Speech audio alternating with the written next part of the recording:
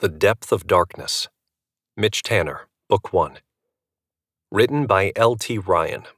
Narrated by Sean Patrick Hopkins and Patricia Santomaso. Chapter 1. The depth of darkness to which you can descend and still live is an exact measure of the height to which you can aspire to reach. Pliny the Elder. I closed the grill lid over 3 plump hamburger patties and leaned back against the sliding glass door. The fire hissed every time fatty juice dripped between the grill grates. Wispy smoke escaped through the slots on the side and wrapped around my head. The heat from the grill felt comforting, despite the lingering 80-degree temperature. I watched as Ella Kate leaned forward and brushed the first fallen leaves off of the round patio table. She rested her elbows on the blue and orange mosaic glass tiles. Her gaze drifted from the trees behind our house to the dull pink sky. For a 6-year-old, Ella didn't talk much. Of course, all I really had to compare it with was my son Robbie. I knew that the reason she didn't speak much was because of Robbie and her mother, my estranged wife Marissa. When Marissa left in the middle of the day 12 months ago, she took Robbie with her, leaving Ella and me behind, which really meant that Ella was without both of her parents most of the time. Being a homicide detective in Philadelphia didn't leave much time for family, I'm afraid. People died at the oddest hours. But I did the best I could and made every moment count. And so did my mother, who always seemed to be around. I rapped on the glass door to get Mama's attention. She set her cell phone down on the kitchen island and slid off the bar stool she had been perched upon. The sliding glass door screeched open, and she stuck her head out. "What?" "Could you tear yourself away from that conversation long enough to bring some plates, buns, and the ketchup out here?" "I'm going to tear you away from something if you talk to me like that again, boy."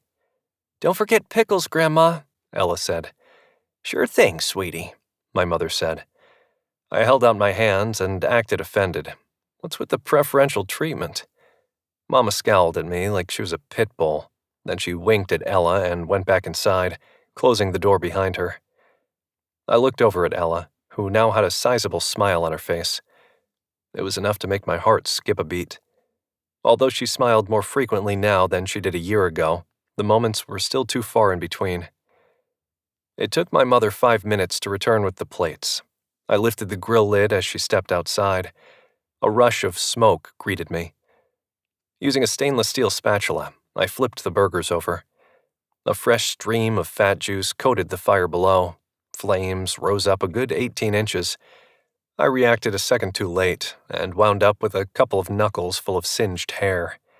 The smell of burned hair momentarily overpowered that of the burgers. Closing the lid, I said, "Mama, would you mind grabbing me a beer?" "Get it yourself," she said, while placing her feet on an empty chair and crossing her legs at the ankles. "I'll get it for you, Daddy," Ella said. "Thank you, honey." I turned toward my mother. At least someone around here appreciates me.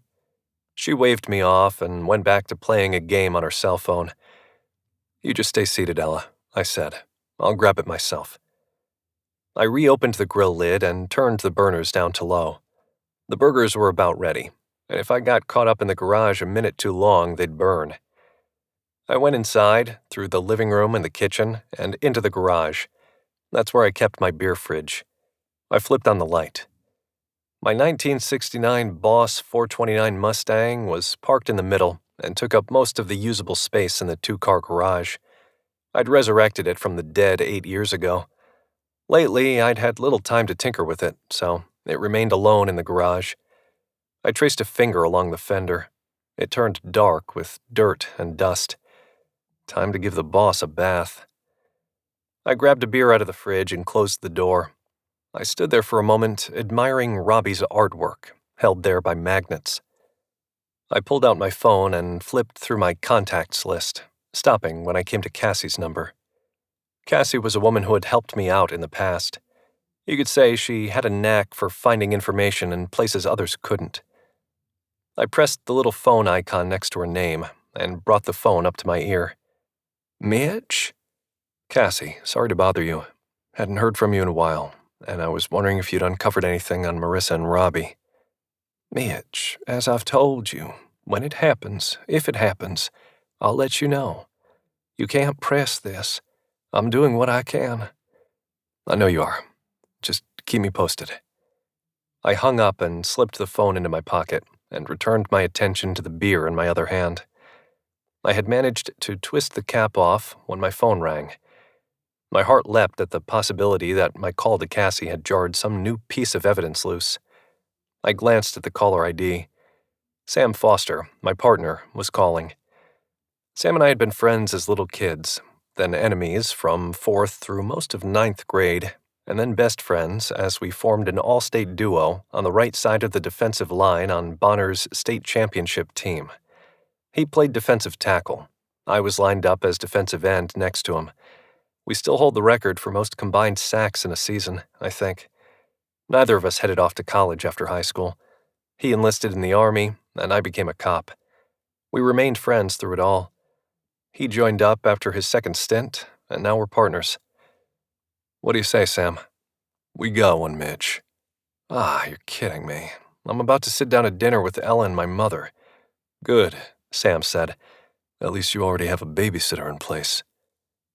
I stood 5 feet from the sliding glass door that separated my living room from the back deck. Mama must have said something pretty funny. Ella was in stitches. I could hear her laughter through the door. You at home? I asked. Yeah. I'll be there in 15. I stepped outside, avoiding eye contact, and turned off the burners and cut the gas. I plated the burgers and set them down on the table. Ella looked up and smiled at me. I placed a hand on her shoulder. Sweetheart, Daddy's got to go to work. Chapter 2. The uniformed officers did a good job of securing a perimeter around the house. Woman found dead by husband didn't get the media off, so tonight we were lucky on that front. The less I had to deal with them, the better. One of the guys suspected foul play. They said that the husband, a man named Roy Miller, acted a little like a weasel. Why a weasel? The officer couldn't say. Just said that's what Miller reminded him of. Inside, we met our victim, one Dusty Ann Miller. She was 38, blonde, and attractive, if you could overlook the gash and dent in her forehead. Her silk bathrobe was cinched at the waist, but had fallen open during her supposed accelerated descent down the stairs. In addition to the possibly fatal wound on her head, she had a fractured arm and femur. The broken bone in her leg nearly penetrated the skin, which had become discolored. Both appendages were bent at odd angles. Shards of glass littered the back of her body. Whiskey had mixed with the blood that pooled around her body, creating a brownish tint. The bottom step had bits of hair and skull and brain stuck to it. I wondered which injury occurred first, and had the head injury done her in, or in addition to the fractures, had she broken her neck as well? Roy Miller seated himself at the kitchen table. He wasn't a big guy, but not little either. Average described him best. His brown hair looked disheveled. It matched the scruff on his face. Not quite a beard, but a bit more than stubble. He was too distraught to talk to us, but the responding officer told us that he'd said he came home and found his wife at the bottom of the stairs. The shower had been running. He figured she'd got into the shower, realized she'd forgotten to bring her new shampoo upstairs, then slipped at the top of the stairs due to a combination of wet feet and hardwood floors. Her matted hair suggested that she had indeed been in the shower, and there was a paper bag from one of the local stores on the table. Inside the bag was a receipt time-stamped from earlier that day. On the receipt were several personal items, including the shampoo that Dusty Ann never reached. Looks pretty cut and dry, Sam said in a low voice. I glanced up at him, arching an eyebrow. You know what they say about looks? Yeah, they get better with beer. I started to smile, but managed to catch myself before it spread too far. Last thing we needed was for either of us to be seen laughing while hovering over a dead woman's body. Most people wouldn't understand, and when you said things like coping mechanism, they rolled their eyes. Sam motioned for one of the officers to come over. I walked away as he told the young cop to bring Roy Miller down to the station and set him up in one of the interview rooms. Meanwhile, I walked the perimeter of the downstairs. Nothing stood out to me. Sometimes you get a sense about a scene that tells you something happened. I didn't get that here. Like Sam said, cut and dry. By the time we went back outside, the sun had set. We got inside my city-issued Chevy and headed toward the station. Neither of us spoke. We were like an old married couple in that sense. After knowing one another for going on 35 years, we didn't have to fill the void with useless banter. That didn't mean we didn't at times, it just wasn't required. It didn't take us long to reach the station bordering 61st, Thompson, and Haverford in Carroll Park.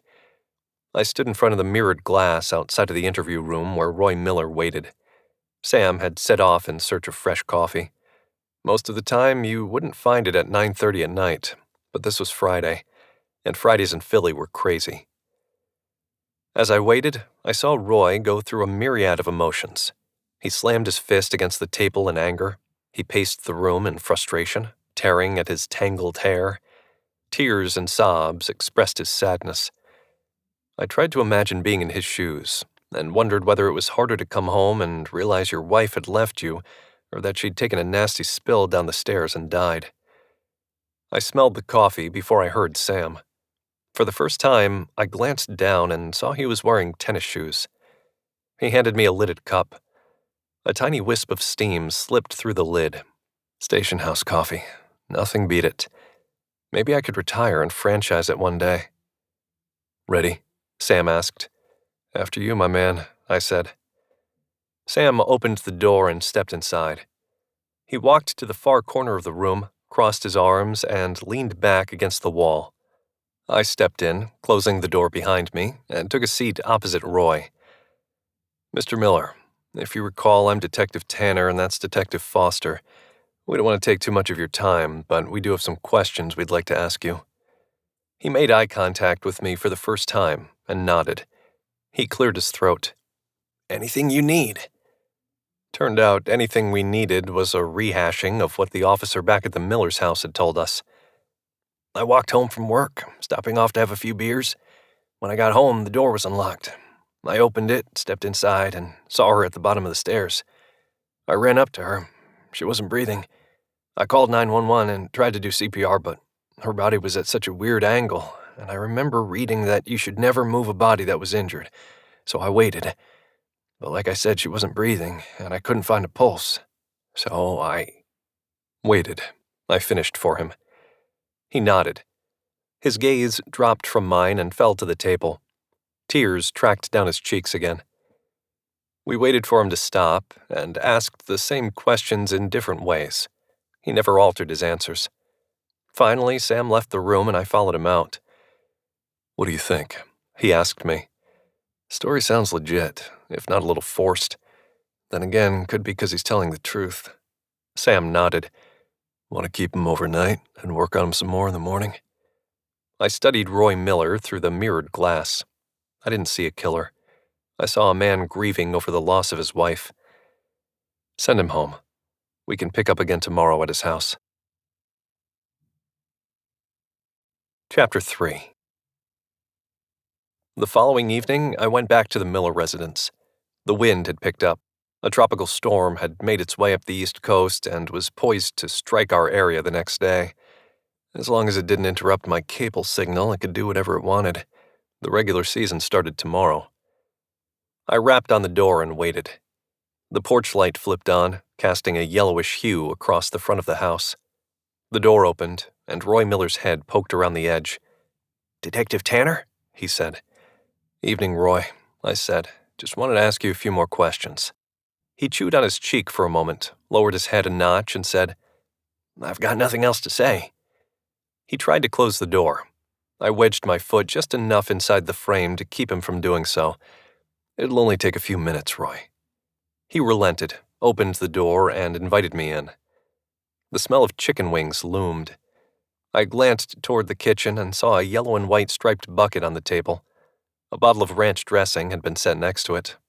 On the other side of the bucket were 2 beer bottles. One looked empty, the other halfway there.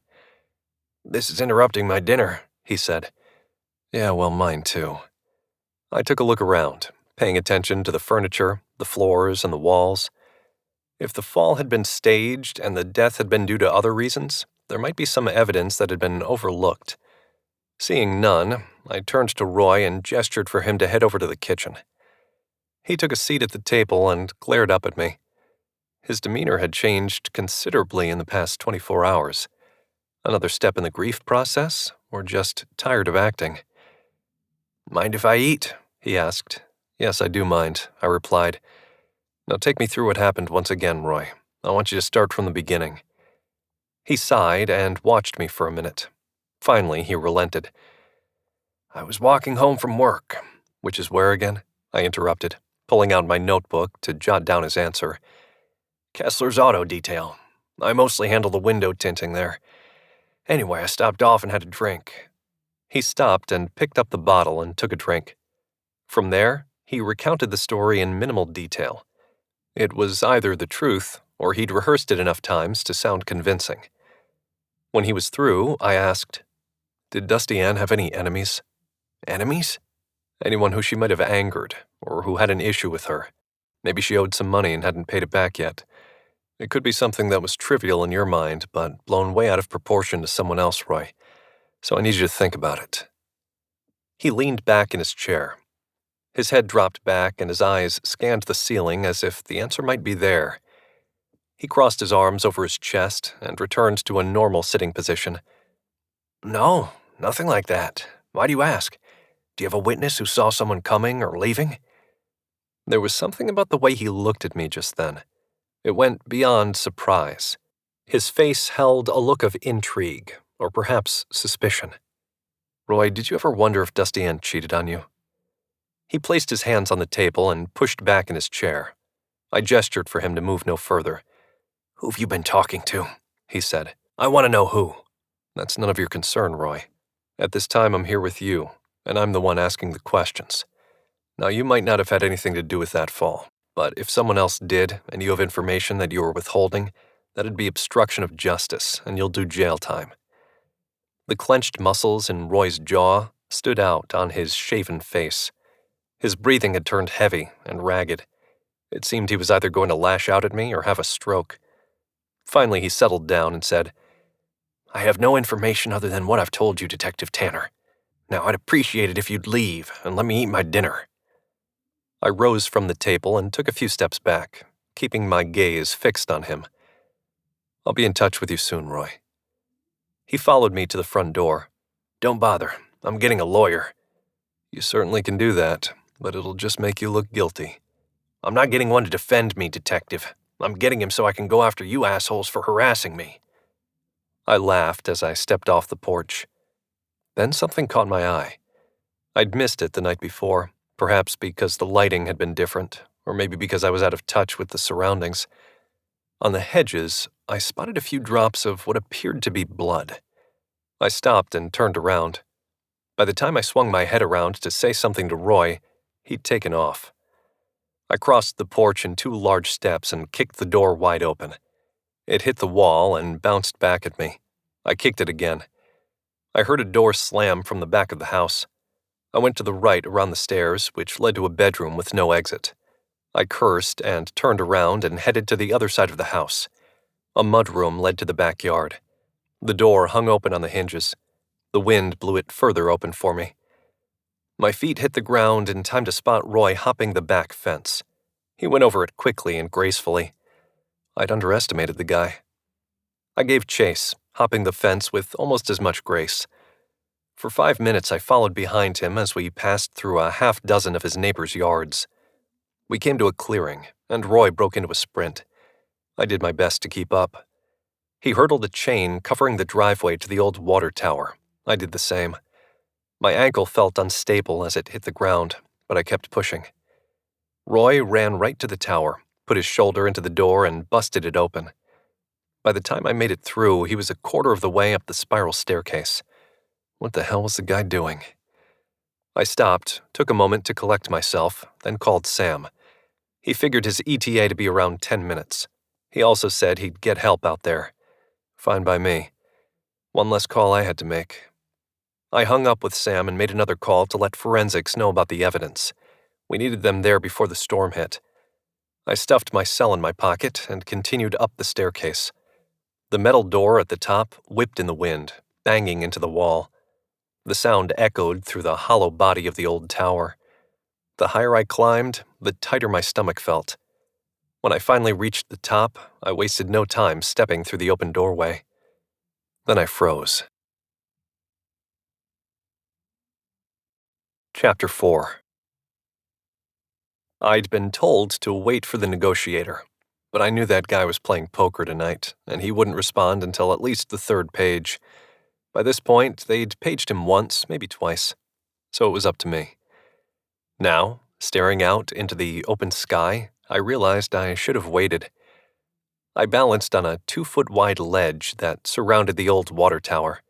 I don't think it had been used since the 80s. I was a bit busy, so I didn't bother to call the town historian to find out. The wind blew in from the south. Fortunately, I was on the north side. Unfortunately, while the circular contraption protected me from the full 30-mile-per-hour gust, I found myself being pelted by 2 razor-thin wisps of wind that followed the gracious curve of the tower and met precisely where I stood. I had a moment of clarity, during which I questioned my sanity by blurting out, "Fuck me." I suppose I could have tried to say something to Roy, who had climbed over the waist-high railing about 30 seconds ago. There was the temptation to let him jump. The sooner I got off that tower, the better.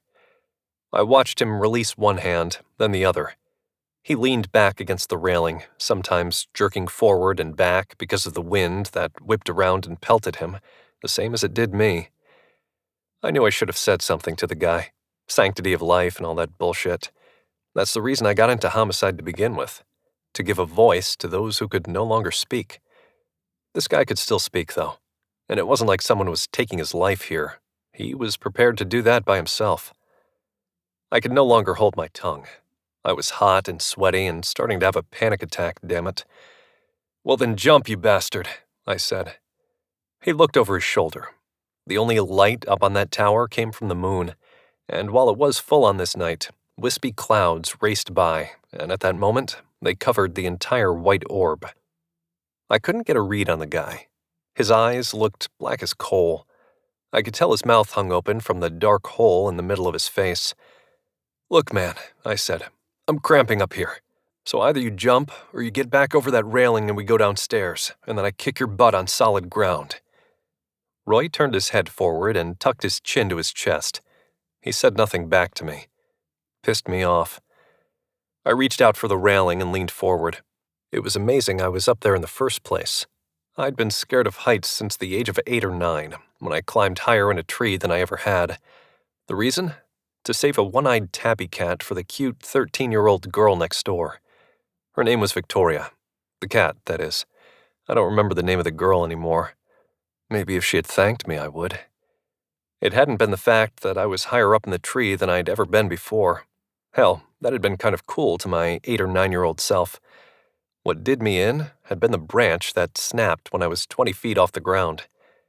I've been told that it doesn't matter whether you weigh 80 pounds or 800. 20 feet passes pretty quickly when you fall out of a tree.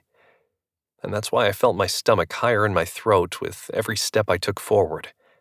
Those boards below my feet were old and splintered. At least, I imagined they'd be if I had a light to shine on them. Not that I'd look. Hell, it could have been plastic wrap under me. No way I was looking down. Not 100 feet or so up in the air. "Don't come any closer," Roy said. "Oh, now you can talk?" I said, my panic at an all-time high as I realized I stood more than 10 feet away from the door that led back to sanity. He eased along the outer edge, further from me. I glanced down and saw that only his heels remained on semi-solid above-ground ground. Big mistake. Not him on the ledge, me looking down. A doctor might say it's impossible for a stomach to turn, but I swear mine did at that moment. My knees went a bit weak. A lot weak, as a matter of fact. Next thing I knew, my armpit collided with the metal railing. "I got $5, you hit the ground first," Roy said. His words jostled me forward. "You don't know your physics," I said. I stopped before explaining any further. It would have been lost on him. The episode I suffered through a moment ago seemed to cure me, at least temporarily, of my fear of heights. I rose and let go of the railing and walked toward him. This time he grabbed the railing with his left hand and spun, stopping so that his right leg hovered out in the air while the tip of his left foot balanced on the ledge. Crazy SOB, I thought. "Get back over here," I said. Red lights bounced off the trees. I saw the same lights reflected off the water tower. I looked down, twisted stomach and all, and saw a ladder and engine pull up to the tower. A moment later, a floodlight shone up at us. I got a good look at the man who stood in between life and death. I'd just upgraded him to a person of interest in his wife's death. Thus far, we'd labeled Dusty Ann Miller's death as accidental, but I didn't believe that now. Roy's actions on this humid, windy night only served to convince me that he was guilty as sin, maybe more so. "Come on, Roy. Let's go downstairs, have a Starbucks, and talk this thing through." I wasn't a fan of coffee I didn't make myself, but since I seemed to be in the minority, I thought it a good line to use. Then Roy said something I don't know that I'll ever forget. He said, "Coffee? It's almost midnight." Did dead men care about such things? Roy looked down for an awfully long time. He eased his butt to the railing again and placed both hands on it. His stare remained focused on one of the fire trucks below. I wanted to look over too. I'd never been involved in a jumper situation, and found myself wondering if they pulled out one of those circular bouncy things like in the old cartoons. Might be fun, for the right person. I didn't look though.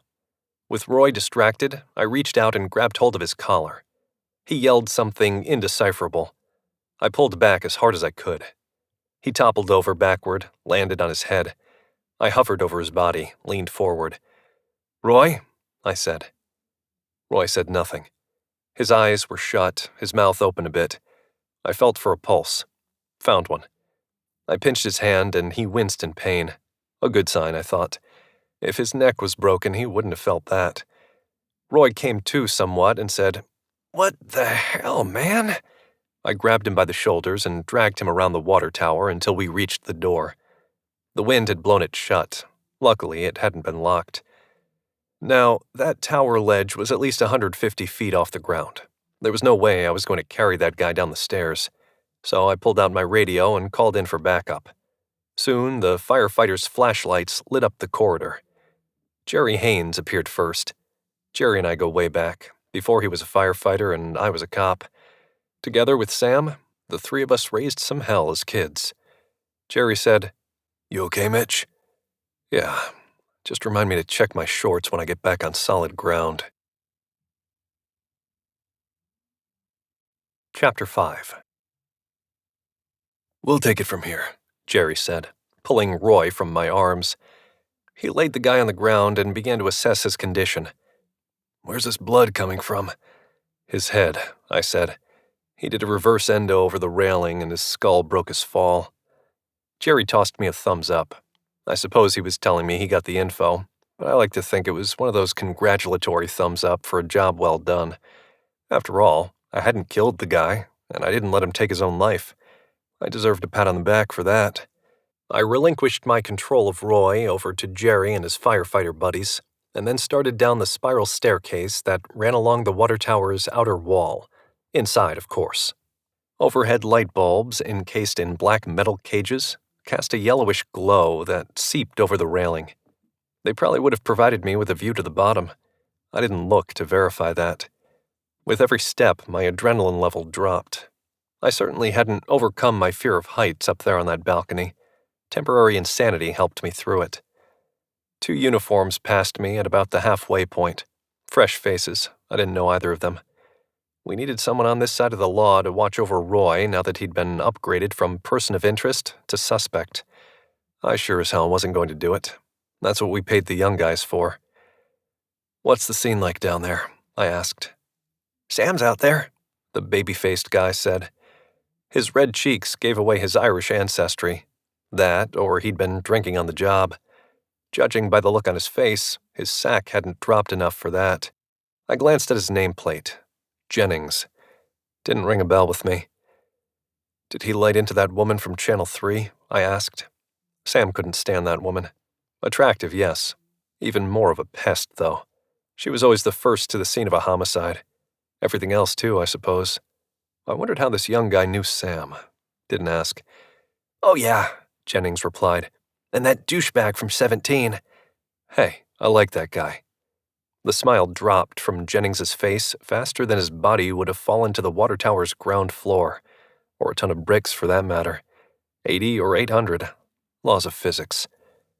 "I'm just messing with you, Jennings," I said. "You're a douchebag, Tanner." Hey, look at that. The left one dropped. I couldn't help but shake my head, laugh, turn, and continue on my way down that spiraling staircase. Their footsteps faded as mine echoed off the surrounding walls. As I stepped off the metal stairs onto the concrete bottom, I noticed Sam standing right outside the doorway. At 6'4" and built like a linebacker, he blocked most of the artificial light from outside. He leaned against the frame with his left elbow propped up next to his head. His right leg was straight, while his left leg crossed over the other at the shin, all casual and relaxed. Did anything faze the guy? Guess that's what the Rangers does for someone. He had the door propped open with a red brick. I recalled seeing several of them on my way inside. At the time, I had thought about grabbing one to use on Roy. Sam glanced over his shoulder, did a double take. "You look like 10-day-old garbage." "Thank you," I said. "That your blood?" I hadn't realized that Roy had bled on me. I had the sudden urge to strip down and find the nearest shower. I resisted looking down. "How bad is it?" He pointed at my chest. "Just on your shirt. Your hands too, I guess. Damn it, I have to get tested again. AIDS, hepatitis, and any other bloodborne pathogen. These guys out here carry all of them, and don't give two craps about warning you about them." In Roy's defense, he didn't have the faculties available at the time. Sam laughed and punched my shoulder. "It's not that bad, man. Come on, let's go deal with the hyenas." Hyenas, Sam's pet name for the media, wasn't that far off in Philadelphia, or most places, I suppose. Normally, Horace Huff Huffman, our lieutenant and esteemed leader, would handle them for us. Not tonight. He was at the same poker game as the negotiator. Huff would ignore his pager no more than 2 times. Then he'd take his time getting down here and ream us for a job not well done. So Sam and I were on our own. 2 sacrificial lambs wading through a pack of trained, vicious hyenas. There was only one thing to say. "No comment," I said. "No comment," Sam said. The leader stepped ahead of the pack.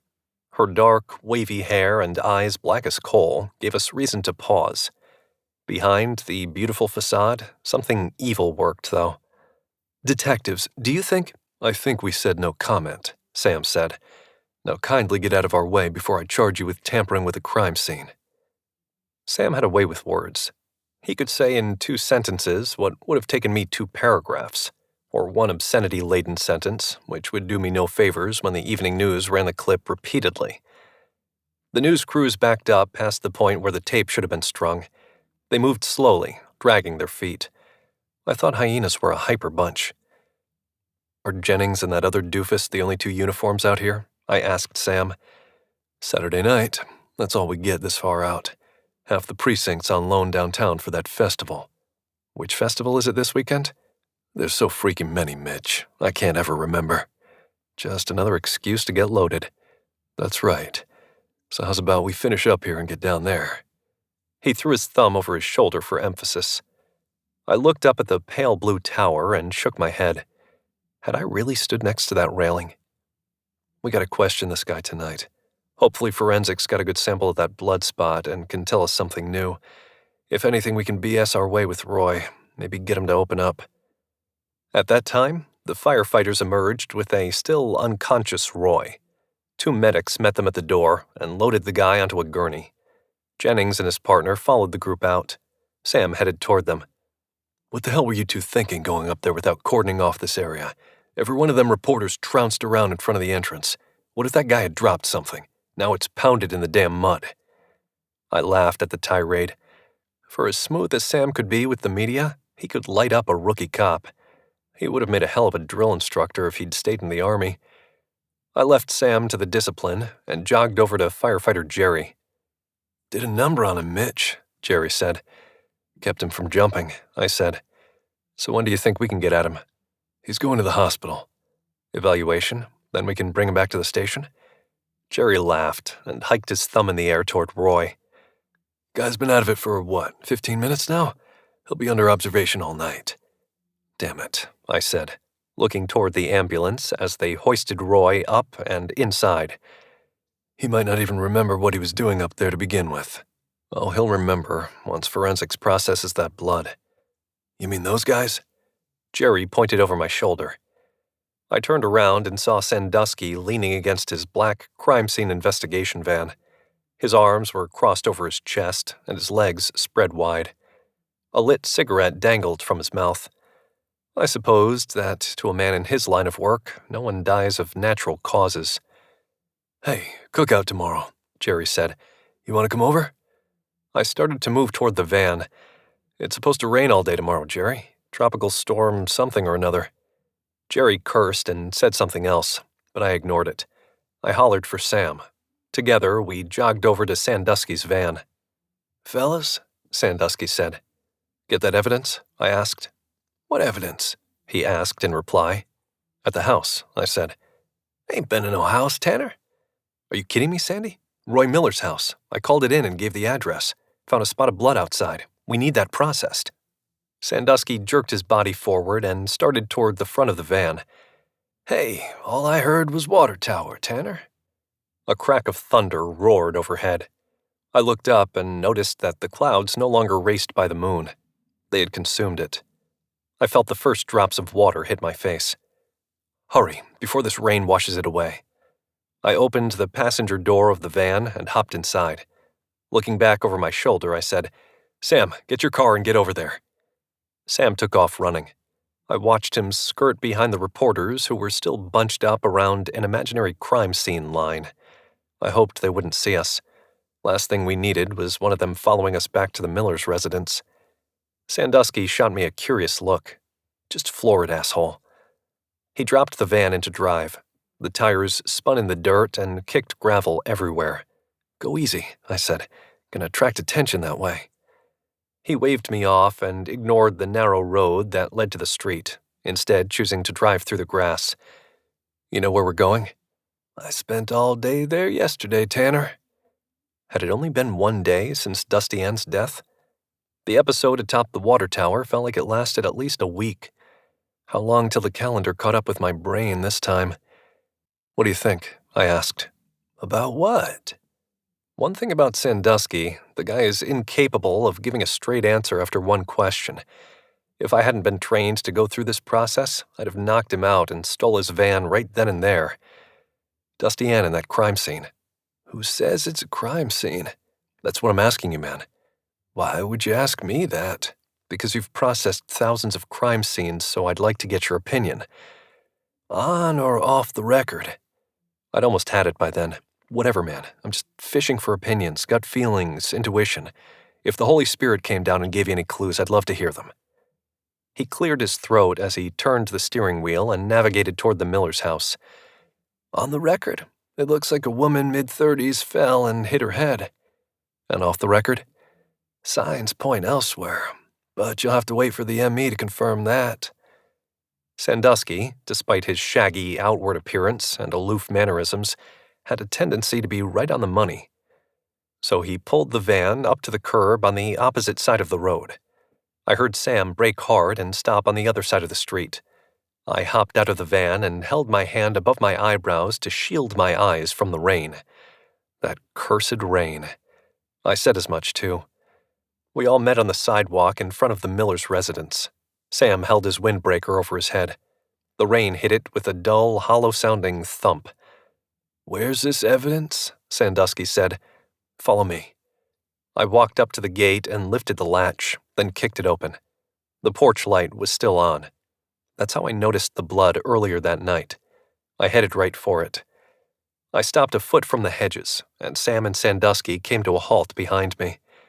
I frantically searched for the blood I'd seen earlier. My head jerked side to side, bobbed up and down. I probably looked like the world's worst dancer at that moment, hands on my hips, doing some weird version of the chicken dance. Well, Sandusky said. Just hold on a minute here, I said. It didn't matter, though. The rain had washed it away. Son of a... I kicked my foot across the ground, breaking a few of the lower branches. Just point to the general area, Sandusky said, while fishing through his pockets. He pulled out a multi-tool and held it up in the light. In his other hand, he held a plastic evidence bag, upside down. I'll clip the branches, and we see what we can find. Will that work? Sam said. Sandusky shrugged. Can't hurt. I felt Sam grab my collar and tug me backward. It came as a surprise, nearly took me off my feet. Let's get out of the man's way, he said to me. I took a few steps back and turned and started walking with Sam toward the gate. Our work was done. Want to go back to the office and look over the pictures? He asked. I did, but doing so would remind me of the blood trail we had just lost. I needed a distraction. No. How about we grab a beer? Now you're talking. I followed him through the gate. We passed in front of the black crime scene van. Both of us stopped when we saw Carla. She leaned against Sam's Camaro, holding a large golf umbrella. It protected that fine, dark, wavy hair. Her eyes still looked blacker than the night. To what did we owe the pleasure of a visit from the local news superstar? How's it hanging, fellas? She said. We've got nothing to say, Sam said. You sure about that? It's the day after an apparent accident, and I find you two, Philadelphia PD's top homicide detectives, back at the scene with forensics. This after chasing the corpse's widower up a water tower and then knocking him out? Neither of us said anything. Sam opened his door and got in. I walked around the trunk, past Carla. She reached out and grabbed my upper arm. Come on, detective, something's up. At least toss me a small bone. I looked over at her. Our eyes met. She smiled. Least you can do for an old friend, she said. I broke free from her grasp, pulled my door open, and stopped before getting in. Go to hell, Carla. Her mouth dropped open an inch. I think I saw her smile. It was hard to tell in the darkness. And you can run that soundbite. Chapter 6. A little after 2 a.m, Sam parked the car in front of my house. I stared out the window at the yard leading up to the 2-story colonial. The weeds had been bad this year, and my failure to get them under control had drawn the ire of the neighborhood HOA. My fault, I suppose, for letting Marissa convince me to buy the place half a decade ago. I'd been happy living next to Sam in the old neighborhood. Sure, it was a bit run down, but any time I wanted to have a beer with a buddy, he was right there. And if he was out, Jerry lived across the street. When are you going to ditch this place and move back home? Sam asked. I hadn't sold the old place. My cousin lived there. I could kick him out any time I wanted. Not that I would. The memories inside there gotta drive you crazy, Mitch. I nodded. They did. I can't leave until Robbie comes home. It's the only home he remembers. You know that. Sam nodded, reached over, and grabbed my shoulder. Go on inside now, my man. I called her the other night. Who? Marissa? I shook my head. Cassie. Man, you know I'm not crazy about that woman. She gets results. Half the time, if that. The rest of it, she's just crazy. I shrugged and said nothing. Sam took a deep breath. She have anything for you? Nah, still nothing. Sam reached out and squeezed my shoulder. Go inside, man. I opened the door and stepped into a puddle that had formed in the gutter between the street and the curb. Cold water rushed inside my shoe and soaked my sock. I cursed the rain again. Then I started toward the front porch. In my mind's eye, I could see both my kids playing on the porch. I knew that only Ella would be inside. It still hurt. Before I reached the screened-in front porch, I glanced toward the garage. Maybe once Dusty Ann Miller's case was wrapped up, I could take the old Stang out for a spin. I pulled the screen door open and shuffled across the front porch. Experience had taught me that if I tried to walk at a normal clip, I'd likely trip over a toy fire truck or a doll's stroller or a play shopping cart. I'd almost made it to the front door when I banged my shin against the all-weather sofa I kept out there for those evenings when the humidity was low and the temperature somewhere around 65. I glanced down and saw that someone had moved the sofa a good 12 inches to the left. I grunted and groaned as I reached for the door handle. The knob turned, but the deadbolts were locked. I tapped my fingertips against the window while freeing my keys from my left pocket. The deadbolts slid and clicked as Lana turned them. I waited for her to open the door. The door cracked open and her perfume enveloped me. She greeted me with a smile, then a soft kiss. Her eyelids opened and shut slowly over her golden brown eyes. She wore one of my pinstripe button-ups, 2 top buttons undone. There weren't any pants to speak of. The shirt hid the curve of her hips and came to about mid-thigh. I admired her mocha-colored smooth legs. Lana Suarez and I had been dating for a tad over 4 months. Ella had taken to her pretty quickly, and now Lana gave my mother a break every now and then and watched Ella for me when I had to go out at night. Most nights she was happy to do so. She had been tonight, until she realized why I was so late. "You smell like beer," she said, as her eyes narrowed and her lips drew tight. I'd ignited her Cuban temper. "It was a rough night, Lana." I reached for her hand. She pulled away and stepped behind the door, pulling it open a few feet. I stepped inside and said, "Sam and I hit up Schmitty's on the way over for a couple beers. I needed an alcohol-laden detox." "What happened?" she asked as she walked past me, avoiding contact at all costs. We stopped in the great room and I said, "I stopped by the house from the day before. The woman who fell or something like that?" The anger eased from her face. I nodded. She knew all the details. I'd stayed up half the night telling her about it. And on my way out tonight, I spotted something. When I turned to say something to her husband, he took off like a bat out of hell. I chased after him. He led me up inside the water tower, out onto the ledge. "You went out there?" She slipped into the kitchen and disappeared behind the refrigerator door. "Yep." "What about your fear of heights?" I shrugged and then fell back into my recliner. We have the power to overrule our minds, especially when the situation dictates our beliefs to be something other than what they truly are. Truly, as defined by ourselves, for those of us who want to hang on to old habits, whether good or bad. That's deep, Mitch. She twisted the top off a Bud Light and handed it to me. I grabbed the cold bottle and took a deep, long pull. I know, I've been taking guru classes online. She rolled her eyes and then pointed at my bottle of Bud. "You're almost 40. You should upgrade from that swill you like to drink." "I'm in my late mid-30s, and I enjoy this swill just fine, thank you." I took another pull and held the bottle up to the light. Half full, at least tonight. Any other day it'd be half empty. I watched her as she retreated into the kitchen area and pulled the cork out of a bottle of red wine. She reached up for a wine glass. The shirt lifted as she did so, but not far enough so that I could catch a glimpse of what she had on underneath. "You sure you want to do that this late?" I asked. "Tomorrow's Sunday, no school. Might not have school on Monday. Principal Bennett says it depends on what kind of damage this tropical storm does." She came back into the room and stopped in front of me.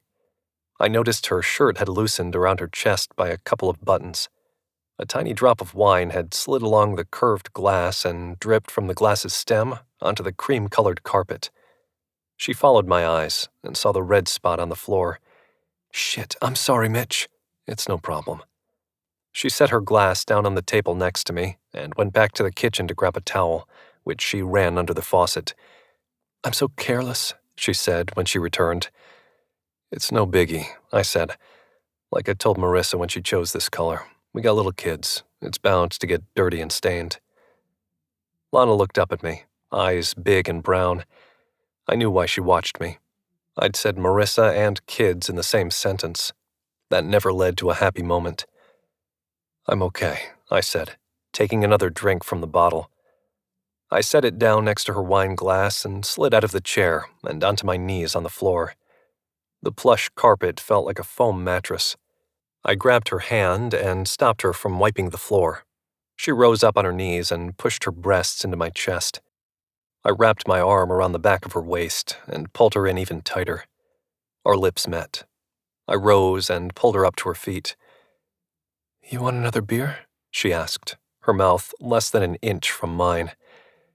You want to finish your wine? I asked. She reached for the glass, took a sip, and set it down. I'm good. Then so am I. She grabbed my hand and turned and pulled me toward the stairs. We climbed, stopping every fourth or fifth step to kiss, and then we crept past Ella's room. By the time we reached my room at the end of the hall, she had her legs wrapped around my waist, and I supported her with my hands on her buttocks. I grabbed the handle and kicked the door open, then reversed the direction of my leg and pushed it closed. We fell onto my bed, leaving the lights off. The lightning outside provided all the ambiance we needed. Chapter 7. The storm whipped up something fierce throughout the night and into the early morning hours of Sunday. I lay in bed with Lana draped across my chest until about 8 in the morning. Her breath was hot and soothing against my neck. I lifted her arm and slipped out of bed, then went downstairs and cooked up a batch of chocolate chip pancakes for the three of us. Ella had been in the kitchen waiting for me. She helped mix the batter. I did the rest of the work. She took all the credit. Nothing new there. The storm didn't let up all that much, so getting out of the house was pretty much a wash. I phoned the hospital throughout the day, but Roy Miller remained unconscious. So we stayed on the couch all day, watched cartoons in the morning, pre-game shows until 1, then football the rest of the day. Opening weekend. Every team with a blank slate with no wins and no losses. There was hope yet for my Eagles. Lana left before Sunday night football started. I put Ella to bed at halftime. By the end of the fourth quarter, I was asleep on the couch. Monday started for me at 5 a.m., a whole hour before my alarm was set to go off. My cell phone started ringing and vibrated across the coffee table. I grabbed it and put an end to the ruckus. With my eyes closed and my mouth dry, I said, "What?" "He's gone." The words hung there for a minute until I placed the voice. Sam. Shouldn't have taken so long, but it was 5 a.m. I licked my lips and swallowed and asked, "Who's gone?" "Miller." This caused me to sit up. "Roy Miller? Our suspect?" Sam paused for a beat and then said, "Yeah, that Roy Miller." Son of a... I rubbed my eyes with my left hand, kicked my legs over the side of the couch, and rose. My knees popped like cap guns. How the hell did this happen? No one can tell me.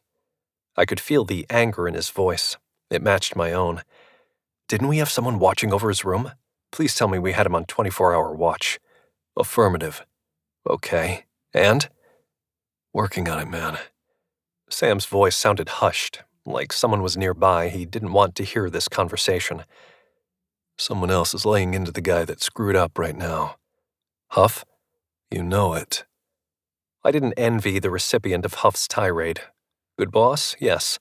Grade A prick? Hell yes. I said, "Why am I the last to know about this?" Sam had no answer. I imagined him with his lips drawn tight, shaking his head at me. "Where are you now?" "On my way to the hospital. I'll see you there." I leaned my head back and stared up at the ceiling. There was a dark spot in the corner. Rain had seeped through again. I'd had the roof patched there a year ago. It never ends. I stepped into the kitchen and refocused. Where would Roy have run off to? Not home. Our files said he had no family in the area. Maybe a friend's house. We could check that. The only chance we had at getting to the true cause of his wife's death remained with him. If we didn't find him, her voice wouldn't be heard. I started the coffee, which I'd wisely prepared before falling asleep during the fourth quarter of last night's game. For a second, I wondered who had won the game. Then I remembered I didn't care for either team. I could Google it later if I felt that I needed to know. I found my way upstairs and into the shower. 10 minutes later, I was downstairs, pants on, shirt half buttoned and untucked, shoulder holster unbuckled, socks and shoes by the front door. I drank my coffee black while scarfing down 2 eggs fried in butter to the point where the yolk was intact but no longer runny. A bit of salt added all the flavor I needed. The doorbell rang as my laptop hung on that stupid startup screen. 5-year-old piece of crap. I thought about replacing it with one of those new laptops and giving this one to Ella. Maybe someday. Roof repairs and all were still hanging in the balance. "Hi, Mom," I said as I opened the door. She had on her blue robe, cinched tight at the waist. I presumed the plastic bag in her hand contained the clothes she intended to wear later that day. She yawned and stepped inside. "Coffee?" "Already poured you a cup." "2 sugars and milk." 2 packs of Splenda and half. "I don't like that stuff." She pulled her graying hair back in a ponytail as she walked past me. She smelled of smoke. "When did you start smoking again?" I asked. She waved me off. "Get off my case." "Someone has to be on it, or you'll be digging an early grave." She went to the kitchen and sat at the island. I'd set a plate of eggs on it next to her coffee. She held the mug up to her face, then took a sip. "Well," I said. "It'll do." There, I had my mother's approval and could now go about my day. "Is school closed?" she asked. "Don't think so. Let me check." My laptop was waiting and ready. The school's website said that school was on. This pleased my mother. "Where are you off to?" she asked as I headed toward the door. "Hospital." She got a funny look on her face. "Why?" "To see Sam." Her expression changed to worry. "Oh, he's not hurt, is he?" I shook my head and offered her a slight smile. "Nah, someone else." "Anyone I know?" "I hope not, Mama." I stepped onto the front porch, stopped to slide the sofa back to its regular place, and picked up the toys and magazines that the circling winds from the day before had strewn about. At that moment, I realized that my car was still parked at the Millers. I pushed open the door and called for Mom. "I need to borrow your car." "No way. I've seen cop movies. It'll come back demolished." "Just for a few hours, Mom. I'll get Sam to follow me back as soon as we leave the hospital." She shook her head and tossed her keys to me. "Someday you'll grow up." I ignored the shot and closed the door behind me. Her car was old, but kept up. When I sat down inside of it, it smelled like I was deep within a pine forest. The radio was tuned to the local soul station. Not an easy station to get the dial to pick up, as I recalled. I wasn't in the mood to shake my moneymaker, so I turned the volume down and drove to the hospital in relative silence. No getting rid of the road noise, though. I rolled the windows down. The wind rush created a sort of white noise that drowned out my thoughts. The roads were empty at 6 a.m. Perhaps parents slept in a little later today, hoping that school would be closed. That would give them a welcome excuse to stay home. Little Billy and Annie can't be home alone, not with all the crazies out in the world. If they only knew. 15 minutes after pulling out of my driveway, I found a parking spot at the hospital. I called Sam on my cell and met him at the entrance. We showed our badges at every desk along the way. No one bothered to ask questions. They just said, "Morning, officers," and "Go right ahead, officers." That's a right good start to a cop's day. Better than bullets whizzing by. And water tower ledges. I recognized Roy's room by the empty chair positioned outside the door. That's where our guy would have been last night. Question was, had he been there when Roy escaped? I peeked through the open doorway and saw Huff standing there, looking out the window. "Huff," I said, stopping inside. "Come on in, guys." He didn't look back at us. There wasn't much of a view that I could see, so I had no idea what he was entranced by. We stood there a minute or two before Huff finally turned around. He placed his hands on his expanding waist. He hadn't dressed for the occasion. He wore dark blue sweatpants and a hooded sweatshirt with the logo of that rival team just up I-95. He hadn't shaved all weekend. I bet the hair on his head would have been a mess if he had any. "What did our guy say, Huff?" Sam asked. "Said he sat in that chair outside the door all night. He got here at 11, pulled double duty with Jennings till 12, then took over. He slept a good 6 or 7 hours, he claims, not bothering to watch a single game all day." "Who was it?" I asked. "Ramirez," Huff said. "Know him?" I didn't know any of the new guys these days. Nah. Baby-faced kid 2 months out of the academy. Got a baby on the way, and he wanted the overtime. Didn't react too well to being placed on admin leave." "Imagine so," I said. You believe him? Doesn't matter what I believe. Hospital has security footage, and we're in the process of procuring that. But most important to me is what the hell happened to Roy Miller. Me too, I said. Huff turned back to the window. He grabbed it and tugged. It slid open with a tiny squeak. Hear that? The squeak? Yeah. Huff spun around and nodded. He hiked his thumb over his shoulder a couple times. Ramirez says he recalled hearing that a half dozen times or so. When he checked, Roy was sound asleep. He attributed it to a mouse or something? Sam asked. Huff shrugged. And then he stopped checking, I said. Yup, Huff said. How long did he wait to look? He says right away, until he stopped. What's outside that window? Sam asked. Have a look, Huff replied. So Sam and I crossed the room, and Huff stepped out of our way. I opened the window wide enough for both of us to stick our heads out. Though we were 3 floors up, a fire escape was bolted to the building. Roy wouldn't have even had to drop to reach it. All he would have had to do was stick one leg out, then the other, and he'd have been on it. Someone was out there, Sam said, pointing at the painted black metal platform. I nodded. They opened and closed the window to see how Ramirez would react. Sam turned around and shook his head, pointing past the open doorway. Well, look at that. Huff and I followed his gaze and his finger. Across the hall was a wall of tempered glass, the kind that gives off a nice reflection. I said, whoever was out there could see Ramirez's reaction. Sam took 3 long steps, placing him near the doorway. He turned and said, and look, you can't see out the window from here. So whoever was out there waited until Ramirez got complacent and then left the window open, and Roy Miller climbed out to freedom. Huff, did anyone try to come by and see Roy at all yesterday? I asked. We'll find out, Huff replied. Come on, Sam, I said. I need to drop my mama's car off at my house. Chapter 8. Lil Debbie Walker hated her nickname. She didn't mind it so much when she was 5, but now that she was 9, she resented the HE double hockey sticks out of it. She wasn't a darn pastry. Speaking of pastries, the cheese wagon came to a stop 10 feet in front of her. Since Billy moved away, she was the only one at the bus stop in the morning.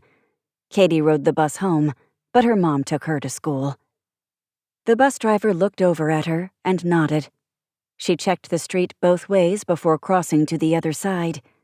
Good habits ingrained deep. She had lots of them.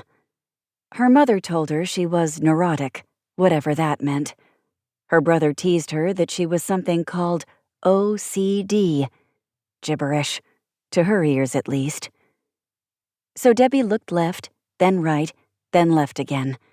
She tapped the fingers of her left hand to her thumb twice each. She counted her steps from the curb to the bus. On the 7th step, she stopped and looked down to see where her feet were. If not even with the bus's front left tire, she'd have to start over again. The bus driver didn't like it when she did that, but he's not the one who'd have to live the consequences of her getting this wrong, so she'd start over. The fate of the world could be at stake. Lil Debbie Walker thought so, at least. Today, her feet lined up perfectly. A smile beamed on her face as she rounded the front of the bus and stopped in front of the open sliding door. 3 steps up, 1 forward, a quick smile for the driver, turn left, then the 4th row on the right. Her seat. Window seat. Lil Debbie's seat every year since kindergarten. Not today, though. 2 boys in the 5th grade had decided to take her not-so-assigned place on the bus. "Get up," she said. "Go away," the brown-haired one said. She tucked her blonde curls behind her ears and slung her backpack over her right shoulder. "Get up, or I'll tell everyone how you wet the bed that weekend my mom watched you. You remember that, don't you? It was only 2 months ago." The boy's friend started laughing, which drew a punch to the shoulder from the brown-haired boy. "Let her have the stupid seat," the brown-haired boy said, pushing his friend toward the aisle. Debbie took a step back. She looked over her shoulder and saw the bus driver watching her and laughing to himself. He winked and gave her a quick nod. The brown-haired boy bumped her with his shoulder as he passed and said, "Stupid little freak." She didn't care. She had her seat. She'd won, as she often did. While she might be neurotic, or OCD, a stupid little freak, or any other number of things the kids called her, she was also smarter than them all. A state-certified genius, her mother had said. "You mean certifiable," her brother had said. "Oh, hush, Ronald. Lil Debbie's gonna skip 2 grades. She might graduate high school before you. Definitely college." Ronald had blushed and given her the middle finger when her mom wasn't looking.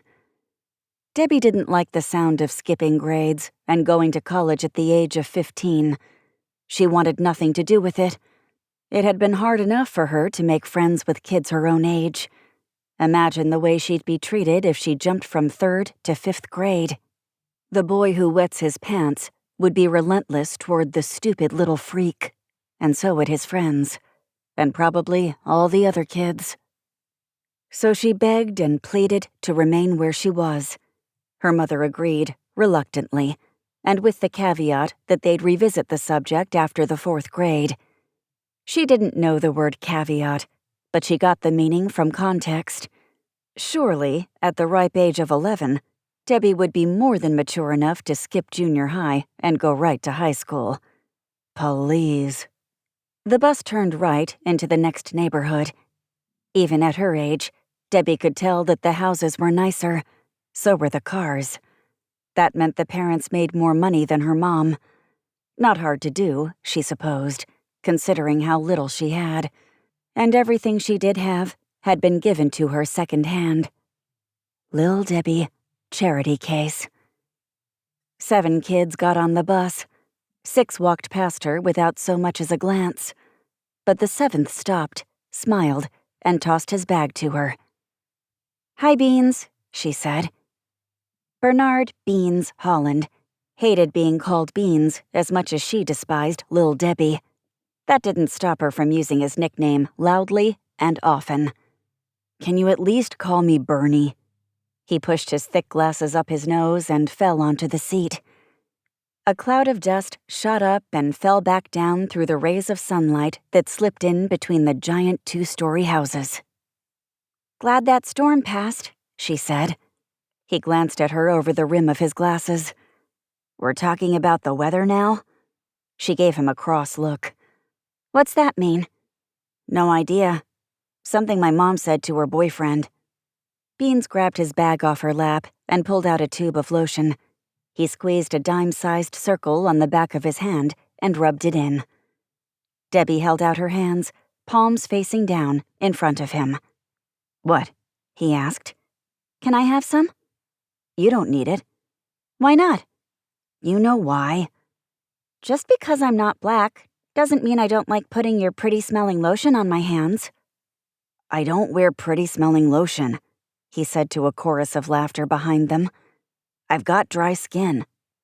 Debbie glanced over her shoulder and narrowed her eyes at the brown-haired boy. A slight shake of her head was all it took to make him stop. And what he did, the others did. She kind of relished the power she now had over him. "Here," Bean said. "Why, thank you, Bernard," she said, smiling at him as he handed the tube over. They were 2 oddball peas that had fallen from their original pods and made one of their own out of the scraps the world threw at them. Without each other, school would have been a miserable experience. Together, they could take on anything and anyone.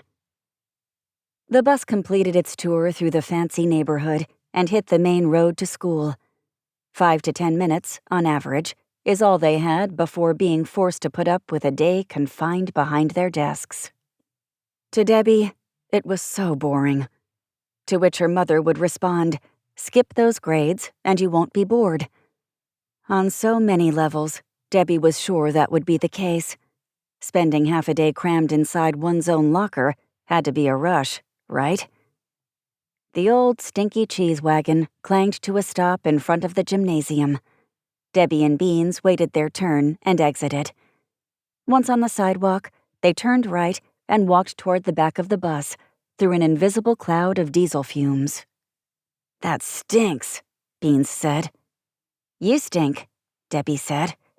He pulled out his inhaler and took a puff. "It's not good for my asthma." "You say that about everything." And he did. Running, jumping, climbing, standing, squatting, peeing. She wasn't so sure about that one. Playing video games. They all gave him asthma attacks. "I do not. Those fumes are—" His body lurched forward. His knees and elbows scraped the pavement. His glasses flew through the air and landed a few feet in front of him. The sunlight fractured as it passed through the broken lens and cast several golden beams of light of varying sizes on the ground. Debbie spun around. The brown-haired boy stood there with a broad grin on his face. "You ever do that again, you little freak, and I'll beat his four-eyed face into the ground." She dropped her bags and shoved him in the stomach. "Get out of here, piss pants!" The boy spat in Beans's direction, then turned and jogged off. Debbie looked around. No one paid any attention to the situation. It didn't surprise her. To most of the world, she and Beans were invisible. She extended her right arm, then her middle finger, and shook it in the boy's direction. "Don't do that," Beans said. "You'll get suspended." "I don't care," she said, turning around and offering him her hand. All fingers extended this time. He reached up, and she pulled back until he was back on his feet. "Besides, none of them wanted to help, so it was meant for all of them." The school bell rang. Lingering kids ran through any available door. "Shoot," she said. "Is that the final bell?" he asked. "I think so." "We better go." She scooped up both of their backpacks. It was better for Beans not to run with any extra weight. Together, they raced through the main entrance. Principal Bennett stood outside the office. His perfect brown hair was perfectly brushed back, and his beard perfectly manicured. He shook his head. The hair bounced and then settled back down, and he held out his hand in a stop gesture. "Please," Debbie said. Bernard had a bad fall. He tripped on the pavement, then he had an asthma attack, and no one would stop and help us. So that's why we're late." Principal Bennett cocked his head to the side and leaned forward. His eyes traveled up and down and back up Bean's short frame. "Mr. Holland, it looks like you should head over to the nurse's office." He angled his head in the other direction a couple times. "Miss Walker, hurry on to class now. If your teacher has an issue with you being tardy, you tell her that you were talking with me, and I'll be happy to take the matter up with her." This was why Debbie liked Principal Bennett. He treated her like an adult, not a kid. He didn't use little kid words with her. He showed her respect. "Yes, sir," they answered in chorus. So Beans headed left, and Debbie turned right. She hurried to class. The halls were empty. Her footsteps bounced off the walls that surrounded her. She thought she heard her name. When she looked over her shoulder, Beans and Principal Bennett were gone. But a man she did not recognize stood outside of an open closet. He leaned on a broom or mop handle and watched her. She'd heard the phrase, "A chill went down my spine," spoken before. She never knew what it meant. Until that moment. Room 122 couldn't come fast enough. She ran, holding the straps of her backpack tight. She hoped the door would be unlocked when she arrived. If not, she was prepared to scream as loud as she could. That turned out to be unnecessary, though. The handle turned with no resistance. She burst through the open doorway and slammed the door shut behind her. "Ms. Walker?" the teacher said. "Sorry, Miss Suarez. I was speaking with Principal Bennett. He said if you need to discuss my tardiness, take it up with him." "That'll be okay, Debbie. Go ahead and take your seat." She did. and she watched the window in the middle of the door. And when the guy passed by, he stopped and made eye contact with her. And that chill went down her spine again. Chapter 9. By the time we reached the house, Ella had left for school, and Mom had changed into her clothes. She insisted that Sam come inside for a few minutes and catch her up on his life. They hadn't talked in about 6 months. Sam held back, which was good. Otherwise, we'd have been there a long time. Mom had a follow-up question for every answer he gave. It got to the point that I texted another detective and asked him to call in pretending to be Huff just to get us out of there. It worked.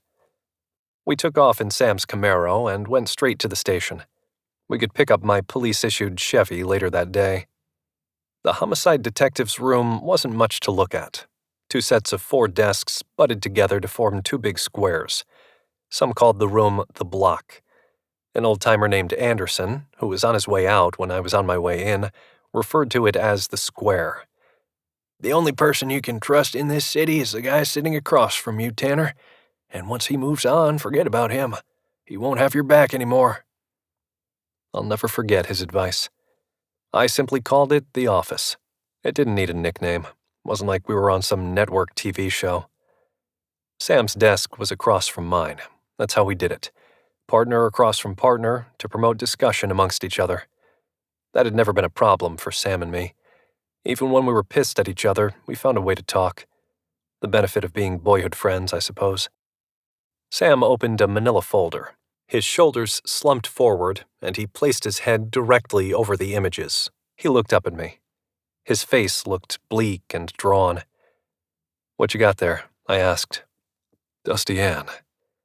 I swiveled in my seat and rolled my chair around the block of desks. Sometimes we played hockey or football like that. I stopped next to him. He scooted over a few inches and shared the view. Seeing the digital images blown up in high resolution did nothing for Roy Miller's case. "Doesn't look like a fall to me," he said. I nodded in agreement. No more so than it did in person. Sam pulled a piece of paper from the back of the folder. He laid it neatly on the table. The medical examiner's report. "The ME agrees with our assessment." I used my finger to scan the document. There I saw it, written in Karen Dempsey's unmistakable handwriting. Homicide. "We should have kept him here Friday night," I said. "We had no choice," Sam said. "Bureaucratic BS, Sam. We should call the shots." "I'm not disagreeing with you, man. But you know as well as I do that he would have called his lawyer and been out of here. Shoot, he's still got a solid alibi." And yet he ran, twice. Now he's roaming free doing God knows what and who knows where. "We'll find him, Mitch. Trust the process, man." "Process my ass." I got up and kicked my chair. It rolled into the wall and tipped over. Perhaps I put a little too much leg into it. I walked over and righted the chair. The impact had dented the drywall. I'd have to find a new poster or process map to hang there. I rolled my chair back to my desk and took a seat. "I'm going to make us some copies," Sam said, getting up and heading to the door on his side of the room. "Triplicates," I said. Sam nodded and left the office, leaving me with the memory of finding Dusty Ann, half-dressed and dead at the base of the stairs inside the Cape Cod house. A shattered bottle of Jack spread out around her. Shards of glass stuck in her buttocks and thighs and back. Whiskey mixed with blood surrounded her body. Her hair was coated with the stuff, more blood than whiskey, though, due to the gash on the side of her head. The bottom step had also been covered with blood, hair, and bits of skull. The final conscious stop on her trip down the stairs. If Roy Miller's story was to be believed. I had the sudden desire to smoke. I hadn't done that since I was a rookie cop pounding the 26th district amid the historic buildings. Sam came back in the office, dropped a folder on my desk, then went around to his side. He pulled out a drawer and placed a second folder inside. "I suggest you do the same, partner," he said. So I gave the file a quick once-over and dropped it into my middle drawer. And just in time. Huff stepped in and said, "You two, my office, now." Horace and Fairchild made childish sounds and said something stupid. Nothing new. The guys were as mature as fourth graders, if that. Sam kicked Fairchild's chair on the way out. The guy nearly fell to the floor. That would have almost made up for the crap start to the day. Huff waited for us in his office.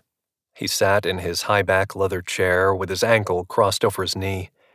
He ditched the sweats and now wore a navy blue suit, white striped shirt, and a paisley tie. "What's up?" Sam asked. "Have a seat, guys," Huff said, gesturing toward the seats in front of his desk. We both sat down in the less than comfortable chairs in front of Huff's desk. Though we both towered over him when standing, he now had the high-level view. He seemed to enjoy looking down on us. "We got a lead on your boy," Huff said. "Which boy is that?" Sam said, playing along. Huff liked to talk younger person lingo when around us. For 50-something, he didn't do too bad. "The asshole who escaped from the hospital this morning." "Oh, that boy. Sorry, Huff. Just needed a little clarification." I bit my tongue to keep from laughing. "Yeah, well," Huff said. "Whatever." "Where is he?" I asked, cutting through the thickening BS. "He was spotted outside of Quakertown." "That's just a pit stop on 476, I said. Huff nodded and uncrossed his legs. He leaned over the desk, resting his right forearm on his oversized calendar pad. "At a gas station." "So he's headed north and filling up a gas tank," Sam said. "When was this?" I asked. Huff glanced at his watch. "About an hour ago."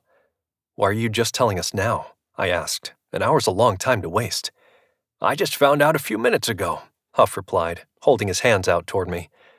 "So an hour ago," Sam said. "He's about 30 miles away. That means he could be up to 100 miles away now." "If he stuck to the interstate," I added, "and there was no traffic." "That's right," Sam said. "Or he could have picked up 76 and headed to New York from there." "Or gone west," I said, "using back roads." "How'd we find this out?" Sam asked. Huff said, "They knocked around the cashier and took a couple hundred out of the register. Didn't pay for their gas either. Filled up 2 tanks on a tan and white F-250. "Plates?" I asked. Huff shook his head. "Negative there." "Damn it," I said. "Damn it," Sam echoed. "So what now?" I asked. Huff leaned back in his chair. He crossed his ankle over his knee again and placed his hands in his lap. "You two go up there and interview the kid. I don't trust those hit cops to have done it right. They might have missed something that will help us find them." "You know that's out of our jurisdiction," Sam said. "Yeah, I know, smartass." Huff picked up his paperweight and tossed it between his hands. He stopped and pointed at us. "That's why you keep this quiet. If I get any further leads, I'll reach out and we'll go from there. Otherwise, I expect you two back here in about 3 hours."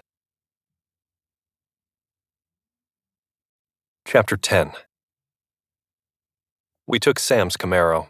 It was fast, and it drew more smiles from the ladies than the police-issued Chevy I drove. A quick trip through the city, and we were on 95 heading north. Traffic was thick but moving.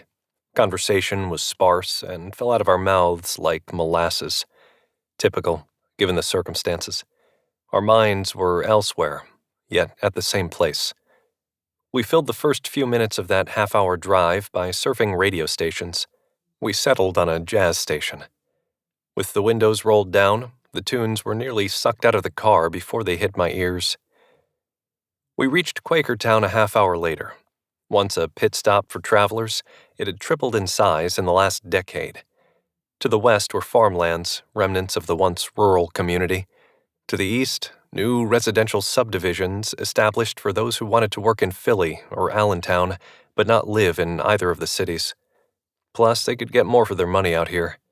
Big houses, 3,000 to 4,000 square feet, which cost a fraction of a 1,000-square-foot place in one of the historic districts. There was a small downtown area.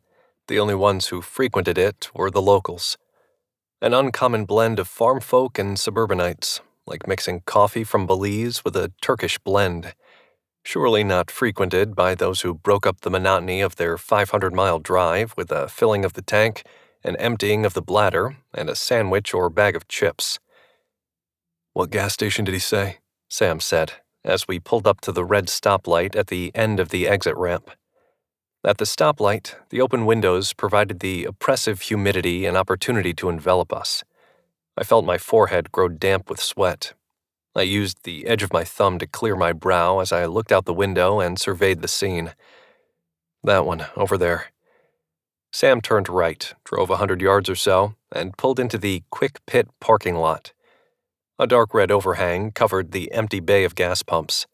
Yellow police tape secured the perimeter of the pump area and the entrances to the store. That's how you do it, Jennings. They're losing more in revenue by not pumping gas than Miller and his accomplice took off with, Sam observed. Most likely. Not our business or our choice, though. These cops have their own protocol. Think it was the state police? No idea, Sam. Don't know much about how they operate out here. While I had experience working with detectives in various police departments in the tri-state area, this area was a mystery to me. Come on, Sam said. Let's go check this place out before that police tape gets cut in two. We both exited the Camaro and walked up to the front of the store. A painted striped line covered 2/3 of the glass. Sam could see over it easily. I had to rise up on the tips of my toes. The area in front of us was where the clerk would have stood. They had to work all day with their backs to the pumps. Not a great idea in my experience. The cash register hung open, no one behind the counter to close it. The aisles were barren, so we went around to the left side of the store. The doors there were locked. I knocked on the glass door while Sam headed around back. No one answered or appeared from the back of the store. I knocked again. A minute later, I saw Sam through the glass on the other side of the store. He gave the door there a yank and then shrugged his shoulders. We met in front of the building. I'll call Huff, I said, pulling out my cell phone. Huff answered on the second ring. You guys there? Yeah, Huff, but the kid's not. Where is he? How should I know? Ain't no one here, man. Sit tight for a few. I'll make a few calls and get back to you. I wrapped my hand around my phone and stuffed both in my pocket. I stared over the hood of the Camaro at the fast food joint across the street. A line of cars wrapped around the side and back. A little early for lunch, I thought. Perhaps the late breakfast crowd. What's the deal? Sam asked. He's going to call us back. Sounds promising. Sam shook his head and looked at the ground. He kicked a cigarette butt off the sidewalk. Sounds like we're wasting an hour of our time. At least we get paid no matter what. Screw the paycheck. I want Roy Miller in custody. I know, Mitch. Just giving you a hard time. Every minute we stand around here, Miller gets that much farther away. He'll slip up. Don't you worry about it. The guy ain't that smart. Before you know it, he'll make a mistake and we'll have him in custody. Someone will have him in custody. Sam, my ever-optimistic partner, I never understood it. With all the crap he saw in Afghanistan as an Army Ranger, how could he be so positive? He'd always said it was because he came home alive. Many of his friends didn't. But I knew there were thoughts he did not share with me, memories that were too painful. I could see it in his eyes, and that distant stare out to nowhere. He should have never escaped our custody, I said. One of us had to be pragmatic. We fell silent. The rolling tide of vehicles filled the void, like at the beach. As soon as one wave headed back into the ocean, another broke. By this time of day, the morning commuters were already at work.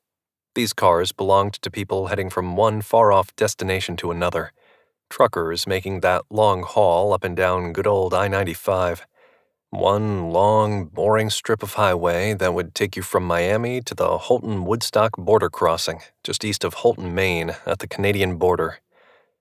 My phone vibrated in my hand. Yeah, Huff, I said. Trail's dead, Tanner. Lost my lead on the kid and nothing new on Miller. I paused and exhaled into the phone. All right. I ended the call and looked toward 95. Well, Sam asked. Wasted our time. Nah, we got to bond. Never a waste of time. I didn't have to look to know he had that boyish grin spread across his face. Think we should try to track the kid down on our own? The security footage will tell us all we need to know once we get our hands on it. No need to waste any more time up here. Want to get a drink? Sam looked at his watch. A little early for that. I shrugged. Maybe you got a point. It's 5 o'clock somewhere, though. Sam rolled his eyes. Get in the car and cut the cliches. And so I did. We got back on the interstate, heading south. I spotted a sign for a Cracker Barrel and told Sam to take the exit. Place is always packed, he argued. That's 'cause it's good, I countered. Look, there's a Waffle House, 2 more exits. We can get in and out and be back in town in time for lunch. Good old Sam, planning with his stomach. I want pancakes. You can get them at Waffle House. No, you can't. It's not called Pancake House, it's the Waffle House for a reason. I bet you $20 you can get pancakes there. $20? I said. He nodded. Show me, I said. He stopped at the light at the end of the exit and unfolded an Andrew Jackson in front of me. Shoot, keep on going, I said. We're going to Waffle House. You might as well hand that over to me right now. It turned out that Sam knew there were no pancakes served at the establishment. He was willing to part with $20 if it meant not waiting a half hour or more in those stiff wooden rocking chairs that line the porch of every Cracker Barrel in the US of A. We slid into a booth just past the counter. A good seat, I noted. Not held together with duct tape like some diners I'd been at in the past. I ate my waffles, not leaving a single piece behind. Not pancakes, but they were good. A side order of sausage rounded out my meal. The coffee was better than I had expected. Good enough that I'd consider coming back. I had 2 cups, black. After I finished, I licked the grease off of my fingertips and leaned back in the booth, stretching both arms out along the vinyl top. It didn't take long for my stomach to feel like it contained a 35-pound kettlebell. Aren't you glad we came here? Sam asked, tearing a corner from his over-buttered toast and stuffing it into his mouth. I nodded.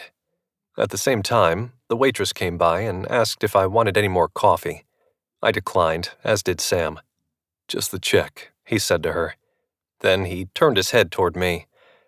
You've had some time to think and eat and drink that coffee? I have. What do you think? I think Waffle House makes good waffles and great coffee. Sam smiled. You're easy to please, but that's not what I meant. I know, man, I know. Sam mirrored my posture and waited for me to give him an answer. I knew he wouldn't agree to leave until I did. We'd been through this a time or 50 before. This guy's a bit odd, I started. That psychology degree tell you that? It's a minor, which means I took about 4 classes, and yeah, it does. So does my common sense. And don't you go ragging on me for getting some kind of education. Hey, I got my education out there in the Stan. I nodded. While not college, spending a year or 2 in Afghanistan should qualify any soldier for a degree, at least an associate's in ass-kicking and bullshit bureaucracy. So give me a diagnosis, Sam said. On you? We don't have enough time for that, you philandering fool. Sam smiled as he used his last piece of toast to soak up the remaining egg yolk on his plate. On Roy. I'd have to go look at those old textbooks, which wasn't exactly true. I remembered what I had learned, but I also wasn't qualified to be making any kind of determination about the man, not without talking to him in the proper setting first. And even then, I couldn't call myself a psychologist. I knew enough to be dangerous. The degree helped in the sense that a wet dish rag helps when you run out of toilet paper. It creates a mess you can't just flush away. Best guess, Mitch? Sam's expression turned serious. He thirsted for knowledge on what we were facing. This cat's got no family that we're aware of, just his wife, and now she's dead. He's only got a couple of friends that we've found. Born and raised in the city, never served in the military, never spent time abroad or anywhere else in the US of A. He's a loner. He's suicidal based on his actions the other night. He might have killed his old lady. Would he do it again? He's on the run. He's alone or with one other person. If cornered or in the right situation, he'd kill again, especially if the person he's with is so inclined. He might have taken his wife's life, someone he cared about, at least at one time. If he did that, he probably won't hesitate to take another life that means less to him. As for all the other stuff, we'd need a profiler to give us some help. Sam nodded and said nothing. We might need to dig a bit deeper. Who was the other guy? Maybe there was a childhood friend who moved away that he's kept in touch with. Sam nodded again, remaining silent. He's not that old.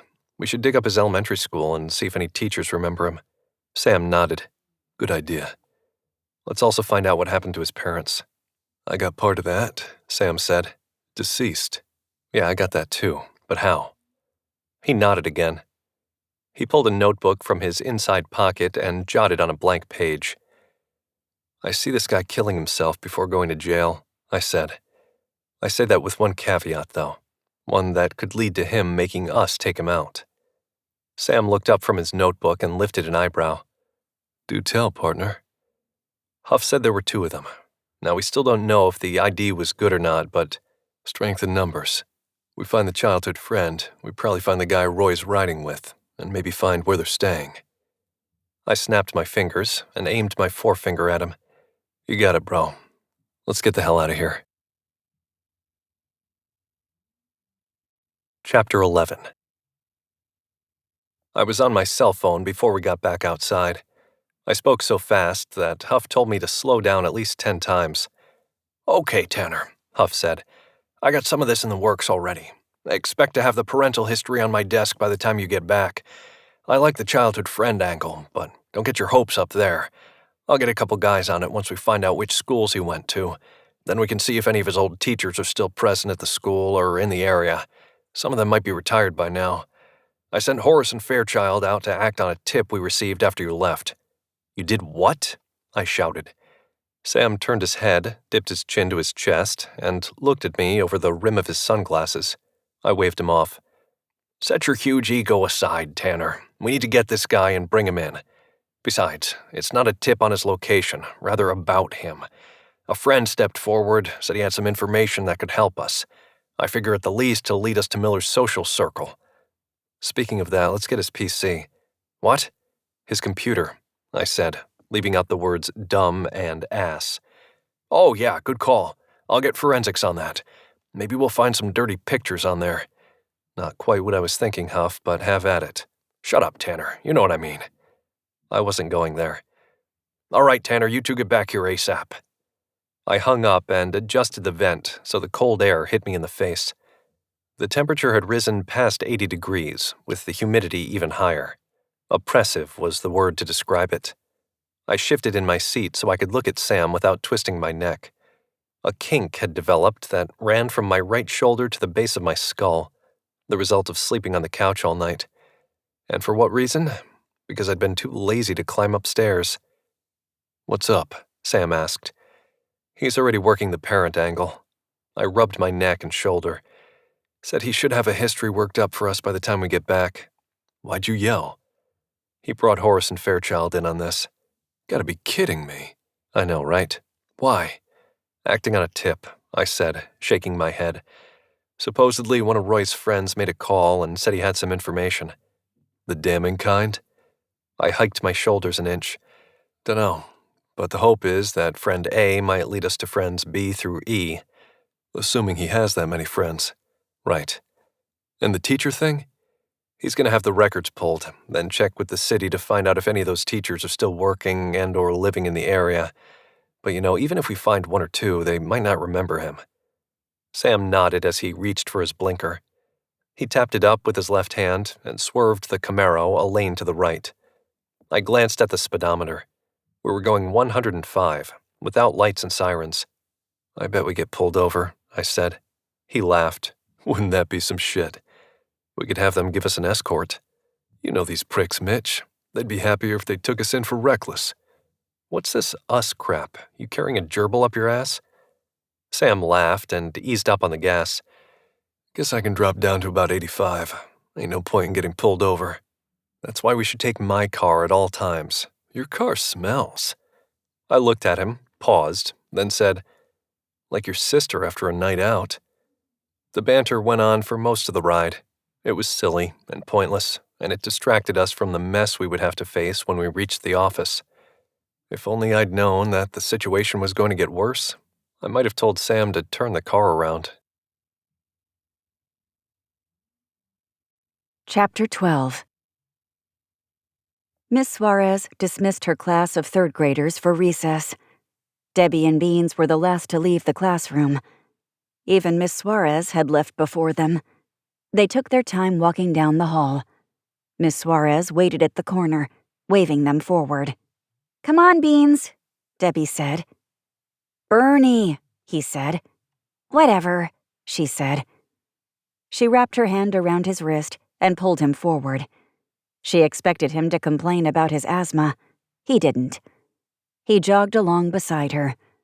She heard his ever-present wheezing increase a notch. Recess was their time to get outside and away from the rest of the kids, most of whom tortured poor Bernard Holland. Debbie knew that one day her friend would show them all. He'd grow up to program computers to run faster and bigger than they ever had. He'd build planes that would cross the globe in an hour while riding amid the stratosphere. Or maybe he'd invent a stove that could cook dinner in a minute or two instead of 30 to 40. That's what he'd told her one time at least. A snap of the fingers, he'd said. Mac and cheese as you please. You too, Miss Suarez said. Always lagging behind. He has asthma, Debbie pointed out to the teacher. Miss Suarez smiled and offered a knowing nod. She ushered them past the tinted glass door. They stepped outside, his wrist still in her hand, and walked toward the outer edge of the recess area. While the other kids turned into 4-foot-tall savages, Debbie and Beans found a shady spot under an old oak. He went to sit down in the grass. Stop, Debbie said. Why? He asked. Did you see a spider? Beans was terrified of spiders. One time, Debbie had stuck a fake but realistic-looking spider in his cereal. He screamed so loud and so long that he nearly passed out. She wished she had it on video. Not that she'd ever share it with anyone. No, she said. The ground is wet from that storm this weekend.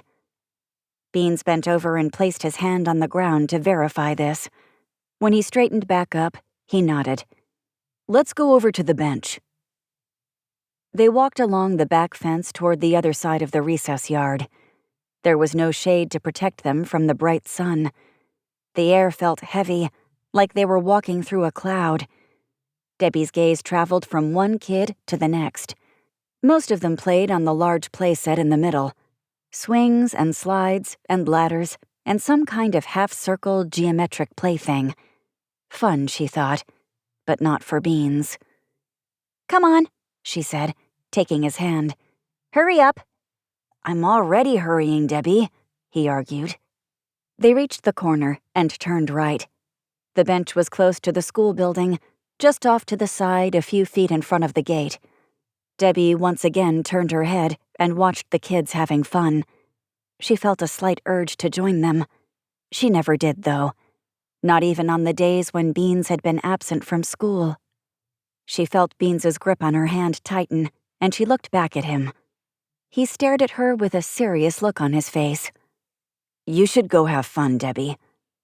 I am having fun. Nothing is better than hanging out with you, Beans. Besides, those kids don't like me. No, they don't like me. If you ditched me, they'd like you just fine. Nonsense and gibberish, my good man. What? He smiled and let out a single laugh. She smiled back and tugged on him in an effort to get him to pick up his pace. When they'd almost reached the bench, she cast one last gaze toward the kids. Sometimes she wished that Beans wasn't there to occupy all her time. Those thoughts were fleeting, and she chastised herself for thinking such things. There was no kid she'd ever met who spoke to her or understood her the way he did. She'd be lost in the third-grade jungle without him by her side. By the time they reached the bench, Beans looked like he wanted to collapse. He sat down in a huff. His hand reached into his pocket. She imagined that he wrapped his thin fingers around his inhaler, but he didn't pull it out. No. Beans sat on that bench and took a deep, rattled breath or two. He looked like a fish who'd escaped from a hook after dangling over the water for a minute. He glanced up at her and smiled. She felt relieved. So she reached behind her back and stuck her fingers through the chain-linked fence. The metal felt damp, like it had been sweating. Everything else had been. Why not the fence? She didn't watch the kids playing and having a good time. Instead, She looked up and stared at the clouds for a long moment. A cool breeze passed. It had the same smell her yard used to have when her dad was around and he mowed the grass on a Saturday morning. She remembered lying on her belly, watching cartoons, and hearing the sound of the mower buzzing by the window. Those stinky gas fumes would always follow, but they'd soon be replaced by smell of freshly cut grass. Beans said something that she didn't quite hear. She started to look down at him when she noticed the strange man from earlier. He was on the other side of the gate, maybe 50 feet or so away. He leaned against the side of the school and watched her. That shiver went down her spine again. 3 times in one day. That, as her mother might say, was a sign. The guy narrowed his eyes and then lowered his head. He reached inside his pocket and pulled out a set of keys. Debbie watched on in horror. Bean said something again. Maybe he repeated himself. She wasn't sure. His words sounded like they came from 100 miles away, or a few feet through the water. It was all the same to her. The guy turned and stuck the keys into the side of the building. He leaned forward into what she supposed was a closet of some kind. Along the outside of the building? It made no sense to her, but she had to trust what her eyes were seeing. Besides, she'd never walked along the outside of the entire school. He returned a moment later, holding a brown bag. Not like a trash bag, but something else. He began walking in their direction, his gaze fixed solely on her. Debbie said, "Come on, Beans." She didn't wait to see if he followed along. The tone of her voice should have told him that she meant business. One of the boys from her class ran up to her and blocked her path. His name was Peter. His red hair and freckles always made her think of a pepperoni pizza. Strange? Yes, she admitted that. What was stranger was she couldn't look at him for long, otherwise she'd get hungry. When she tried to go around him, he held out his arms and stopped her. "Let me alone, Peter," she yelled. He stepped to the side so that he was in front of her again. "Go back to your little black boyfriend, dweeb." She threw her arms forward and pushed him back. Peter's cheeks turned as red as the hair on his head. "I ought to kick your little freak butt." Peter also rode the same bus as her. Everybody copied the red-haired boy. She shrieked and bulldozed her way past him. By this point, Miss Suarez had started toward her to see what in God's name was going on. "What in God's name is going on?" Miss Suarez said. "She hit me," Peter said. A few other kids added their 2 cents to confirm this. "Go away," Debbie said to him. Then she grabbed Miss Suarez's hand and started to pull. "There's a—" "What are you doing, Debbie?" Miss Suarez freed herself from the child's grasp and placed her hands on her hips. Her thin eyebrows angled downward in the middle. She tilted her head to the side and leaned over a bit. "Are you okay?" "There's a strange man on the side of the building, and he—" Miss Suarez straightened up. Her tone went from caring to fast and serious. "What does he look like?" "Old." "What's he wearing?" "A blue suit." "Like Principal Bennett wears?" "No, like a trash man." "What color is his hair?" "He has none." Her expression eased up and her voice relaxed. "That sounds like our new janitor." "What happened to the old janitor?" Miss Suarez shrugged. "He stopped showing up." Debbie pulled away from Miss Suarez and looked toward Beans, the bench, and the gate. The gate swung open. She screamed. The man was coming for her. Miss Suarez said, "Wait here," and she started walking toward the open gate. At that moment, the bald-headed man who had seemingly been stalking Lil Debbie Walker throughout the day burst into the recess yard with a brown burlap sack. He pulled a rifle from the bag and aimed it in the direction of Miss Suarez. "Don't move, bitch," he said. It caught the teacher off guard. She had picked up her pace to a run when the guy appeared, and now in the presence of the rifle, she tried to turn around. Her feet didn't cooperate with the rest of her body. At one point, Miss Suarez's body was parallel to the ground and 3 feet in the air. She hit the ground with a thud and made a painful, gasping sound. Debbie looked from Miss Suarez on the ground to where the man had been standing. He wasn't there. She shifted her gaze to the left. The man reached for Beans and yanked him off of the bench. Debbie tried to scream. She couldn't. Neither could Beans. So she did the next best thing. She started running after the man who had Beans hanging over his shoulder. Chapter 13. Sam and I sat in Huff's office, in the little seats, while he lorded over us from his deluxe office chair. We looked at copies of the papers that were spread out in front of him. According to the documents, Roy Miller's parents, Susan and Robert, died when their Taurus sedan clipped the rear fender of another vehicle and went over the side of a bridge. The reason they ran into another car? The brakes didn't work. And the reason for that? The line was severed. I noted that the words was and severed were used, not had been and cut. That's an important distinction. There was a line crossed when the word cut was used. So they both drowned, Sam said, looking up. Huff nodded. Any insurance? I asked. Life? Huff asked. The man had come up through robbery, not homicide. I reminded myself to be patient with him. Yeah, life. You mean like a reason why someone might have severed the brake line? Sam and I stared at him and did not reply. At least Huff was on the right track. His face reddened. Those veins on the side of his head stuck out around his temples. You two are looking at the same information I am. Find out for yourself. He rose and walked to his door and kicked it open. I'm going for some coffee. I'll take... The door slammed shut. Some. I looked at Sam and laughed. Guess not. You always giving that man a hard time. Gonna give him a coronary one of these days. I shrugged. My cell phone rang. I pulled it out and looked at the display. Who is it? Sam asked. Lana. Ka-cha, he said, while snapping his wrist. Shut up, I said, and then I sent the call to voicemail. There, now, would a whipped man do that? Sam laughed, then stopped abruptly. He pointed at a spot on the paper in front of him. There it is.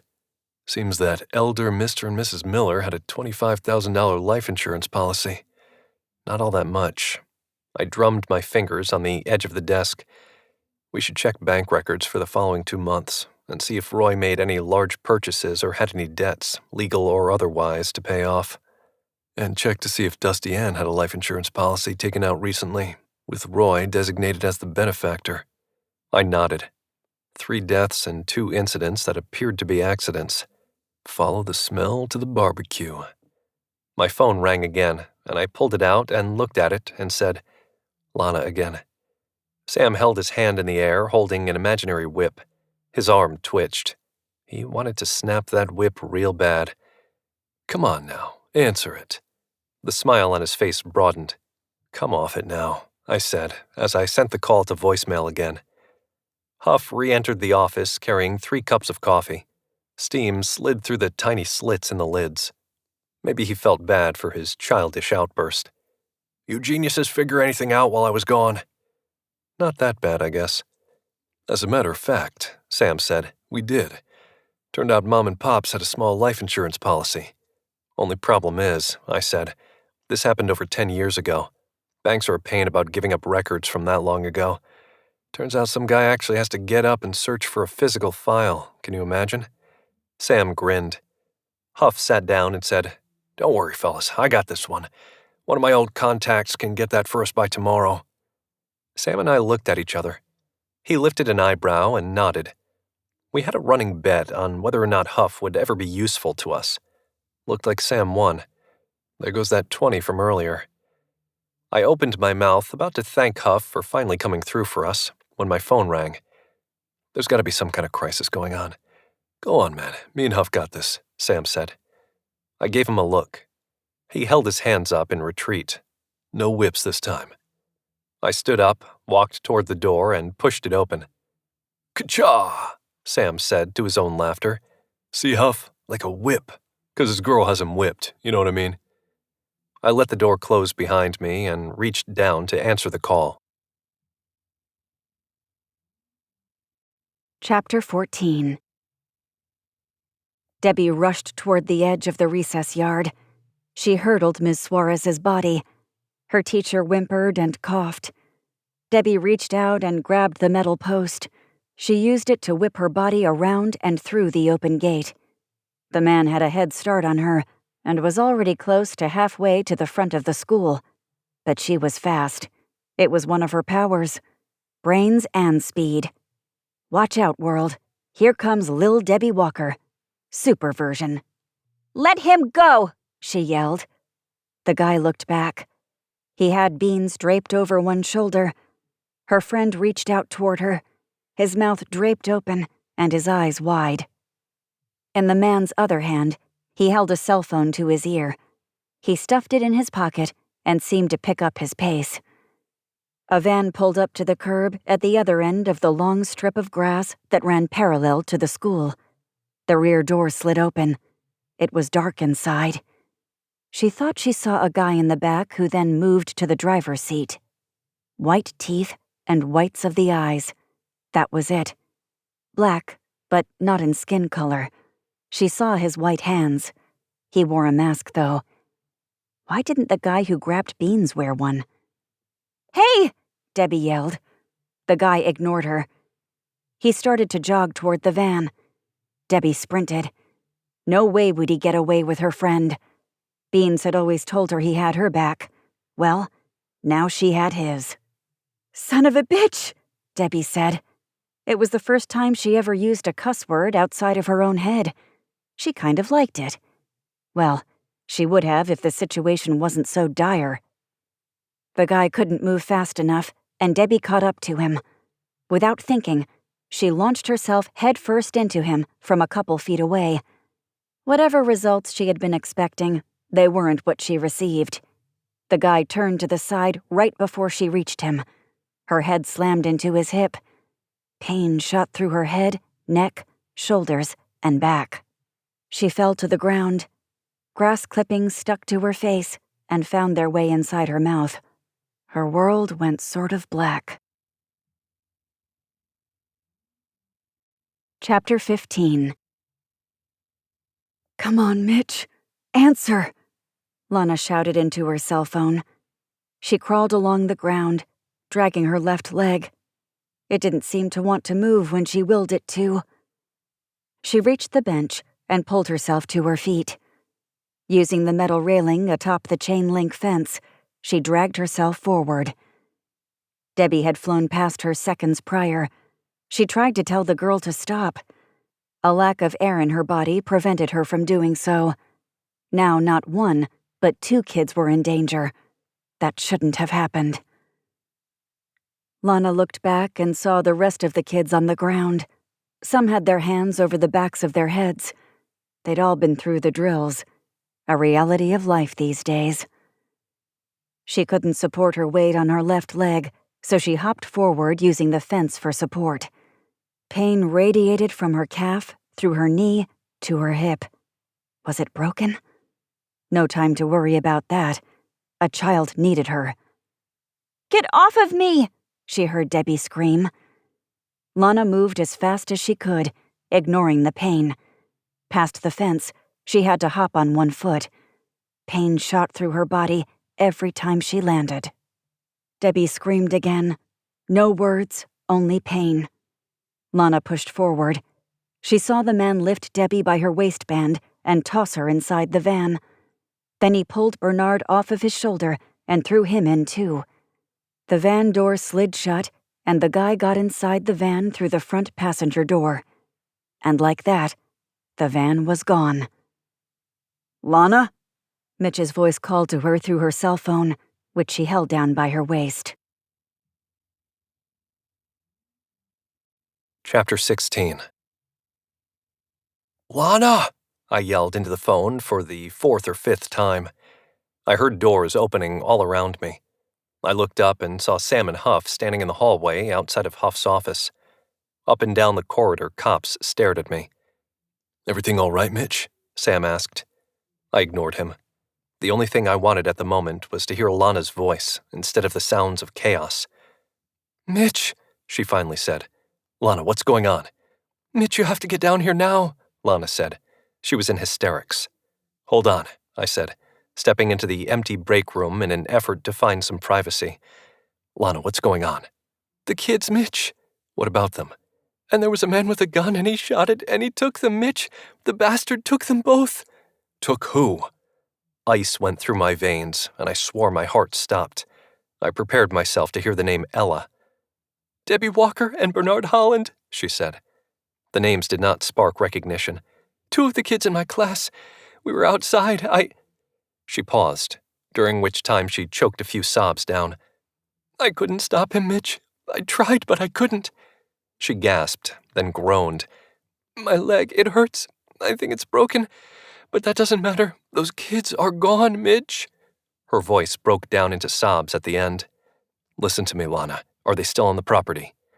A second passed, and she composed herself enough to resume speaking. "I don't think so." "You don't think? This isn't the time for that, Lana. I need a decisive answer." "I don't see them. I think they left. Why would they stay around?" Unless the men intended to take anyone else, she had a good point. "Okay, listen to me, Lana. You need to get the rest of the kids inside. The school needs to go on lockdown. Do the officers there know what happened?" "I don't know. No one has come back here yet." There was a pause. Then Lana screamed. "What is it?" I said, worrying that they'd come back. Panic began to fill every inch of my being. "There was another gunshot, Mitch. Oh my God, they're still out there." "Get those kids inside. Now. I'm on my way." I waited for a response, but didn't receive one. Glancing at the display, I saw that the call had been disconnected. I jammed my cell inside my pocket and ran out of the break room. Sam and Huff stood a few feet outside the door. I grabbed Sam by his coat and said, "Come with me, Sam." "What's going on?" Huff called out. Every eye in the building was on me at that point. They looked as worried as I felt. My voice had been loud, and I had no doubt they overheard my side of the conversation. Most of the men and women in the precinct had kids, and some of them attended Ella's school. "Huff, get every available cop down to my kid's school." "Why?" "Shooting and kidnapping." "Oh, Jesus, you sure, Tanner?" I didn't answer. There wasn't time. The door was a couple yards away. I hit it with my shoulder and pressed the release. The sunlight blinded me as we stepped out into the hot and humid air. The thin sheen of sweat on my forehead doubled. "My car," Sam said. "We need lights," I said. "Fine," he said. "Your car, but I'm driving." "Okay with me." I didn't want to drive. My nerves were beyond on edge. Lana sounded hurt. Not just emotionally wounded, but physically. Something had happened to her. Maybe beyond the injury to her leg. She said there had been a gunshot before the man took the kids. Had she been shot?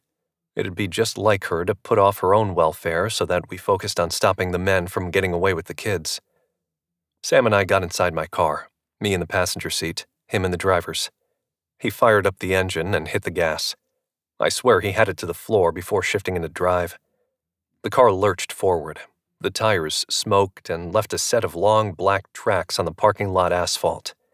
He turned on the lights and the siren and cut down the middle of the road. We were about 4 miles from the school. A straight shot, though, no turns. Traffic parted as if one of us held some kind of mystical staff. The drive normally would have taken 8 to 10 minutes this time of day. We got there in 3. Sam pulled into the parking lot, laying on the horn. Anyone within 15 feet of the car ran.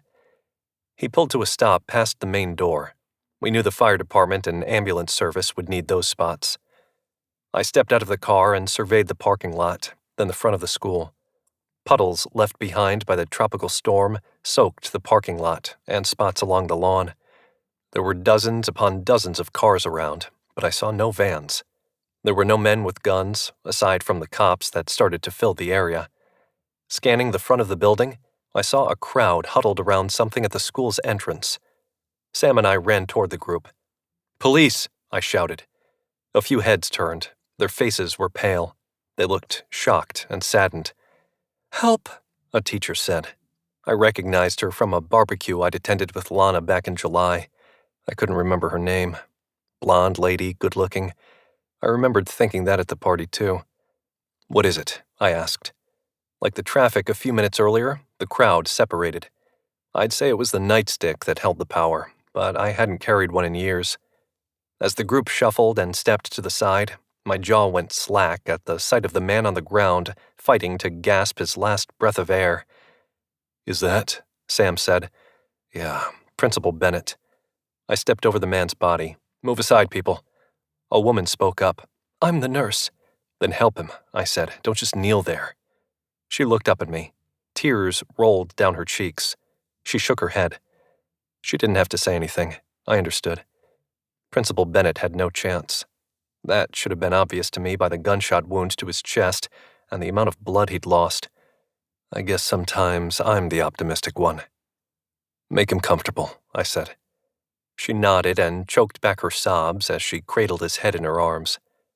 "Did anyone see what happened?" Sam asked. The teacher spoke up again. "I was out here with him. We were close to the front door, heard a gunshot. Both of us ran outside." "Is that what you're supposed to do?" I asked. Sam grabbed my shoulder. I'd slipped up. Should have never said that. The teacher looked at me, confused, maybe a little betrayed. "Sorry," I said. "Go on." "It all happened so quickly." She lifted her arm and wiped her eyes with the cuff of her left sleeve. The right one was covered in Bennett's blood. "A van pulled up. The side door opened. You know, the sliding one." We both nodded. "I saw a guy inside, sort of." "How do you mean, sort of?" She gestured to her head. "He had on a mask." "Okay." "Then another man appeared from behind the school over there." She pointed in the direction that we had entered. "He was carrying a kid over his shoulder." "Who was the kid?" Lana had told me, but I wanted to see if this teacher knew. She shook her head. "Don't know. But listen, after that a little girl came out of nowhere and attacked the man." "Attacked?" Sam asked. "Well, ran into him," she said. Her hands animated her retelling. "She bounced right off of him. He picked her up, tossed her into the van. Then he tossed the boy inside. He spun around and aimed that rifle at someone." "Who?" "I didn't see." "How do you know it was someone, then?" "I just guessed it was." "You guessed?" "I couldn't see. They were behind the school. But why would he stand there like that?" She mimicked the stance. Legs spread wide, shoulders hunched, arms out, and hands supporting a large weapon. "He had to be aiming at someone." "Okay," I said, figuring the someone meant Lana. "And then?" "The guy slammed the side door shut, opened the front passenger door, and sort of got in." "Sort of?" "He kept the door open, half stood, half sat, aimed the rifle at us, and then he—" "Got it. Thank you, Mrs. "Gladstone." "Mrs. Gladstone," Sam said. "You said you got a good look at the man who had the kids?" "I said that?" she asked. Sam glanced at me. "Well, did you?" She nodded.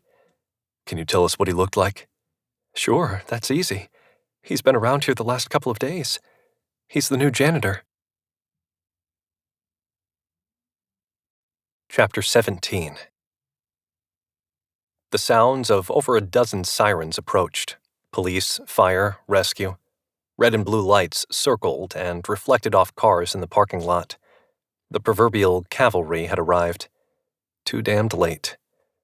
Amid the wail of the sirens, Sam stepped closer to the blonde-haired teacher and said, "We need to see the personnel records. Can you show them to us?" The teacher's gaze settled in between us, fixed on the wave of emergency rescue personnel that had descended upon the elementary school. "Miss," Sam leaned forward. She shook her head. "Who can?" Sam asked. She glanced at Principal Bennett's almost lifeless body. "Anyone else?" Sam asked. "The vice principal." "Which one of you is the vice principal?" Sam asked. No one spoke up. Everybody stared back. Shock had most definitely set in. "He's not here," the teacher said after a long pause. "Maybe out to lunch?" I glanced at my watch. A bit early for that, isn't it? I looked over and saw two paramedics running toward us. An EMT and firefighter pushing a gurney followed, trying to keep up. Those who remained around Principal Bennett were ordered to step back a good distance. The medics needed room to work. Not that it would make much of a difference. I took one last look at Principal Bennett. I hadn't had the chance to get to know him that well. Pretty much nothing more than a hello in passing. I figured this would be the last time I'd see him alive. Sam tugged on my sport coat. I turned and saw cops swarming the area. Plainclothes, uniformed, and even some of the upper brass. They all were here. They entered the school as well as surrounded it. Those kidnappers couldn't come back for seconds. I saw Huff park his car. He got out and walked toward us. "Oh, Lord," Sam said. "Can we hide?" "Good luck with that," I said, looking around at the crowd. "We're in Munchkin land, and I'm not talking about the kids. Come on, pretend like you didn't see him, and we'll go inside. Grab Blondie and bring her with us." Sam asked the teacher to walk with us. She was non-responsive to his request, so he threaded his left arm around her right and guided her along. "Not so fast," Huff said, catching up to us. "Boss," I said, "what's up?" Between labored breaths, he asked, "What do you two think you're doing?" "Investigating." He took a moment and fanned his red, sweaty face with his hand. "This ain't a homicide." I glanced down at the dying principal. "It will be, and the sooner we get started, Huff, the better." He wagged a finger in my face. "You can't dig around the kidnapping angle on this." I resisted the urge to slap his hand away. It wasn't good for me to hold in my anger. It had only come out 10 times worse later on. I hoped that Huff would be around then. Sam said, "I think the two are connected." "You know the feds are going to want in on this," Huff said. "I don't care what they want," I said, knowing that Huff had a point and that we might be cast aside once the feds arrived. "Just be prepared," Huff cautioned. "For what?" "To be removed." "What are you talking about?" I had to argue against the possibility, if only to get Huff on our side. "I know you date one of these teachers," Huff said, looking around the crowd of lost faces. "Might be a conflict of interest." My patience ran out, and I snapped. "You listen to me, you good-for-nothing piece of crap. Those kids that were taken were under my girlfriend's care and protection. By extension, that puts them under mine. I don't care where this leads or who it goes through, you are not pulling me off this investigation. I'm not going to rest until those kids are found. You got that? If that means I find Bennett's killer, so be it. But don't you stand there and tell me what the hell I'm going to do and what I'm not going to do, you pencil-pushing, flabby excuse for a cop." I had the distinct feeling that all eyes were on me. A quick survey of the area in front of the school confirmed that. Huff's face reddened. He took a step forward, pointed at me, stopped, turned, and walked away. He erupted into a tirade of obscenities after he stepped off the curb. "Let's go inside," I said, pushing through the front door. The teacher led us down a short stretch of hallway that ended at the administrative offices. The area was empty, both inside and out. Everyone had cleared the room and were either out front or in the auditorium. We had a team of uniformed officers that went through the school and escorted teachers and students, room by room, outside and into the auditorium. No doubt they would have done the same for the front office employees. "When did you say this guy started?" I asked. "Last week," she said. "Midweek, maybe? That's the first time I recall seeing him." "The principal and assistant are the only two who have access to personnel files?" She shrugged. "I really don't know. I'm a teacher, not an office worker." "We need to start tearing this office apart," Sam said. "Wait," she said. "Let me go find someone." She started to walk away. Before I could look away, she turned around. "Where did everyone go?" "Besides out front," I said. "The auditorium." She left the office. I looked over at Sam. "You want to go find her?" he asked, referring to Ella. "More than anything," I replied. "Go." "No, not yet. I can't leave this yet. I know she's safe right now." My words almost convinced me of this. "I'll find her before we leave and let her know I'm involved and she's going to be okay." Sam nodded and went back to pulling open drawers, searching for the personnel file. I walked around the office and took a few steps into a narrow hallway with glass walls. From there, I saw the offices of the principal and vice principal. They were on opposite sides of the hall, facing each other. The principal had the better of the two, in my opinion. Bennett had a view of the outside. He could look up from his computer and gaze out a nice wide window. Not too far away was a fenced-in lake. The fence must have been put there to protect the children from getting too close and falling in. I imagined my little Ella standing in front of the fence, little fingers wrapped around the chain links, watching ducks on the pond. She had a fascination with water, and everything that lived in it and on it. Half the books in her room were on turtles, sharks, whales, and dolphins. The rest were on birds, mostly seafaring birds. I read 2 or 3 of them to her every night at bedtime, if I was home, of course. On Principal Bennett's desk were several framed pictures. His kids and his wife, I presumed. It looked like his kids ranged from age 5 to 15 or so. There were 4 of them, all girls. His wife was fit and attractive. They looked like a happy family. No longer. I heard the main door to the office area click open. I set a family photo back on Bennett's desk and left his office. When I reached the end of the hall, I saw the blonde teacher standing there with an older woman with dyed brown hair. She wore a brown pantsuit and no makeup. "I'm Barbara Winder," she said. "You need access to our personnel files?" "Yeah," Sam said. "In particular those of a janitor you just hired."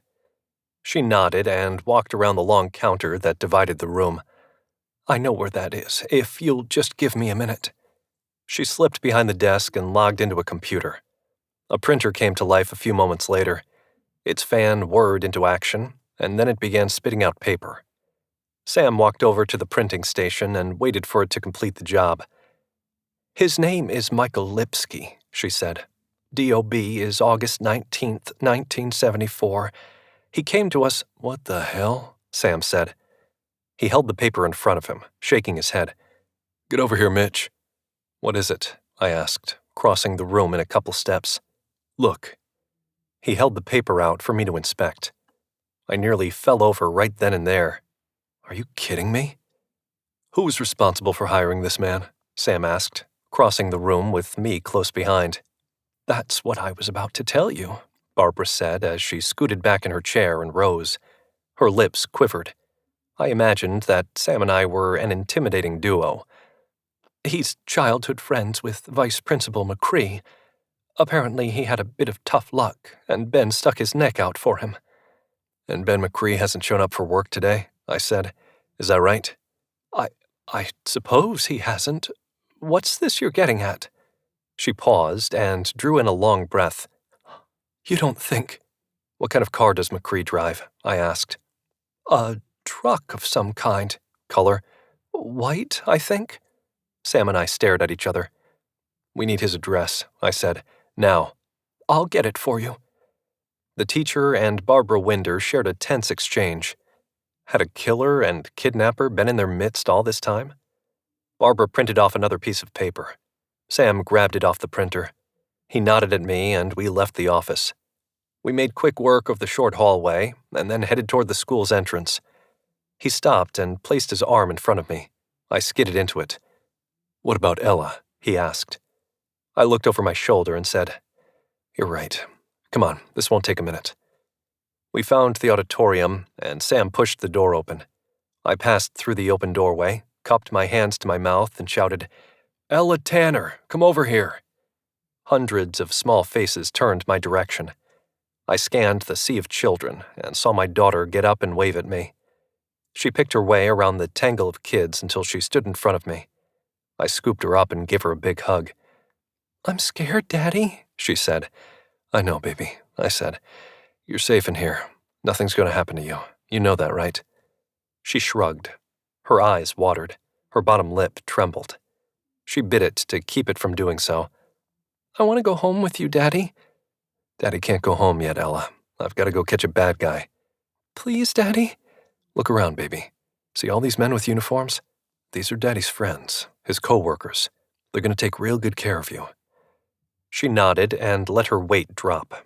I let her down to the floor. Before she took off, I leaned over and gave her a big hug. She squeezed my neck extra tight. I took one last look around the room in search of Lana, but didn't spot her. I figured she wasn't in there, or she would have come over at the same time Ella did. "Ready to go?" Sam asked. "No," I said, "but we should anyway. Let's go get this bastard." I didn't need for Sam to tell me twice. I stormed down those halls with a purpose. I heard Sam get on his cell phone and call Huff. He filled Huff in on what we found and gave him McCree's address, telling him to get a few cars to meet us nearby. Sometimes things move fast. This appeared to be one of those times. But if there's anything 18 years as a cop had taught me, it was that appearances weren't always what they seemed. Chapter 18. News trucks lined the main road beyond the school parking lot. The entrances had been blocked off by a couple police cruisers. Good call on someone's part. A few reporters who were hell-bent on getting the story first made the rest of the journey on foot. It seemed every 10 feet they encountered another line of cops whose purpose was to keep them away. Our forces on site had doubled since Sam and I went inside the school building. Philly's finest were all on site. The killer and the kids were anywhere but here. We used the fire trucks to shield us from view as we made our way to my car. Once I had it in sight, I said, "Toss me my keys." "I'm driving," Sam said. "You're too worked up." I felt my blood boil. My ears burned. Maybe he had a point. "Fine, whatever. We need to get there before those other pricks do." He glanced at me through narrow eyes. "Horace and Fairchild?" "Yeah, got a feeling Huff has some kind of deal worked out with them. Notice how they get all the gravy assignments, and then how he brought them in on the Miller murder?" Sam stood on the other side of the car. He shrugged and said, "You worry too much about that stuff, Mitch. Everyone is not out to get you, man." Perhaps his words were meant to provide a moment of clarity amid a chaotic situation. If so, they did not have the intended effect. Sam got in, fired up the engine, turned on the lights, and hit the sirens. It took us longer to get out of the congested parking lot than it did to travel the next 3 miles. The traffic again parted for us as best as one could expect near lunchtime. Sam still had to dodge the odd vehicle or pedestrian. Ignorance never failed to show its face. McCree's house was in Drexel Hill, a few miles to the west. He lived in a single-story ranch with a brick front and gray siding around the side. The yard looked well-maintained, with trimmed shrubs and a few remaining flowers in the flower beds. We drove past the house and parked a block away. The squad cars couldn't do that. Be a dead giveaway to anyone inside. Huff walked up to our car and waited without saying anything. A couple minutes later, Horace and Fairchild pulled up and got out of their city-issued Chevy, identical to mine. "What the hell are they doing here?" I said to Huff. "You want to go in there alone?" Huff said. "Be my guest. Get your head shot off playing hero." Either Horace or Fairchild laughed, I couldn't tell. By the time I glanced over at them, they'd stopped, and both had serious looks on their faces. I'd gotten into it with both of them at one time or another. They quickly learned they wanted no part of me, especially with Sam at my back. "We lead," I said, "and we go now." I started down the sidewalk toward the house.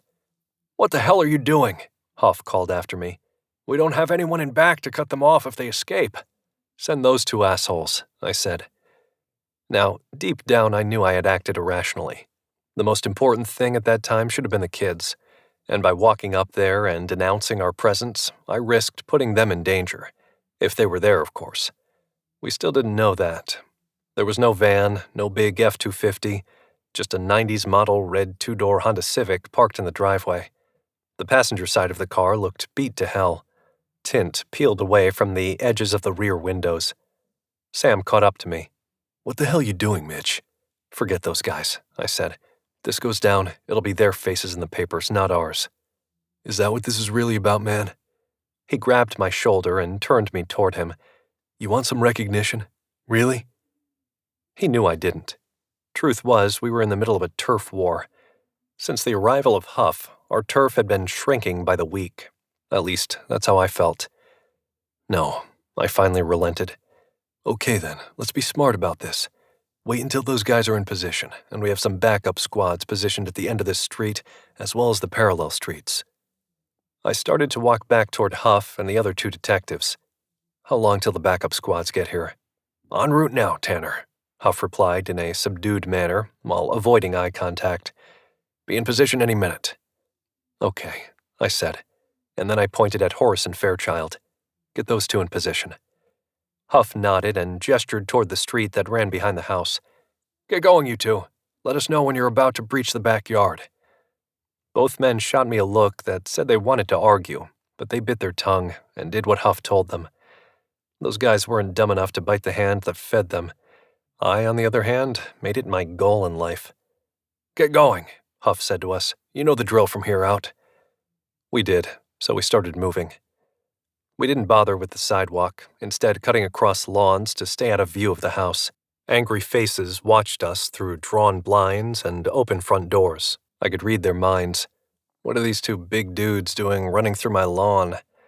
Imagine their surprise when we pulled our Glocks from our holsters. "Stop," Sam said, extending his arm out in front of me like I was a little kid and he'd hit the brakes too hard. "Wait for confirmation." "You know what I think of confirmation, Sam?" "I know, man. Doesn't change anything, though.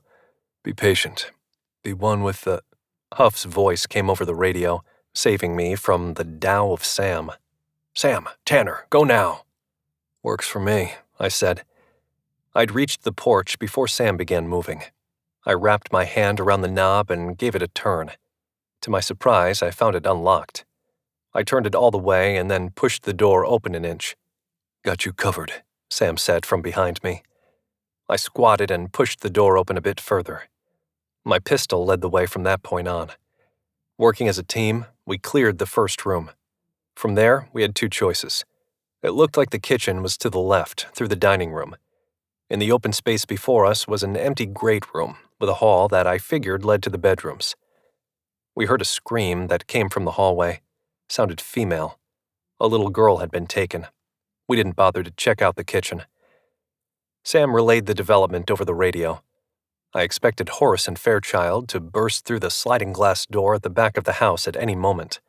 They didn't, at least not at that point. We rushed down the darkened hallway. There were 3 open doors and 1 closed one. We quickly cleared each room in search of the children. I hoped we'd find both, and that they'd be abandoned. Let us end their ordeal. All the rooms were empty, though. We were faced with one final room, the one with the closed door. Sam and I stood in front of it, shoulder to shoulder. "On my count," I whispered. Sam nodded. 1, 2. I didn't get to 3. Sam cut me off and kicked the door open. We found Assistant Principal McCree inside the room. There weren't any children in there, though. It turned out the source of the scream had been a woman in her mid-20s, the owner of the Civic, I presumed.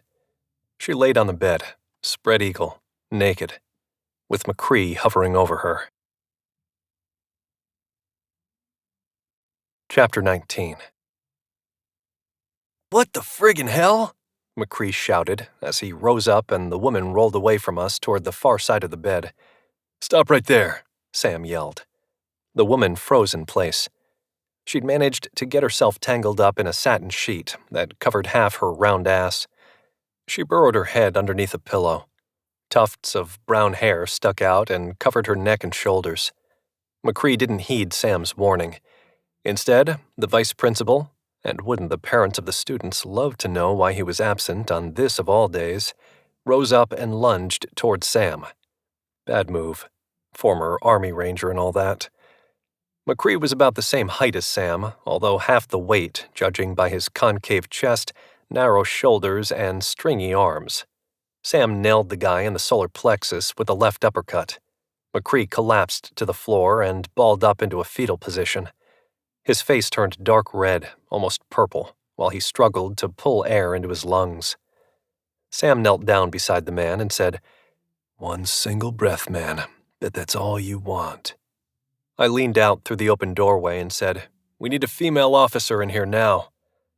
A young female cop by the name of Marcy Wiggins entered. I'd worked with her before on a handful of occasions. Smart woman, very perceptive. Kind of lady that could go far if she kept applying herself. She stepped over McCree and walked around the bed. Her dark hands contrasted with the naked woman's pale skin. "Bring her to the other room, Officer Wiggins," I said, "and find a robe or something for her to put on." After Officer Wiggins and the woman had left the room, Sam reached down and pulled McCree to his feet. "Where are they?" Sam barked. McCree had resumed breathing, although the forced and ragged action left him unable to speak. At least, that's the way he made it seem. "Answer me." Sam pushed the guy down onto the bed. McCree fell back, arms waving, overly dramatic. "What are you talking about?" the man asked. Sam pulled his shoulders back. He towered over McCree in this position, quite intimidating. "I'm going to give you to the count of 3, and then you'd better answer my question." McCree started to pull himself backward on the bed. He dug at his sheets and pushed his feet along the floor. Sam took a step back and drew his pistol. "Don't you freaking move," Sam shouted. He was so good at this part. I knew that this wasn't an act, though. McCree threw his hands up over his face. "Please, I don't know what is going on here." The man started to cry, and I believe he pissed himself. "We need some gloves in here," I said to Officer Jennings. The baby-faced cop had just stepped into the room. He shot me a nervous look before taking off down the hall in search of the gloves I requested. Sam took a deep breath. He shrugged his shoulders and rolled his neck side to side. Part of this was for show. I'd seen him do it before. But I knew that he was also trying to calm himself down. We were all worked up over this one. Anything that led us one step closer to the children. "Where are those kids, McCree?" Sam asked in a subdued tone. McCree pulled his hands to the side and looked up at us. "I don't know what you're talking about." Sam leaned forward and placed his hands on his knees, then said, "This morning, 2 children from your school were abducted at gunpoint." "Oh my God." McCree's face went pale, maybe even a little green. "No, not—" "Not what?" Sam asked. McCree shook his head and pressed his lips tight. The color drained from them, too. "Why didn't you show up to school today, McCree?" Sam said. "Where you been all morning?" McCree looked between the two of us, but said nothing. I shifted my gaze from the man to the wall behind him. A framed Jack Vetriano painting hung there. I always wondered why the artist never let you see the lady in red's face. "This is going to be easier if you cooperate," Sam said. "Eat shit," McCree said. Sam lunged toward him. I noticed in time and managed to get my hands on his shoulders. I wrangled him through the bedroom door and out into the hallway. "Keep an eye on him, Jennings," I said. Then I pulled Sam into the great room. "What the hell are you doing?" Sam looked away and said nothing. "Come on, man. It's normally you keeping me in check. I know you're pissed. I am too. Believe me, I want nothing more than to put the barrel of my Glock to his head and pull the trigger. But that ain't gonna do those kids no good. We need to get some answers out of this guy. Breaking his jaw isn't going to help."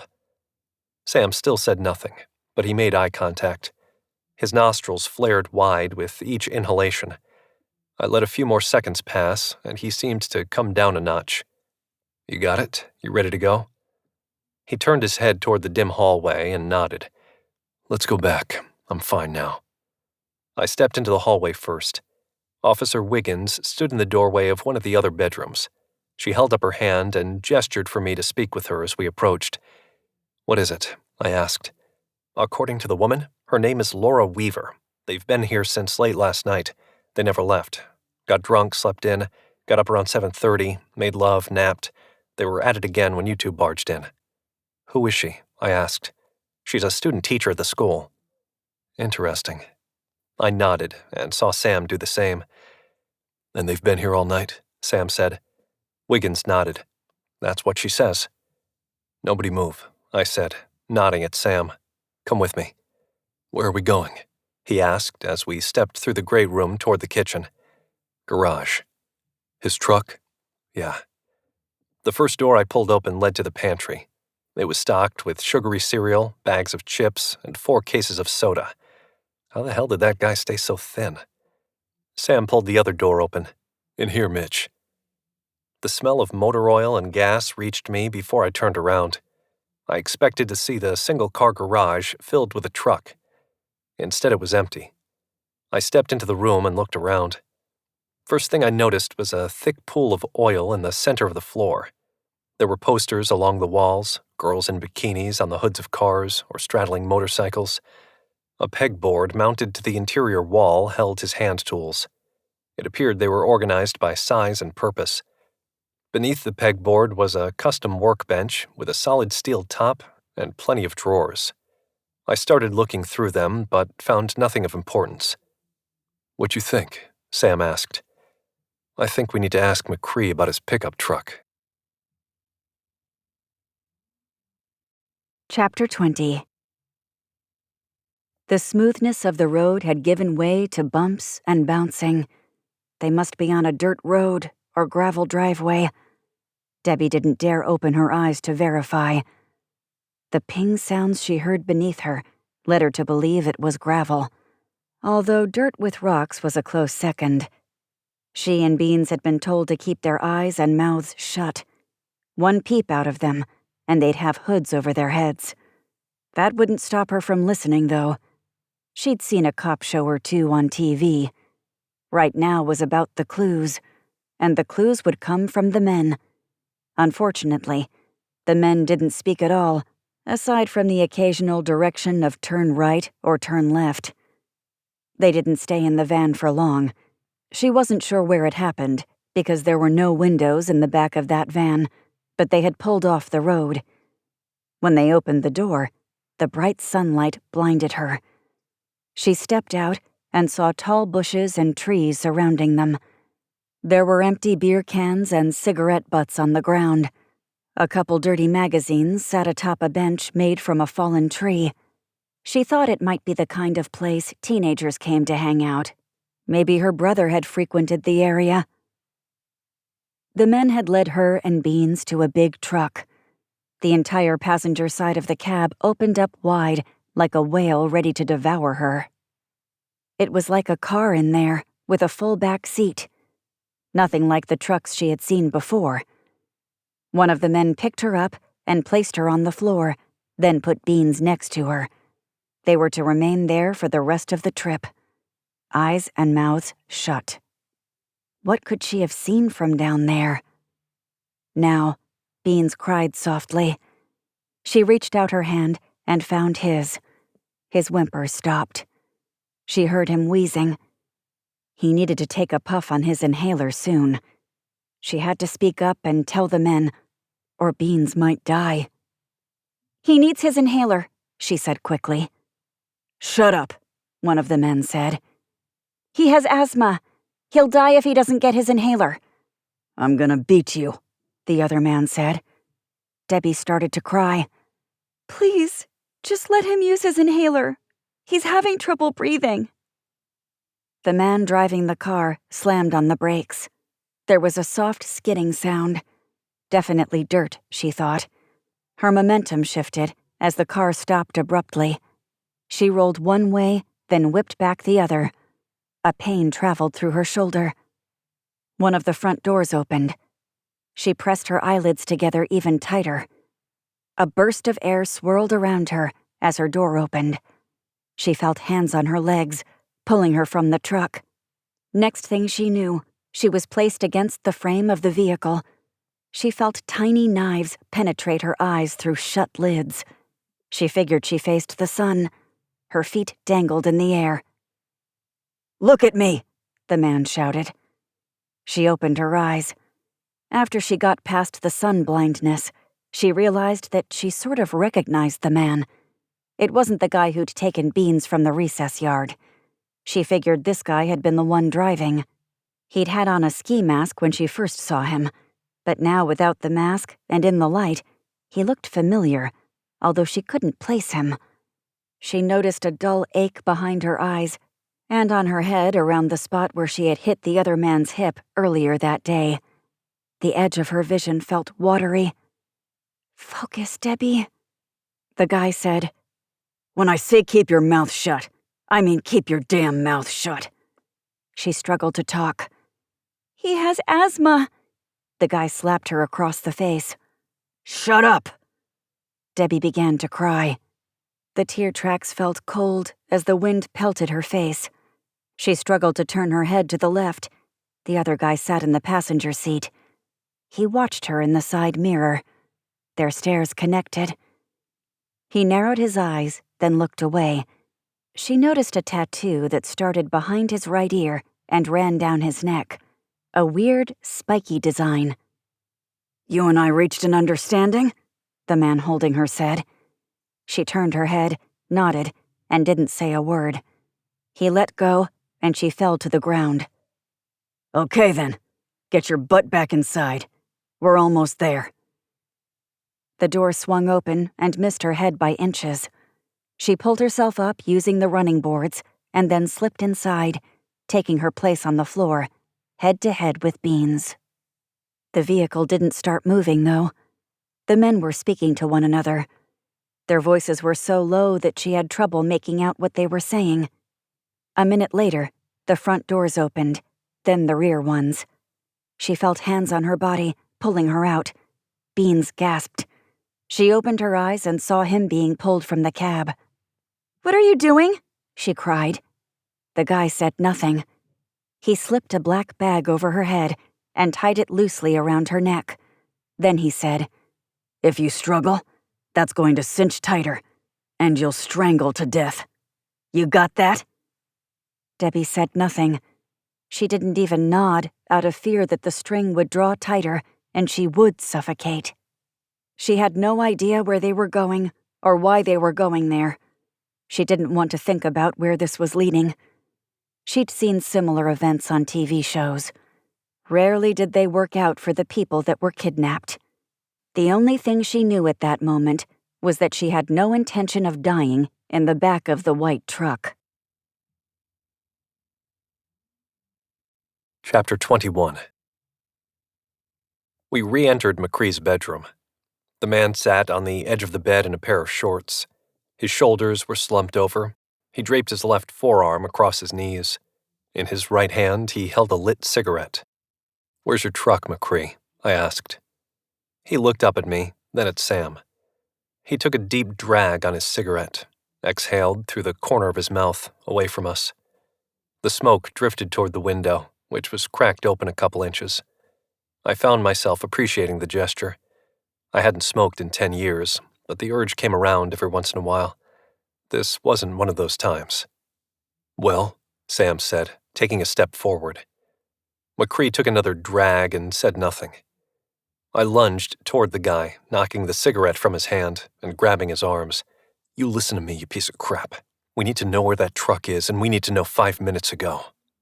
McCree looked over at the cigarette burning through his satin sheets. "These are $500 sheets." He said it so matter-of-factly that I forgot he worked in a school. "They can burn, and so can you." I let him go and took a step back. A red ringed circle spread out along the blue sheets. McCree knocked the cigarette to the floor and used his palm to put out the embers. Once they were extinguished, he looked at the palm of his hand and brushed away the gray and black ash. "I loaned my truck to my brother."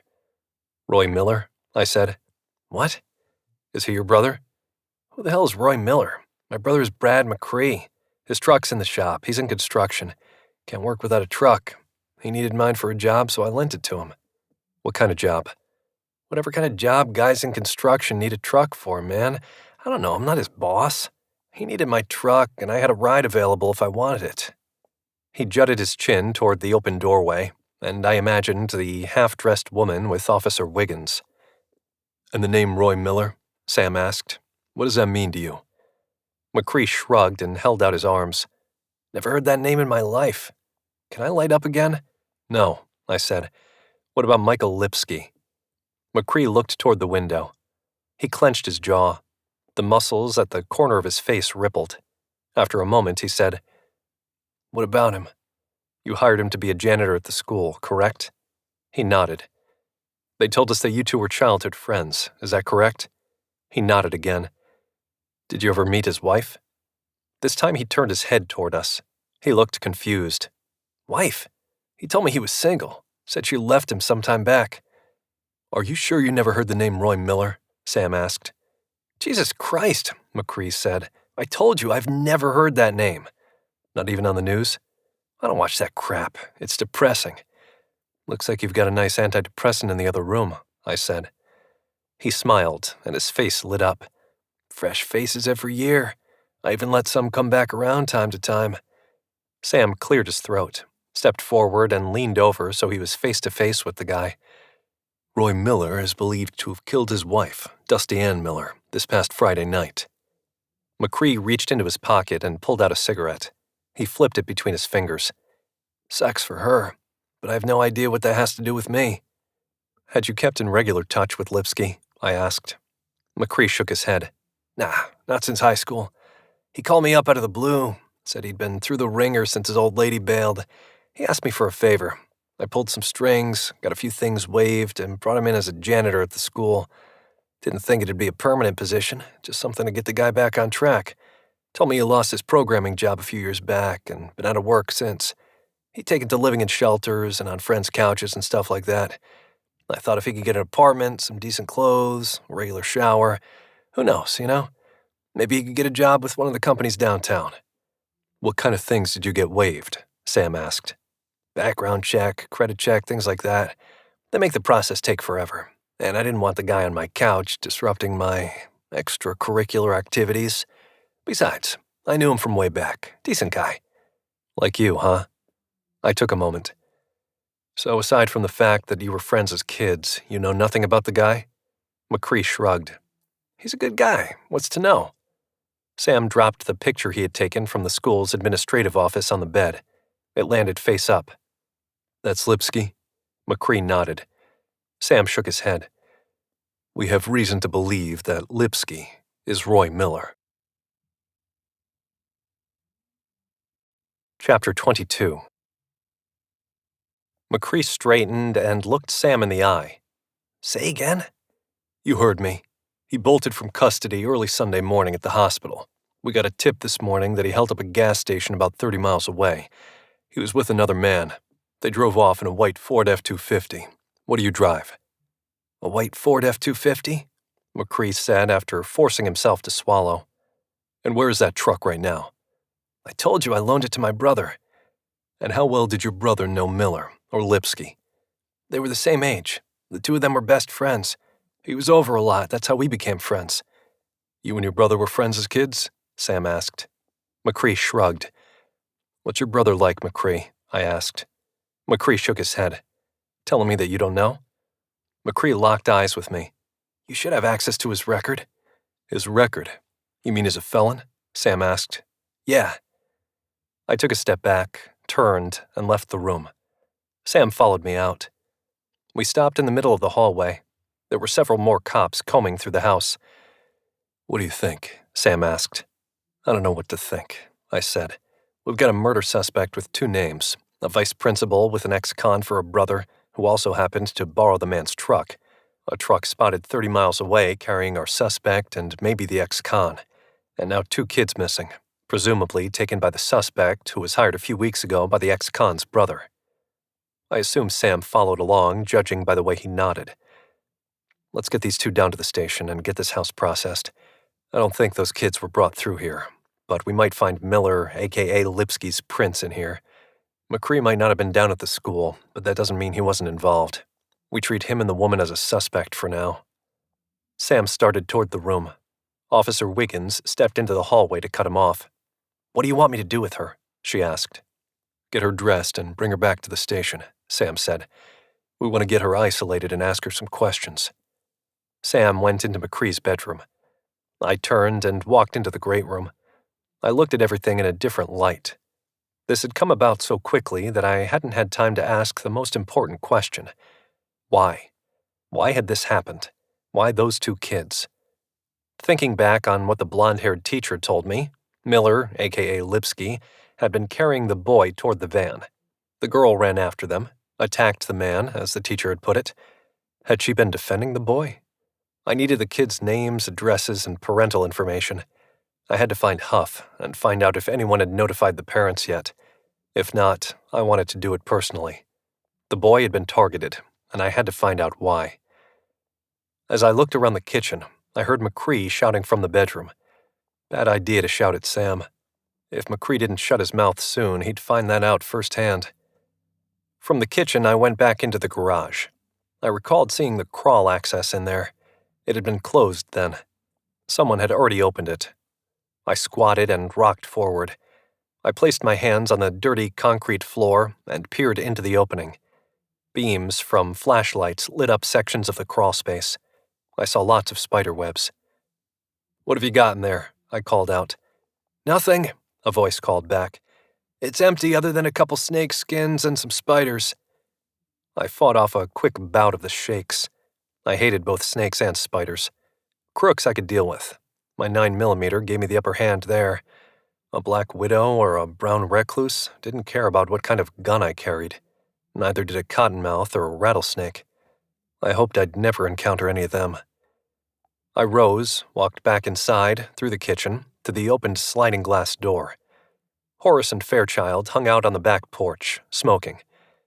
"You two find anything out here?" I asked, trying to remain as polite as I could. They shrugged and said nothing to me. "Guys, we've got 2 kids who need our help. This isn't the time to act on our grudges." "Get lost, Tanner," Fairchild said.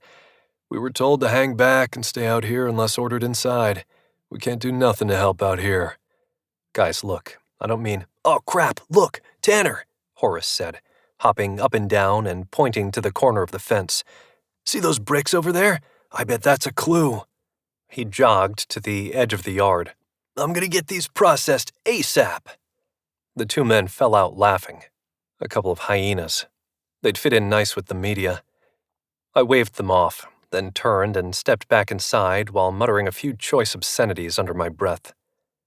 By the time I reached the hallway, Sam emerged with McCree. He'd handcuffed the man. McCree did not look happy about it.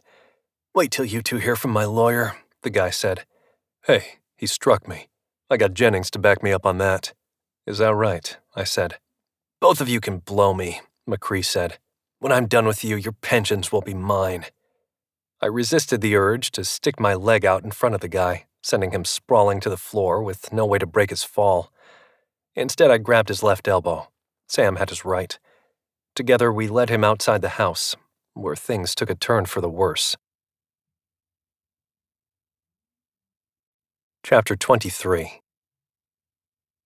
Huff stood at the edge of the front lawn, waiting for us. We tried to avoid him, but did not succeed. "Detectives," Huff said. "Come over here." I glanced around and saw Jennings close behind us. I got his attention and relinquished control over McCree to him. "Get him to the station. Don't put him in the room with Wiggins. Separate rooms, close together. I don't want to have to run up and down that hall. Got it?" Baby-faced Jennings nodded and led McCree to one of the patrol cars.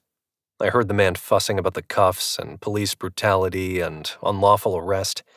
I guess he figured his complaints would be addressed by the rookie cop. Standing close to Huff were 2 men and a woman. They wore dark suits and dark Ray-Ban-like sunglasses. They all looked to be in shape. The men were clean-cut and fresh out of the academy. The woman looked to be in her mid-30s. She had her long hair pulled back in a tight ponytail. She had a slender face with a figure to match. "Detectives Tanner and Foster," Huff said. "These are Special Agents Vinson, Braden, and DiNapoli." He pointed at each of them in turn. The woman was DiNapoli. "They're with the FBI." "Surprise, surprise," Sam said. I glanced at each agent. Their sunglasses hid their eyes. I wondered if they even bothered to look at us. The woman spoke first. "We're not here to take this case away from you, detectives. From talking with Lieutenant Huff, we understand that there are multiple facets involved here, including 2 homicides and a potential suspect linked to both of those, as well as the kidnapping. We're going to work together as a team on this. We'll take point, and you 2 will be kept in the loop the whole time. We'll rely on you as much as you rely on us. If you cooperate with us, things will go smoothly." "This is our case," I said. "We started it. We should be point on this." Huff stepped forward and cut me off. "What Detective Tanner means is that we're happy to help in any way we can, but we want to be there every step of the way." "Like hell, that's what I mean," I said. "I'm not giving up control of anything." She lifted her sunglasses, revealing eyes that reflected gold in the sunlight. "I understand your frustration, Detective, I really do.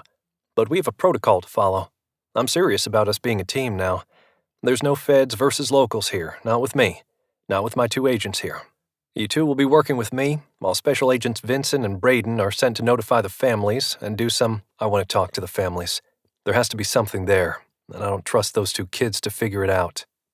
The guys probably weren't that much younger than me. I still didn't have faith in them to do this right. The feds have a way of screwing these things up. They don't understand these people here. "And we'll follow up with them after Vincent and Braden notify them and gather some information," she said. "Don't you think it'll be easier to deal with the families after they get over the shock?" "Sometimes we can learn more while they are in shock," I countered. I felt Sam's hand on my arm. He pulled me back a step and leaned toward me. "Let it go for now, Mitch," he said quietly. "They'll pull us completely." I took a deep breath and closed my eyes for a second. Then I said, "So what now?" Huff said, "You two are going to leave with Agent DiNapoli. You'll fill her in on what you found out inside and your reasons for taking those two into custody." "Parking tickets," Sam said. Huff shook his head. "And after that—" He stopped and glanced down at his cell phone. He held a finger in the air and said, "I gotta take this." As Huff stepped away, DiNapoli and I engaged in a stare-off. The slender 5'6" woman had a slight smile. She had us by the balls, and she knew it. She probably relished in it. Sometimes I cursed myself for not going to law school and joining in on the federal fun. Must be nice to have that kind of power and authority. Huff rushed back over. By the time he reached us, he was out of breath. "What is it?" I asked. "They found the van," he replied. "Where?" I said. He looked at me, then at DiNapoli. That's what it had come to? He had to get her permission to tell me something? Apparently so, because she nodded and he started talking. "About 2 miles from the school, off the road. Some teenagers who were cutting class found it there and called it in." Huff then gave us the location. I knew exactly where it was. "Where is that?" DiNapoli asked. Sam and I started toward my car without answering her. "Detectives?" she said. "Hey!" Huff shouted. "Bring her along!" I was fine with that. She could come along and sit in the back of the Chevy. As long as we didn't have to follow her, I could live with the arrangement, for the time being. We all got inside my car. I let Sam drive again. He started up the engine, pulled away from the curb, and made a U-turn in the middle of the street.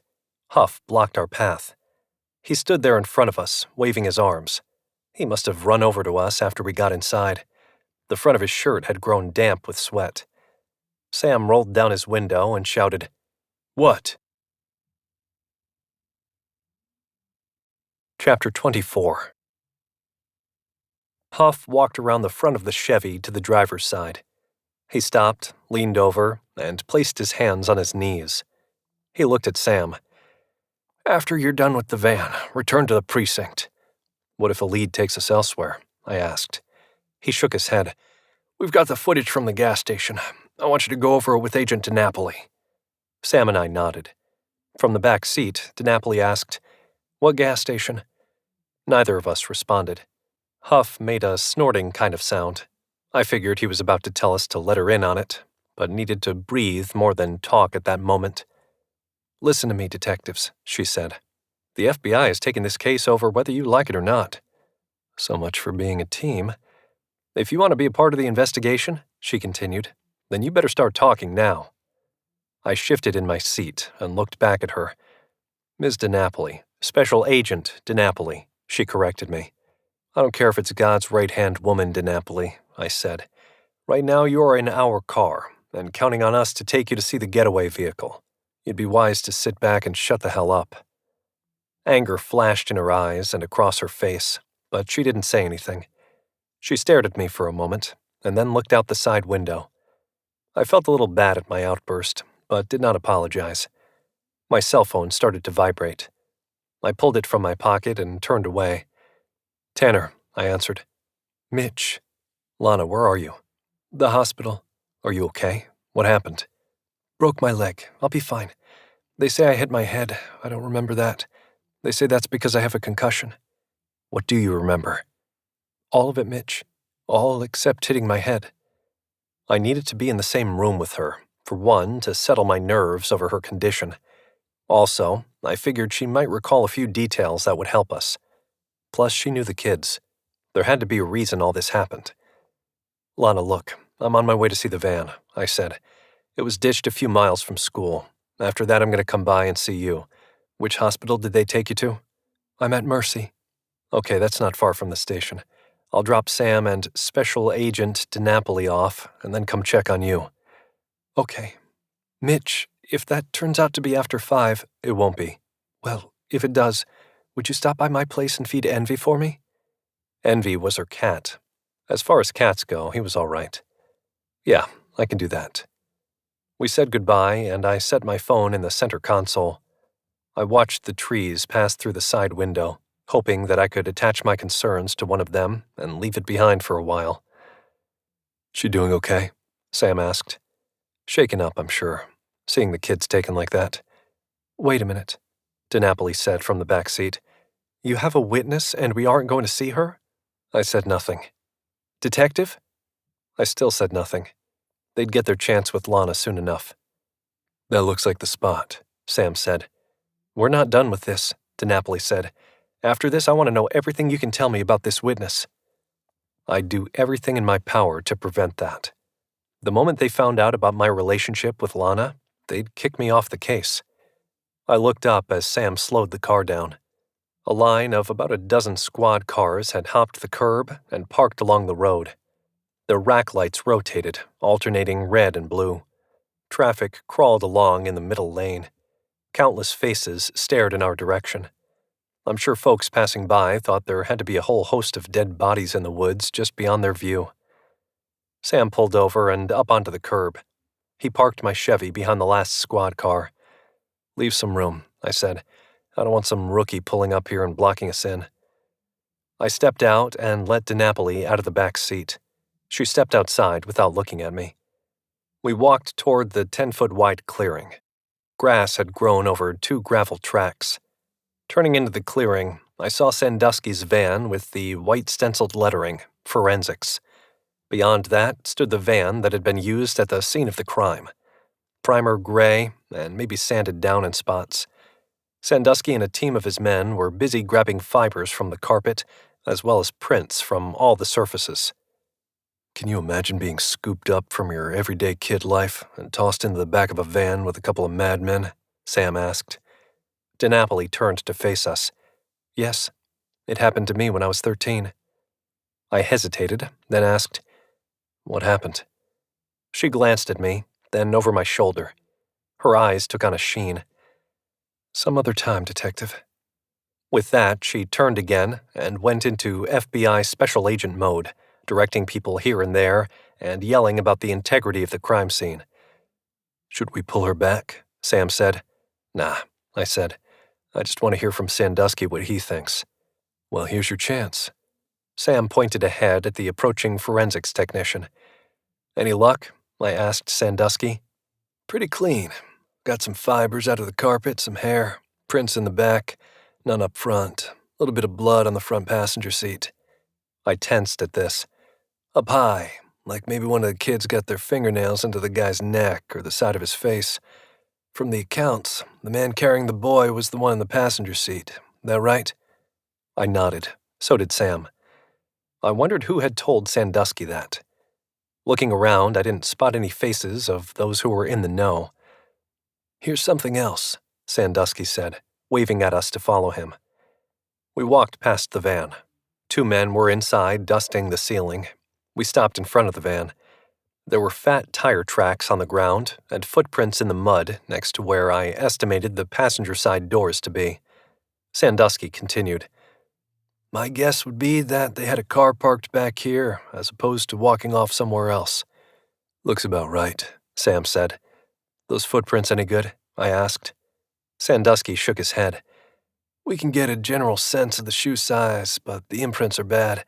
We'll get a cast of them, though." "What size are the shoes?" "One set is an 11 or 12, men's. The other belongs to a kid. And there's only one print like that. So maybe the kid pulled free and got 1 foot on the ground or something like that. Definitely not 2.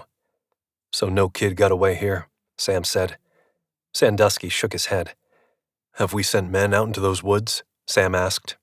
"That's not my call, of course," Sandusky said. "But yeah, I saw some officers heading out there. Maybe they'll find something that had been tossed from the van." "Don't count on it," I said. My gut was telling me that this had been in the works for some time now. "Who's this van belong to?" Kettle, a detective from robbery, came forward. "It was reported missing early this morning. Some old lady out in the suburbs said she kept the van for her son. He's doing a stint up at SCI at Rockview for armed robbery." Sam and I glanced at each other and nodded. Sandusky drifted back until he was no longer in view. I knew where to find him if we needed him again. "What is it?" Kettle said. We got a lead on one of the men, I said. Possibly, Sam said. And? Kettle said. An ex-con, maybe recently in the joint. Rockview? I hiked my shoulders in the air an inch. Not sure. We're going to find out. In the meantime, what's this lady's name? By this point, DiNapoli had wandered over and positioned herself between me and Sam. Kettle glanced at her, then back at me. Ferrugio, he said. Okay, I said. Do me a favor and make sure that report hits my email inbox. Yeah, you got it. His eyes settled on DiNapoli. He smiled at her. She turned away. You gonna impound the van after Sandusky's done with it? Sam asked. Yeah, Kettle said. We can hold it as long as you guys need. Like I said, it belongs to her son, so she don't have any need for it. I watched Kettle walk away and disappear around a corner. After he was out of sight, I turned toward the tangle of bushes and trees. What was on the other side? What if the van had been a diversion? The men could have split up there. They could have split the kids up too, each man taking one kid. Or one could have taken the van, and the other man could have left through the woods with both kids. Hey, Sandusky shouted, breaking my concentration. Come take a look at this. Chapter 25. When they told Debbie and Beans it was okay to remove their masks, she couldn't help but feel relieved that she'd see light again. It didn't turn out that way, though. The room was dark, dry, and cool. She placed her hands in the air over her head before standing. While she assumed they were in a room, she couldn't be sure. The last thing she wanted to do was hit her head again. She scooted her legs up under her and slowly rose. When she was fully extended, her fingertips grazed what she assumed was the ceiling. She took a step forward, then back. She stepped to her left, then right. She planned on doing this until she had a general sense of where the walls were. On her next step, she felt something under her foot. Ouch, Beans said. She'd stepped on his fingers. Sorry, Beans. Where are we? He asked. She didn't know, and she said as much. She also realized that if she angled her eyes to the right or left, instead of straight ahead, she could sort of make out some of the features of the place. Directly ahead was a door. Tiny slivers of light crept in from the edges. Not enough that she could see anything, though. When she looked directly at it, the light disappeared. She wondered why this happened. Beans's wheezing had grown worse since they left the truck. Was he allergic to something in the room? She worried he might not make it much longer. Why hadn't those men given him his inhaler? Just relax, she said. Breathe in and out, slow and deep. The words had come from her mother a few years ago after Debbie learned of the death of her grandmother. The old woman was the only family member she got along with. All the others could have gone away, and she'd have been perfectly happy to be with Grandma. Like most things in Debbie's life, that wasn't to be. I can't breathe deep, Bean said. That's the problem. And I can't find my inhaler. Do you have your bag with you? Maybe it's in there. They took it. He paused and took a rattled breath. I'm scared, Debbie. I know, Bernie. She shuffled forward until she stood over him. Then she lowered herself and cradled him in her arms. They rocked back and forth together. She hummed a tune to him, one her mother always sang to her. The combination seemed to relax Beans, and his wheezing subsided. For the moment. She figured that sooner or later, he would need his inhaler. Chapter 26. DiNapoli stood in front of the van's opened, sliding side door. The Tex crouched inside a few feet in front of her. She leaned forward, looked to the left, then the right. What is it? She asked. I'd arrived about that time. Sandusky furrowed his brow at her, then glanced at me. He extended his arm over the woman's shoulder and held out something plastic. What is it? I asked. Asthma inhaler. Last name on the prescription label says Holland. That's the boy, I said. It's a pretty strong dose from what I understand, he said. The affliction was not one I'd ever had to deal with personally. I had been on calls as a young cop where a kid or some old lady had had a horrible attack. If I recalled correctly, one had even died from it. That doesn't provide much of a positive outlook for this kid. One more reason for us to work every angle we can. Hopefully that boy has a backup inhaler. How does the weather affect asthma? Sam asked. I don't know, I said. But I know that this humidity makes it hard for me to breathe. I can't imagine what it's like for that kid. Let's go, DiNapoli said, turning toward the back of the van. Nothing left for us here. Sam and I watched as she headed back the way we entered.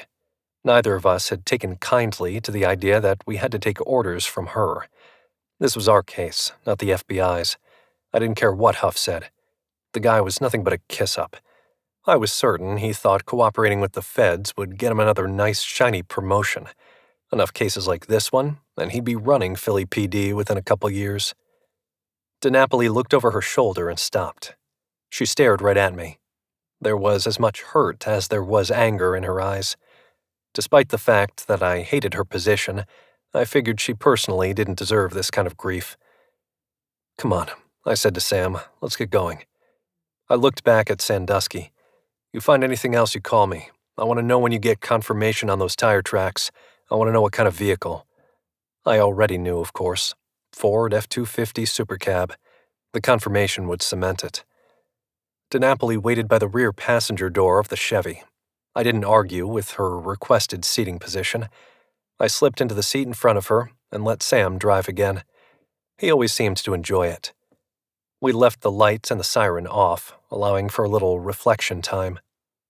I was lost in thought when I heard DiNapoli say, My name's Bridget. I looked back at her. She gave me a smile and raised her eyebrows a bit. She had invited me in, for whatever reason. I wanted to trust her, but couldn't entirely get past the fact that she was a fire-breathing FBI agent. I'm Mitch, and my partner here is Sam, she interrupted. I got that. I said nothing. Sam whistled along with the radio. An Otis Redding cover by some lady named Sarah. Pretty voice. She did the song justice. I'm sorry for coming off like such a bitch back there. She paused. If she was waiting for one of us to tell her she's crazy, it wasn't happening. It's just that we get so much pushback from local authorities. I don't care about the recognition, Mitch. The kids are the only thing that matters. We have protocols and ways of doing things because they work. You see that, right? I do, Bridget, I said to her. But we do have people that care about recognition. One person in particular that I can think of. You? Sam said with a chuckle. Shut up, I said. Not me. Huff. And he'd be happy to sell us out if it meant him getting his name in the paper and his arm around the mayor. Anything to propel him up the food chain, know what I mean? Sam shook his head and shot me a look. He thought I'd turned into a conspiracy nut over the last few years. Bridget DiNapoli nodded, though. I figured she dealt with 10 times as much bureaucracy than Sam and I did on a daily basis. I'll support you, Bridget, I said, but only on the condition that you work with us like partners. No more hollow talk about teams.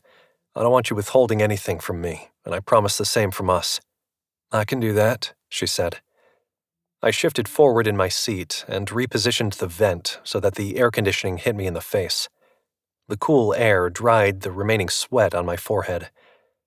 Okay, she said. You can start with telling me the link with this Ferrugio person. I stared past the windshield. We rolled to a stop at a traffic light. A man pushing a shopping cart full of cans passed in front of us, while businessmen in $2,000 suits strolled past along the sidewalk. Ferrugio is the registered owner of the van. She kept it for her son. Her son is in prison. Ben McCree, the school's vice principal, and the guy at that house we took into custody, has a brother named Brad. We think Brad might be involved in the kidnapping and shooting, as well as helping our murder suspect escape from the hospital. I looked back at her and waited for her to confirm she was up to speed. She nodded for me to continue. We recently learned that Brad's an ex-con. Same prison? We're waiting on confirmation of that.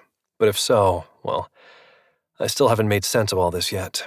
I'm sure it'll fit somewhere. She nodded. It usually does. She leaned forward and pointed at Gus's Italian.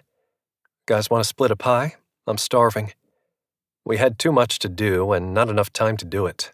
At the same time, my stomach felt empty and my head light. At a certain point, it became useless to push forward. Sam could do without.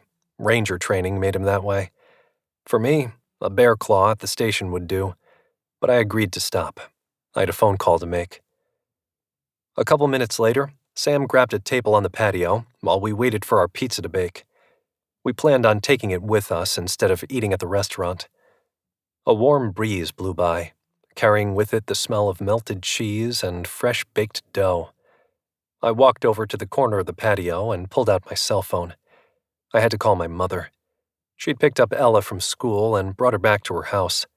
I figured that was the safest option in the event that the guys behind the kidnapping and murder had seen my picture on TV, or if Ben McCree really was a part of all this, and his involvement not a coincidence, and somehow they knew we busted him.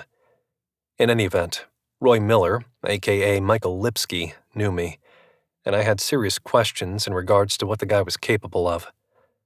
Plus, there was the lingering question, how far did this reach? How's Ella doing? I asked my mother after she answered. She's fine. A little scared.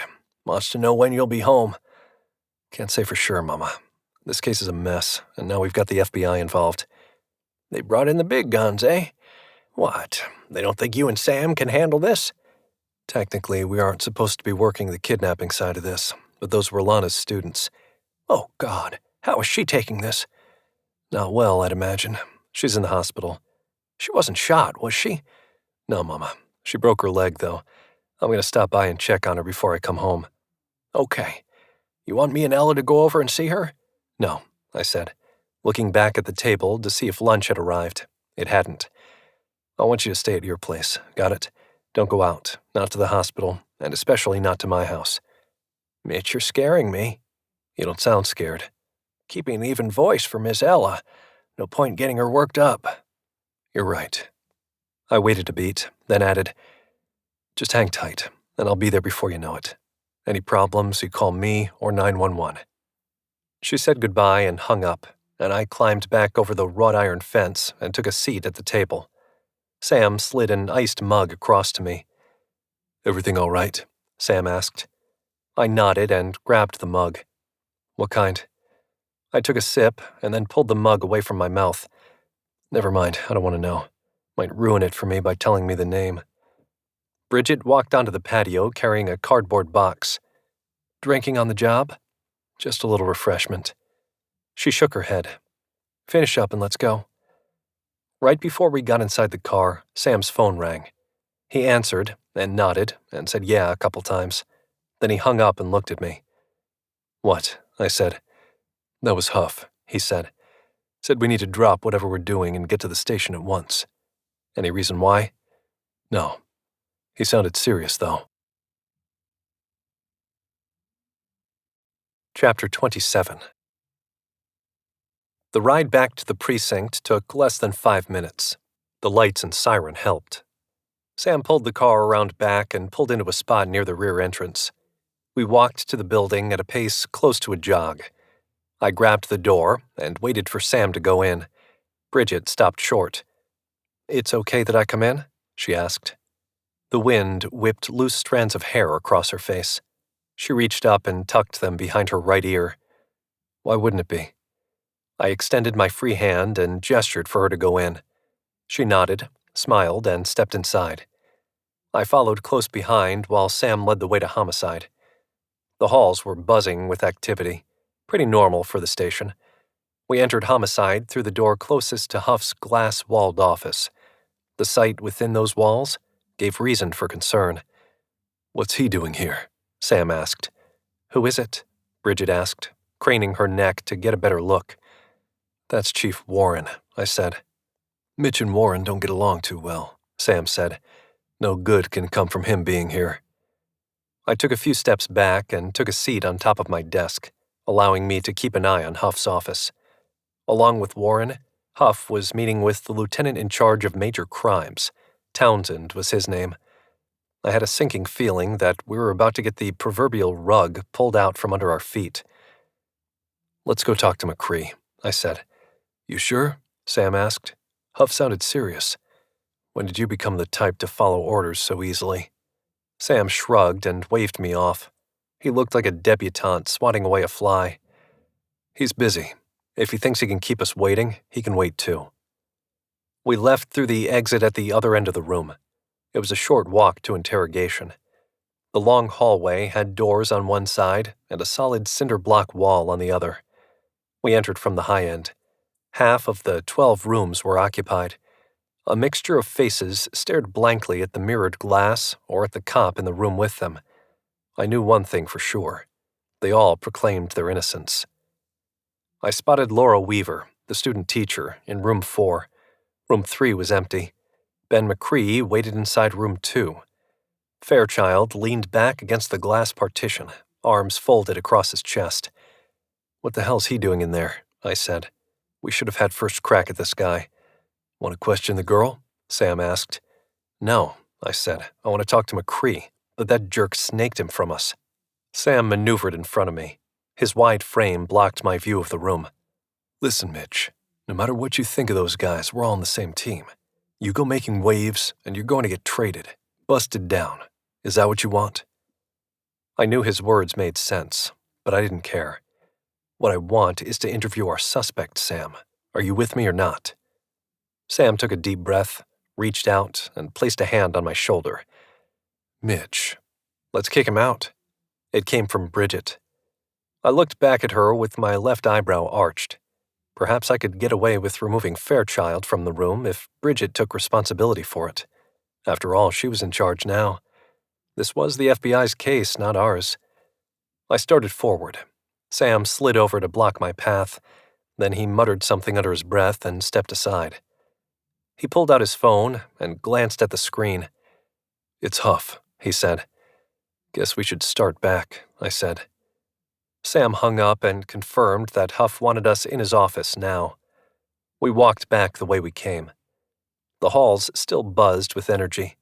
I still fumed over the fact that I hadn't gotten the chance to question McCree. I hoped the opportunity would arise after meeting with Huff. If Bridget wouldn't make the argument, I would. We turned the final corner and nearly collided with Chief Warren. "Chief," I said. "Detectives," he said, stepping around us. The look on his face could be classified as disdain. He didn't stop and make small talk. Fine by me. Huff was waiting for us outside his office. The entire room was empty otherwise. Even old man Flores, who typically remained perched behind a desk answering the phone all day, was out. "Come on in, guys," he said. Sam stepped into the office first and sat down. I took the seat next to him. The door closed behind me. I glanced back and saw Bridget standing. I rose and offered her my chair. "No, thanks," she said. "I'll stand." I nodded and sat back down. "What is it, Huff?" He refused to make eye contact with us. Instead, he stared at his desk calendar. He held a number 2 pencil in his hand and doodled in the space underneath September 28th. "Huff," I said. "Warren wants major crimes to take over the case since it involves homicide and kidnapping." "Shit," I said. Sam agreed. Huff continued. "They think that they can push back on the feds by doing so." "Who's they?" Bridget asked. Her movement created a breeze that blew past me, carrying a lavender scent. She placed one hand on my shoulder and aimed the other one at Huff. "Mayor Pialazzi and the chief." "Like hell," Bridget fumed. "You tell them they can—" Huff held up his hands. "Not my battle, Agent DiNapoli. You'll need to take it up with your chain of command. I'm sure they can pull the right strings, if those strings exist. It's all posturing, I'm aware of that. But no matter what happens here on out, it doesn't change this next fact." He leaned back in his chair, interlaced his fingers behind his head, and stared at a spot in between me and Sam. "Which is?" I asked, after a prolonged moment of silence. He snapped forward and placed both elbows on his desk. His gaze flicked between both of us. "You two are off the case." "Who ordered this?" I demanded. "It comes from Warren." He sounded subdued. "Yeah, but who told him to do this?" Huff shrugged. No telling. Could be the mayor, could be that prick Townsend. I had no reason to believe that Lieutenant Townsend was behind this. I'd never had any run-ins with him, and couldn't think of any reason why he'd want me off the case. That only left two people. Either of them could have been behind it. Huff or the mayor. For all his misgivings, Huff wasn't that bad of a guy. We disagreed at times, but things worked out. The mayor, on the other hand, let's just say words had been spoken in the past, and there'd been no kiss-and-make-up session. This is garbage, Huff, Sam said. We're the two best detectives you've got. We're better than any of those jackasses in major crimes. We're already vested in this, too. You think I don't know that? Huff rose out of his chair and slapped his desk with an open palm. His face was red, and veins stuck out of his neck and on the side of his forehead. His voice had risen by a couple decibels. Damn it, I fought them tooth and nail just now to keep you guys on. After several seconds of heavy panting, he returned to his chair. His head drifted to the right. The window there gave him a view of the rear parking lot. I noticed 5 pigeons sitting on top of my car. I had a feeling he wasn't through. In as gentle a tone as I could muster, I asked, What else, Huff? His head turned toward us, moving slower than before. He glanced at me, then Sam, then Bridget. He stopped on her. I would have too. I know there's something else, I said. They're keeping Horace and Fairchild on board. His gaze remained fixed on Bridget. That must have been why Fairchild was in there with McCree. This had been determined some time ago, otherwise they would have waited until after the chief had left. I wondered if the chief in Huff's office had been a show for our sake, something to make us feel a little better, or perhaps to redirect our anger. I thought about raising the point, but bit my tongue. The truth would come out in time. I expect you guys to have a report turned in by the end of the day, detailing the investigation up to this point, Huff said. I stood and leaned over his desk, stopping when my face was mere inches from his. You smell, Huff. With that, I turned and left the office. I heard someone come after me. The delicate touch on my shoulder told me that someone was not Sam. I didn't look back. Mitch, Bridget said, I'm going to do everything I can to get you back on board. They might negotiate you out of this too, I said, staring down at the floor. They've got no reason to do that. I looked over my shoulder, at her, then at Huff's office. You're giving them one right now. She smiled and turned around. A moment later, she was on the other side of the bureaucratic barrier. Sam rose and left the room as she took a seat. He walked toward me, shaking his head. This is ridiculous, man, he said. Don't have to tell me. Escalated voices erupted from inside Huff's office. His face turned red again. He rose, sat, then rose again. Fingers pointed in all directions. Knocked down and dragged out. I hoped that I'd have both of them on my side when the time came. I sure as hell didn't plan to give this case up without a fight. I reached inside my desk drawer for my keys. They were on top of the folder containing Dusty Ann Miller's pictures from the crime scene. It seemed like years since that happened. I remembered that the autopsy was to take place in a few hours. Perhaps I'd attend. As I started toward the door, Sam said, Where are you going? To the hospital, to check on Lana, then probably to my mother's to see how Ella's doing. I'll get in touch with you at some point. I expected him to try to tag along. He didn't. Okay. I exited the room near Huff's office. I stopped in front of the window and stared at him for a moment. He glanced over at me, then looked away. Chicken. I'd almost made it through the building to the exit when I saw Fairchild approaching. He had a smug look on his face, not unusual for the guy. But this time there was something more behind it. He had advanced knowledge of what went down. He got within a few feet of me and said, Say hello to that girlfriend of yours for me, Tanner. The look on his face and the sound of his voice and the words that he used caused me to snap. I reached over, grabbed him by the shirt, and nailed him with a right cross. Chapter 28. Fairchild fell to the floor, landing on his right side. Blood trickled from the corner of his mouth. A few drops splattered on the floor, creating a tiny dark red pond. He scooted back to the wall. The heel of his shoe dragged through the pool of blood and created a zigzagged line on the tiles. He wiped his face with the back of his hand. The cuff of his shirt sleeve turned crimson.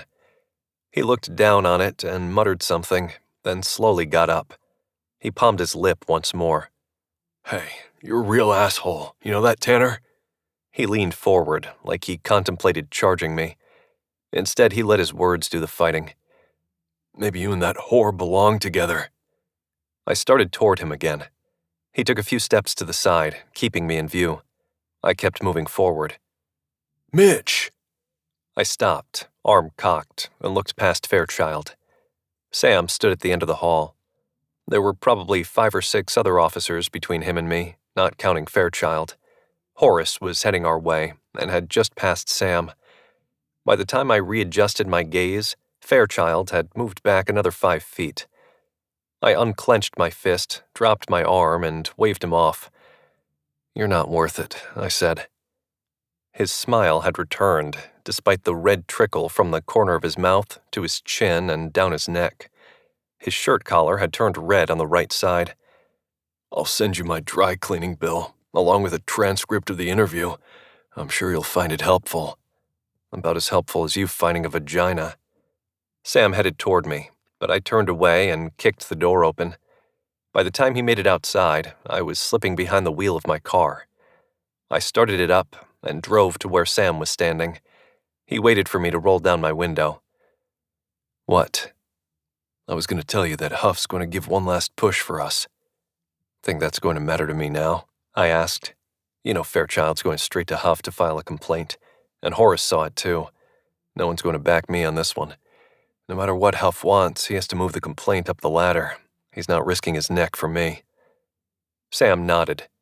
He opened his mouth to speak, but said nothing. Then my phone rang.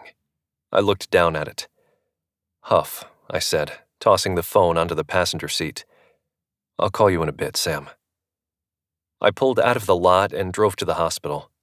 The clock on my dash said it was almost 2 p.m. Wouldn't be long before the traffic became too heavy to get anything done. Luckily, I didn't have that far to travel, so long as nothing came up.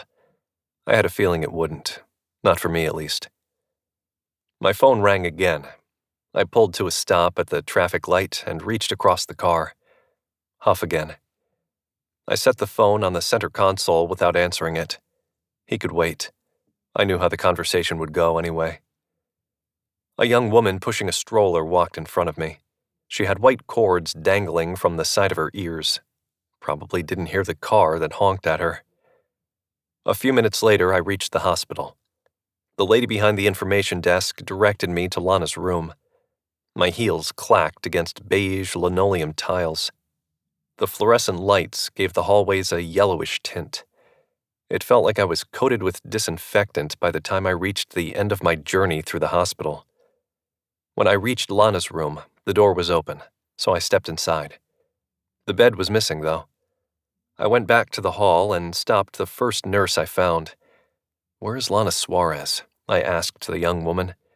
She looked at me for a moment, disinterested, like she was thinking of a way to get past me. She said, "Who?" "The patient in that room." I pointed toward Lana's room. The nurse walked over and grabbed a clipboard hanging by the door. "Let's see." She paused to run her finger down the chart. "They are performing a CAT scan right now." "Why? She's here for a broken leg." I recalled Lana saying something about a concussion a few seconds later. She shrugged. "I can find out, but it will be a while before I can get back to you." She faked left and went right. I didn't try to stop her.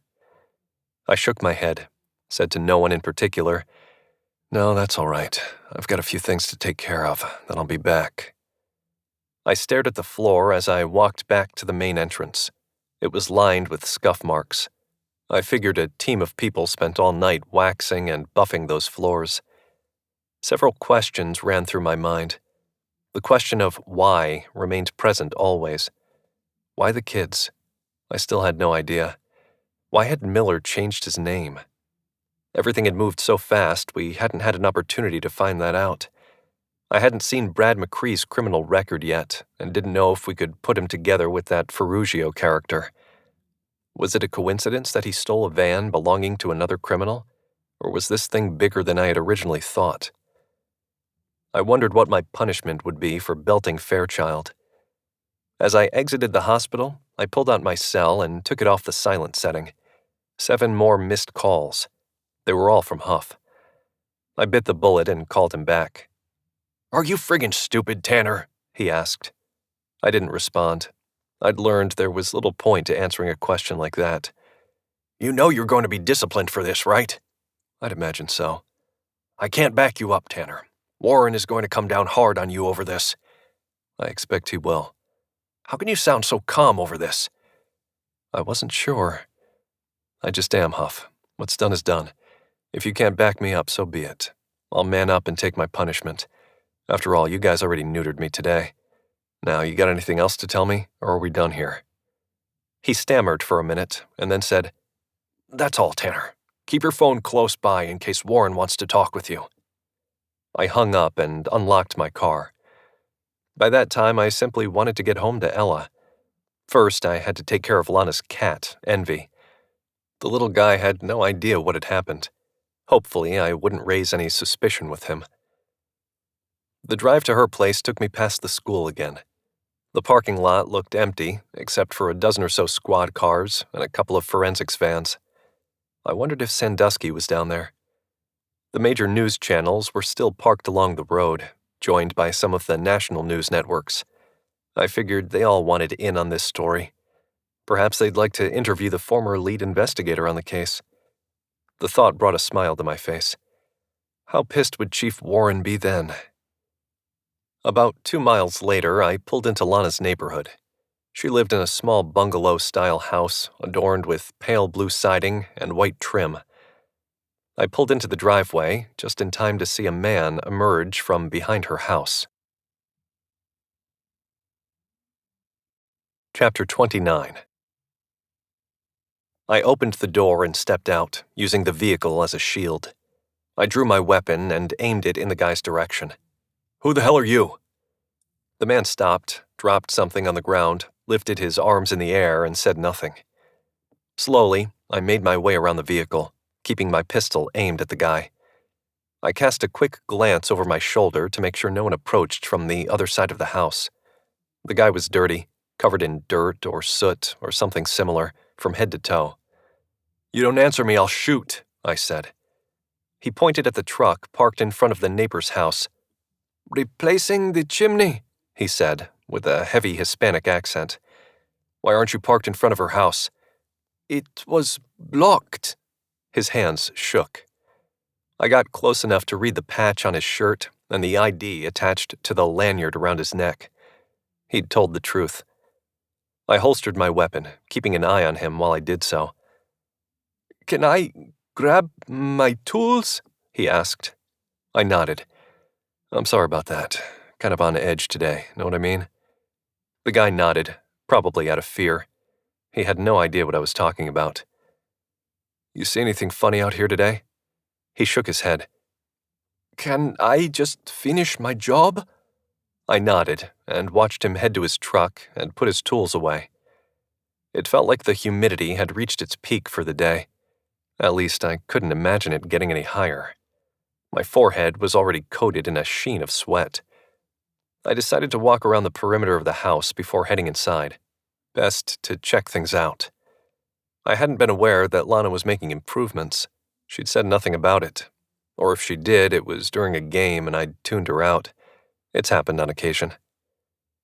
I reached the backyard and saw that the chimney was in a few different stages of repair, or disrepair. It looked like they'd removed the exterior bricks and had already started to rebuild the bottom with new brick. The flue looked new. The sun reflected off it, creating a bright ball. I imagined the rest of the parts were being replaced as well. I continued on and saw Envy at the back door. She'd placed herself between the rear sliding door and the Venetian blinds. She walked back and forth, pressed up against the glass. She stopped and looked at me. Her mouth opened and let out a meow that I never heard. I continued around the house. Everything seemed normal. There were no broken branches on the hedges, the windows were closed and intact, the rear gate was shut and the padlock untouched. The trash cans were nestled between two shrubs at the corner of the house, like they always were. I stopped at the front door, pulled out my keys, and unlocked it. Cold air rushed out as I walked in. The air conditioning must have been set at 60. No wonder Envy paced the back door. Cat had to be freezing, and the sun had warmed the glass. I wasn't sure if cats actually got cold or not, but it sounded reasonable. I made my way through the house. The smell of potpourri was heavy. Envy's food bowl was next to the pantry door. I filled it to the top, then I changed her water and kitty litter. I didn't mind going above and beyond the call of duty. As I walked over to the fridge, I pulled out my cell and checked for missed calls. There were none. No good news, and more importantly, no bad news. Inside the fridge, I found a Mick Ultra. Not my beer of choice, but I cracked it open anyway. It was cold and slid down my throat easily. I checked my forehead. The sweat had dried. Lana's laptop was on the kitchen table. I lifted the lid and powered it on. I had my own account on the computer. I logged in and pulled up my personal email, which contained nothing but a bunch of junk mail. I then opened another tab in the web browser and went to the site for the department's webmail. The first message said that I'd been suspended for 2 weeks for striking Fairchild. The suspension was pending appeal, so I was to report to work as usual tomorrow. I'd be the office maid for the day, was what it would amount to. Might as well stay home. Not like I was going to win the appeal if Warren oversaw it. The next message was from Kettle. He'd come through on his report on the theft of the van. Unfortunately, the report didn't contain anything new. I did a check of the local news sites, as well as a couple of the major ones. The locals all had coverage of the murder and kidnapping. They hadn't pieced together Dusty Ann Miller's murder as being related. It was then that I realized I'd missed the autopsy. I pulled out my phone and made a note to call in for the results first thing in the morning. I checked my work email one last time before shutting down the browser. A message from Fairchild had come in not a minute ago. I moved the mouse to the message to open it. Before I could, someone knocked on Lana's front door. Not a normal knock. They pounded on the door, ignoring the doorbell. The only ones I knew who did that were cops, and not the friendly ones. Chapter 30. The banging never stopped. Debbie thought she'd go mad before too long. In between the pounding on the walls beyond the room, she heard Beans's wheezing. How much longer would he last? When would the men come back? She had to go to the bathroom, and was sure Beans did as well. She decided to bring the subject up. "I really have to pee," she said. Beans made a sound like he rolled over or lifted up. It was still dark in the room. "Me too. Go in the back corner on your side, and I'll go in mine." "What if the room is slanted and it rolls back toward us?" "Then it does." Beans paused, took a deep breath, then laughed. The sound eased the knot in Debbie's stomach. He added, "I'm going to hold it a bit longer." "Me too," she said, after a moment of contemplation. "If only they'd come back." "How long do you think we've been down here?" he asked. She reached for her wrist, but her watch had been taken from her. It had a button you could push that would light up the dial. "I don't know. I've slept a couple times, I think, but I have no idea for how long. Could have been a couple minutes. Could have been all night." "Yeah," he said. She knew when Beans slept and when he was awake. His wheezing slowed to a rumble when he was asleep. The banging got faster. "What do you think they are doing?" she asked. "I don't know. How do we know it's them? What if they just dumped us off in a shed somewhere, and that's coming from something close by?" Debbie glanced up and looked to the side. She could see tiny pinholes of light coming through the floor. "We're under something, Bernie. I don't know what, but when I look to the side, I can see a little light above us." Beans started sliding along the floor. She shifted her gaze and saw his outline heading toward the front of the room. It amazed her how much better she could see in the dark now. "What are you doing?" she asked. "Checking this door." "For what?" "Maybe it's unlocked." The thought hadn't crossed Debbie's mind. "Why would they bring us out here and then leave the door unlocked?" "I don't know," he replied. "Maybe they're dumb. Maybe it's a game to them." She didn't doubt that. Anyone who would take 2 kids probably wasn't a Rhodes Scholar. Not that she knew what that was either. It had been an insult her brother had tossed at her once. In front of her, she heard Beans pound on the door. "What are you doing?" she asked. "I can't find a latch or a knob," he replied. "I'm seeing if anyone's out there." "What if they're out there?" "Then they can come open this door." "But what if they hit you for banging on it?" "Then let them. They can kill me if they want to, but they'd better open this door." She'd never heard Beans curse before. She'd only ever heard him raise his voice once, as long as she'd known him. And then, the door opened. The light that flooded the room was bright, brighter than Debbie had ever seen before. It was like the sun had come in through the opening. Beans screamed. A moment later, he landed on the floor in front of her. He cried and clutched his right arm. Debbie shielded her eyes with her hands, blocking the source of light. She saw a man crouching just inside the doorway. It was the guy who'd watched her in the school building and later stole Beans from the recess yard. "I told you to shut up," he said. "Keep at it, and I'll do the same to your other arm." Debbie glanced down and saw that Beans's wrist bent unnaturally. "Please," she said, as her eyes flooded with tears. "He needs his inhaler. His asthma is really bad, and he'll die if he doesn't get it." "Which one is he?" "What?" "His name, girl." "Bernard Holland," she said. The guy scooted back through the opening, then slammed the door. It bounced open a few inches, allowing enough light into the room that she could see everything in it, which wasn't much more than her and Beans. There was a bucket in the back corner. She tried not to think of what it contained. She heard the sound of the door slam shut, and the light disappeared. "Are you okay?" she asked Beans. "My arm hurts, really bad." She reached over and stroked his hair. She heard the sound of something scraping against the door, and then it was pulled open again. The man crawled inside. A wave of putrid body odor washed over Debbie. She resisted the urge to throw up. The guy placed a bag on the floor. From the bag, he pulled out a sling and tossed it to Debbie.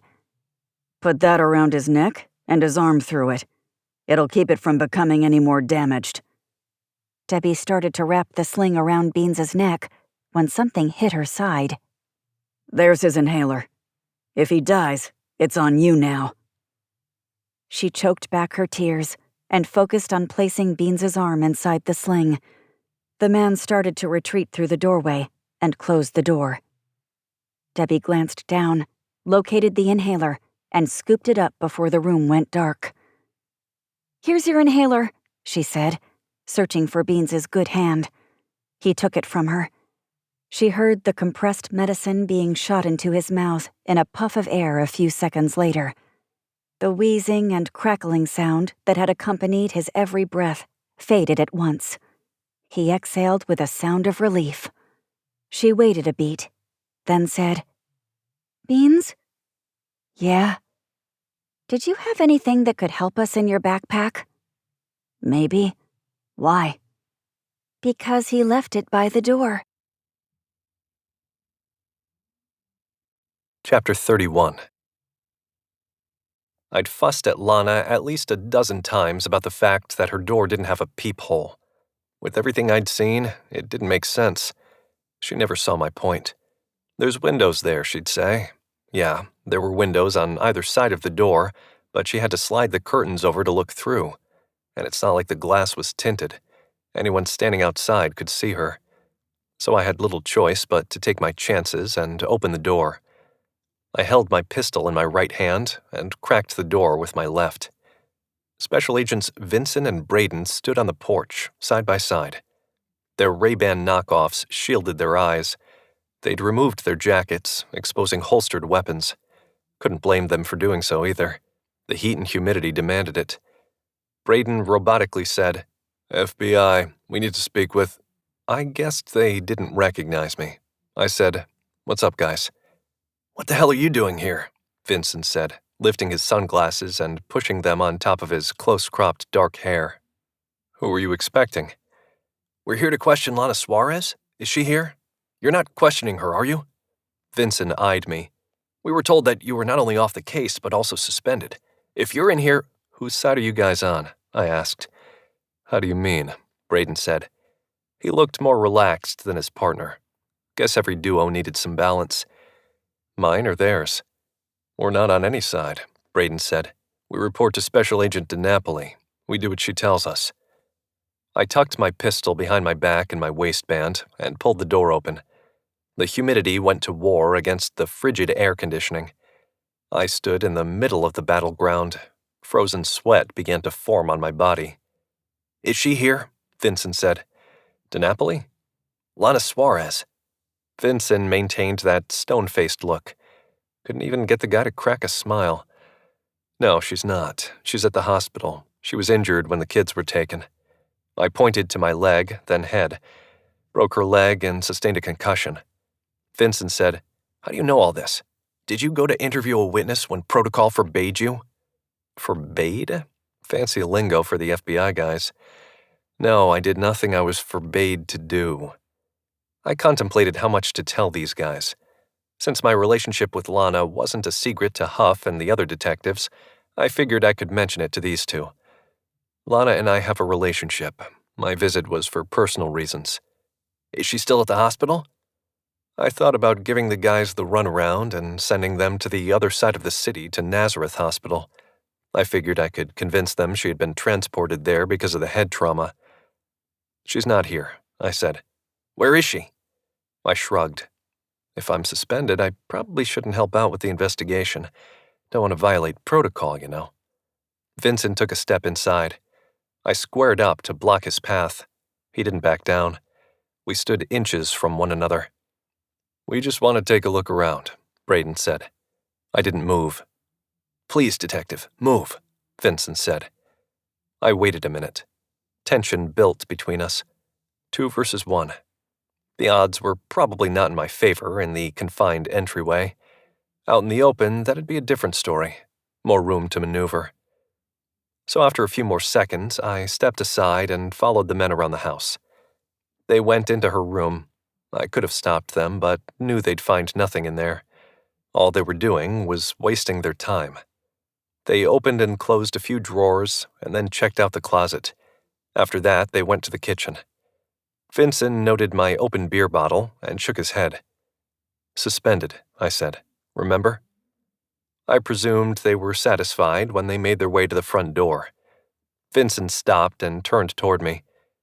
"What's your read on this woman, Tanner? Think she's involved?" I said nothing. What the hell kind of question was that to ask her boyfriend? My smile masked my anger over the accusation. "Seems fishy, you know. Teacher watches and does nothing as 2 kids are abducted." Now, I'd already struck one cop that day. It wouldn't bother me to hit another. Vincent got this look on his face, like he realized he'd gotten to me. He smiled and gave a quick nod. Then he and Braden left. I hooked my finger behind the curtain and pulled it wide. The 2 agents got inside their government-issued black sedan, pulled into the driveway, and then backed out. I noted that the chimney repairman's truck had also left. I decided to take another look around the place. They'd touched some of her personal effects. The conspiracy nut in me wanted to ensure that they hadn't planted any evidence. Of course, that could be what they expected me to do, only to have them show up and catch me red-handed. For that reason, I slid the deadbolt to the locked position. Turned out nothing of the sort had occurred, nothing out of the ordinary. No reason to rouse the ghost of J. Edgar. I went back to the kitchen, finished my beer, and said goodbye to Envy the cat.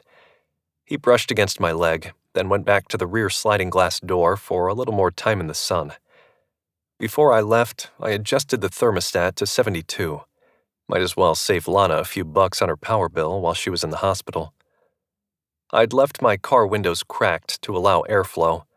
Instead of being 110 inside, it was a balmy 95. The air conditioning always blew hot the first few minutes. I waited outside while it kicked in. At least there was a breeze out here. I leaned back against a shade tree and stared out at nothing. The cool breeze was welcomed, and I hoped it meant that a cold front was on the way. After a long, hot summer, we needed it. My cell phone rang, dragging me away from my thoughts concerning the weather.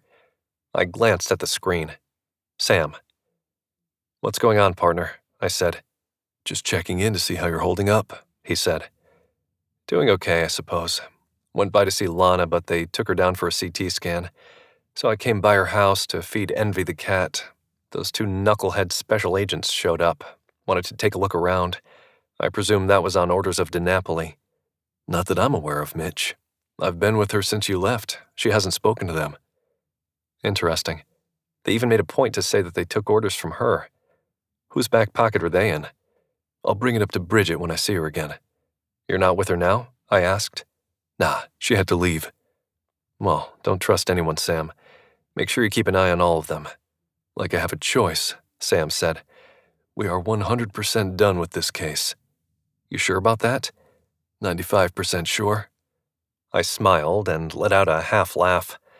It sounded defeated, much like I felt. I'd tell everyone up to the mayor to kiss my ass. I'm working on this case. But Sam followed orders better than I did. Guess the army taught him that, too. "Hey, you didn't happen to get over to Miller's autopsy, did you?" "Is that still our case?" "I don't know. Not mine, for sure. Maybe still yours." "I'll call on it in a few and see if I can get the report faxed or emailed over." "Sounds good. Try and stop by the house tonight." "You got it, Mitch." I hung up and walked over to my car. I opened the door and slipped inside. The cold air found its way through my clothes. An icy wave washed over me. Quite enjoyable. I figured I'd stop by my mother's and check on her and Ella. The girl had put on her brave face today, but now she'd be in need of another dose of daddy reinforcement to help her get through the night after the terrifying day at school. I did 20 through the neighborhood, then turned right onto Marshall. A couple minutes later, I noticed the black sedan following 5 or 6 car lengths behind. I made a random right turn. So did the other car. I made a left. So did the other car. Finally, I made a U-turn and went back to the main road. The black vehicle followed along every step of the way. Chapter 32. Turns out the feds hadn't gone that far after all. They gave the impression they had left, and then they'd waited for me to leave. Probably parked across the only entrance and exit to the neighborhood. In a supermarket parking lot, it would have been impossible for most anyone to notice them. They saw me, and then pulled out after I did. Why, though? What did they want from me? Sam had all the information I did. Was this the work of Bridget DiNapoli? If not her, then who? Couldn't be the chief or the mayor. They spent their time fighting involvement from the feds. I pulled the zoom back to get a better look at the big picture. There were a few possible angles. I assumed that they were aware of my relationship with Lana. It was common knowledge around the station, after all. Perhaps Sam mentioned it in passing to Bridget, and she decided to follow up on it. If someone wanted to start connecting dots, it wasn't all that far to travel from Roy Miller, a.k.a. Michael Lipsky, to me. Of course, this all depended on them throwing logic out of the window. I thought it also might be possible that there was someone who wanted to meet with me in an off-the-record kind of way. To do that, they had to involve people who could operate beyond the department's legal scope. Then it would make sense to send a couple of FBI special agents to tail me until they found me in a compromising position, at which time they could take me into custody. Now, who would want that to happen? The mayor was a strong candidate, the chief too. But why? Hadn't I already determined that there was no way those two groups could coexist? Except in an effort to take me down. There's that conspiracy nut again. I hadn't left Marshall since my series of turns to determine whether or not I was being followed. The car remained 7 or 8 lengths behind. I led them away from the city. At this time of day, traffic started to pick up. The closer one got to the city, the thicker the congestion. The last thing I wanted was to get stuck in gridlock and provide those two an opportunity to trap me.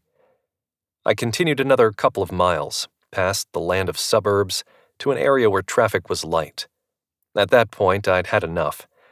Time to see what these guys really wanted.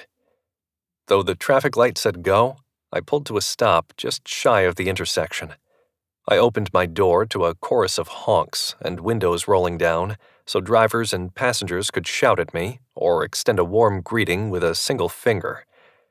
Ignoring them, I walked around the back of the Chevy and climbed up on the trunk lid, then onto the roof. The feds came to a stop about 40 feet away, behind 3 other cars. As those vehicles veered to the left or the right to get by me, the FBI agents pulled up another 20 feet and then stopped. "Come on," I shouted. "This is what you wanted, right? Now you've got it. Come and get me. I'm sure this is a crime somewhere." The sun glared off their front windshield. Through the bright burst of light, I saw the men look at each other, then at me. They spoke, perhaps trying to figure out what to do. Braden was behind the wheel. His hands animated his side of the conversation. He eased the vehicle forward a few more feet. Vincent had his cell phone pressed up to the side of his head. I'd have paid $20,000 to find out who was on the other end of that call. Their lights started flashing, small and blue at the corners of the windshield. I figured they were about to come and place me under arrest. Why? No reason other than I was acting like a belligerent jackass. They didn't need a reason, though. Instead of coming for me, the car lurched forward, then whipped around in a half circle and took off in the other direction, headed toward the city. Their lights continued to flash, and they went right through 5 red lights before they disappeared from sight. "Get off your car, asshole," some punk kid said. He'd stuck his head out the window and had a big smile plastered on his freckled face. I pulled my jacket to the side, revealing my pistol. I patted the handle. The kid quickly ducked back inside the cab of the small pickup and rolled up his window. No matter how hard I stared, he didn't look back at me again. I waited until the little pickup drove off, then I hopped off my car. I pulled my cell from my pocket and placed a call as I slipped behind the steering wheel. The phone rang 5 times before she answered. "Where are you?" my mother asked. "I'm not going to make it over," I said. "Ella is going to be disappointed. Are you sure you can't come by?" "It's not that I can't. I shouldn't." "What do you mean?" "I really can't get into it, Mama. A lot's happened today, most of which I can't tell you. I'm suspended pending appeal." "What did you do?" "Don't worry about it." "Hope it was worth it." He had it coming. She made a disapproving noise but said nothing. "I just spent 15 minutes with a couple of feds following me. Don't know what it means, but I don't feel safe leading them to you and Ella." "What if they already know about us?" "I'm working on that. You can expect Sam to come by at some point. Worst case, I'll send Jerry over to get Ella and bring her to his place. They won't bother him." "And you'd leave me here by myself?" "Any man crazy enough to mess with you will get what he deserves." She laughed and said, "Damn right." "The language," I said. She said nothing. "Okay, look, I'm going to give Sam a call now. Make sure all the doors and windows are locked and don't leave the house. Not even for a carton of milk. You got it?" I know. We said our goodbyes and I hung up. The light turned green. I hit the accelerator and placed a call to Sam after I'd leveled out my speed. "What's going on, Mitch?" "Crazy day," I said. "Tell me about it." "Vincent and Braden were following me." "Say what?" "After I left Lana's place. I'd say it was maybe 10 minutes after they left.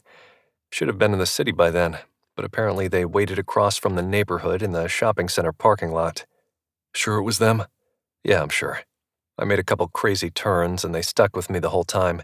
Kept a good distance back. Pros, you know. They followed me for another 15 minutes or so until I stopped and got out of the car. made like the roof of the Chevy was a stage on Broadway. Intriguing, Sam said. I'll have to check online for video footage. Isn't it? I paused a beat, wondering if anyone had filmed the encounter. Anyone there give any indication that they wanted to have a word with me? Lots of people, but nothing that demanded immediate attention. You sure it was them? They got close enough I could see the razor burn on their necks. I'll feel some people out and call in some favors. That's why I'm calling, Sam. I need a favor from you. Anything. Go by Mama's and either stay there or bring Ella and maybe even Mama over to your place. Those feds got me spooked. I don't know what they know about me, and I don't want either of the girls to be placed in danger. Maybe it's my paranoid side working overtime, but I think that someone, thinks that I'm involved in this mess. Now, if they want to show up at my place at 2 in the morning, so be it, as long as Ella isn't there. Okay, Mitch, Sam said. I agree it's probably a bit paranoid, but better to not take chances. I'll take care of Ella and let you know.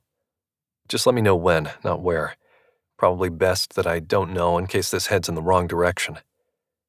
After I hung up with Sam, I pulled off onto a side road and took quite possibly the longest way home I could think of. Lots of turns and back roads, less traffic back there. It made it easier to see if someone tailed me. And since I didn't have Lana or Ella to get home to, an hour-and-a-half drive didn't bother me. The temperature readout on the dash said it had dropped below 80 degrees outside. Some fresh air would be nice. I rolled down all 4 windows and turned the radio up. The baseball game was on. I didn't pay attention. I let it act as background noise to drown out my thoughts. By the time I reached my neighborhood, the sun was deep in the west, behind the trees. The sky faded from deep red to a light pink to dark blue to the east. I pulled up to the curb and stopped a few houses down from mine. I waited there for 15 minutes while watching the shadows. What a day, I thought, as I opened the door and stood. I crossed the street to the sidewalk, cut across my front yard, and then opened the door to the screened porch. A nice breeze blew through. Mosquitoes hummed from the other side of the protective netting. Best investment I ever made, screening in this porch. Before sticking my key into the doorknob, I made sure it was still locked. It was. I righted that situation and stepped inside. After a quick search, I heated up some leftover pizza and finished off the 5 stray beers that had once been part of a 12-pack. Dinner was good. The beer dessert had been better. During my meal, Sam called to let me know he'd picked up Ella and my mother and had them safely at his house. Confident they were okay for the night, I settled in on the couch for a little TV time. I'm not sure what time I fell asleep. I hadn't made it to Letterman, hadn't even seen the late news. Probably better. That stuff can be depressing. I knew it was 2 in the morning when the doorbell rang, though. The cable box said so. Chapter 33. It felt like hours had passed since Debbie had last heard the banging. In the time since, she'd dozed off a few times. How long? She had no way of knowing. Of all the things that were in Beans's backpack, there was no watch. They found some snacks, which were welcomed to say the least, a bottle of water, which they split equally as best they could tell. His books were in there, and 2 small flashlights. Debbie took one, Beans the other. Neither had been brave enough to use them, not even to make sure they worked. As she lay there wondering what had hit her in the face, she fought against the temptation of pulling the flashlight from her pocket and turning it on. What if the men were out there? They'd see the light and come in and take it from her. At the very least, that was all they'd do. They might beat her for it. The ceiling creaked. Footsteps followed, a pattern of 3 steps, then a pause. The steps resumed as the walker went from one side of the room to the other. Debbie reached over and shook Beans's leg. He kicked back in response. She needed for him to wake up, so she shook him again. Not too hard, though. She didn't want to make his arm move and cause him any more pain. "Get up," she whispered. "What?" he asked, sounding groggy. "Quiet down." After a pause, she added, "Did you hear that?" "Hear what?" he whispered. "Those footsteps." She felt a slight breeze as he shifted forward, followed by the smell of his lotion. A few moments passed. His hand wrapped around hers when the footsteps started again. "I thought whoever was up there had left," he said. She nodded, and then realized that he couldn't see her. "Me too." The sound of the steps went around the perimeter of the room once, then twice. After that, they crossed to the middle and stopped right above them. Debbie dug her nails into Beans's left hand. "I've already got one broken arm," he said. "You squeeze any tighter, I'll have two." She let go and said, "Sorry." He laughed softly. She wondered how he could do that through the pain of a broken forearm. She'd broken her leg in the past and could still remember how bad it hurt, and they'd given her pain medication. She didn't get to take all of the pills, of course, thanks to her mother. The sound of a door opening and then shutting echoed through the small room. A second set of shoes walked on the floor above. The door opened again. A third person entered the room. The steps became a hodgepodge of clicks and clacks that reverberated inside Debbie's head like an unmatched drum set. "Has to be them," he said. The fear had left his voice. It was as if locking Beans in this room with Debbie and having a broken arm had made a man out of him. He had to protect her. She was impressed by his resolve. Maybe she'd never have to protect him from the other kids again. Beans, the recess yard conqueror, would make them pay for years of previous torment. It sounded like two distinct sets of feet passed overhead, a snare and a bass. They traveled in the direction of the door, at least where Debbie figured the door was located. A couple minutes passed. Debbie hoped that the ruckus was nothing more than a changing of the guard, the overnight shift taking over for the late shift. Please, let it be that, she thought. The scraping sound against the door that held them inside the room told her otherwise. She attributed the sound to a piece of wood or metal that they used to secure the door. A lock could be picked. Maybe not by kids, but why take chances, right? But barricading the door would prevent any chance of Debbie and Beans escaping the dirty dungeon. The scraping stopped. A thump and a click followed. Maybe another lock, she guessed. For a second, she felt hopeful that they were being rescued. "Get behind me, Debbie," Beans said. She didn't. Beans would not take the fall. She stayed right beside him, clutching his hand in hers. The door opened, grating across the floor. The doorway remained dark for a moment, then it erupted into light. The bright artificial sun had returned. Pain shot through Debbie's eyes all the way to the back of her brain. The hope that she held for a rescue attempt disappeared with the darkness. "Opposite sides," the guy said. Debbie held on to Beans's hand, and he hers. Neither of them moved. She covered her eyes with her free hand, using it to block out the bright bulb. She made out the shape of the man who'd taken Beans from the recess yard. Behind him was another man, maybe the guy who drove the van. Who remained upstairs? The guy duck-walked his way through the doorway. He looked at her, then Beans. "Opposite sides," he shouted. Beans clutched her hand tight, refusing to let her go. "You little bastards," the guy said. "You want another broken arm?" He pointed at Beans. "Go ahead, break it," Beans snapped back. Beans the brave. His story would be told from the highest slide at every playground across the country. The guy smiled. "Oh, I will. And then I'll break hers." Beans let go of Debbie's hand and then scooted along the floor to the other side. "Beans," she said. "Just do what he says, Debbie," Beans said. "Yeah, Debbie," the guy said. "Do what I say." The smile on his face broadened. He'd cut his hair down to his scalp since she'd last seen him. She thought he looked like some kind of sick dog, hunched over and ready to pounce. She bet that if she looked closer, there would be drool hanging from his mouth. "Move!" Debbie jerked to the side. She crawled to the wall and leaned back against it. Inspiration filled her at that moment. "What do you want with us?"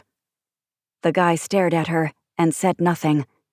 She looked past him and noticed that the other man had left. Where had he gone? Why had he been there if he was only going to leave again? Her questions were answered a moment later. The guy reappeared. He ducked down and stuck his head into the room. Once again, he looked familiar to her, but she couldn't quite place him. "Get the girl," the man outside the room told the other guy. "And leave the boy for now. He's the important one. She's just trash." Debbie had been called many things during her short life. Nerd, geek, loser, dork, pain in the ass, dumb little kid, and a few others that she'd blocked from her memory because they'd come from her mother. But she'd never been called trash. She never wanted to be called that, because there were only two things you did with trash: throw it away or burn it. "Come on, girl," the buzzed head guy said. She balled up and began to cry. The man wrapped his hands around her upper arms and dragged her along the floor. "Let her go," Bean said. "Don't you move," the other man said. It sounded like a gun was cocked immediately afterward. Debbie didn't open her eyes to check. "Debbie," Bean said. She wanted to call out to him. So many things to say, so few feet left to say them in. "I love you, Beans. Be careful, Beans. Cooperate, Beans. Tell my mom I love her." She wasn't sure if the last one was true or not, but at least it would make her mom feel better. Not a single word escaped her mouth, though. She felt herself hoisted into the air and heard the door slammed shut. She opened her eyes and saw a thick board being placed across the door. Then her world went black. They'd slipped a hood over her head. The footsteps returned moments after. Close this time. Underneath her. Thump, thump, thump. Up the stairs they went. Inside, outside, it was all the same to Debbie, who remained in the dark. Chapter 34. I rolled over on the couch and felt around the floor for my pistol. Cold steel brushed against my fingertips. The gun had somehow ended up underneath the ottoman. I grabbed it, rose, and walked to the door. Unlike Lana's front door, mine had a peephole. I peered through to the dark porch. The light was off. I expected to find Vincent and Braden on my porch. The figure I saw standing there belonged to a female. I couldn't tell who, though. Definitely not Lana. "Open up, Mitch," the woman said. I took a moment to place the voice. The distinct southern accent was not one you heard around these parts that often. It belonged to Bridget DiNapoli. "Come on, I know you're there." She tapped against the door lightly. "You blocked the light in the peephole." "Shit," I muttered. "All right, give me a moment." I looked to my right. A full-length mirror hung on the wall. I stood there in my boxers and nothing else. What would the neighbors say? Who cares, I thought. I unlocked the door and pulled it open. Bridget stood on the porch, about 2 feet from the open doorway. She had on blue jeans and a white t-shirt with a logo I couldn't make out in the dark. Her hair splashed across her forehead and cheeks and hung over her shoulders. It framed her face, made it seem softer. She smiled at me and stuck her thumbs in her front pockets. "What are you doing here?" I asked.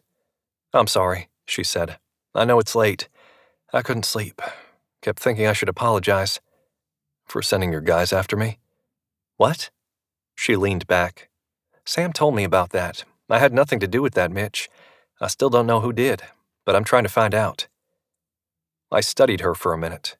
She looked sincere, but that's what made the best liars successful.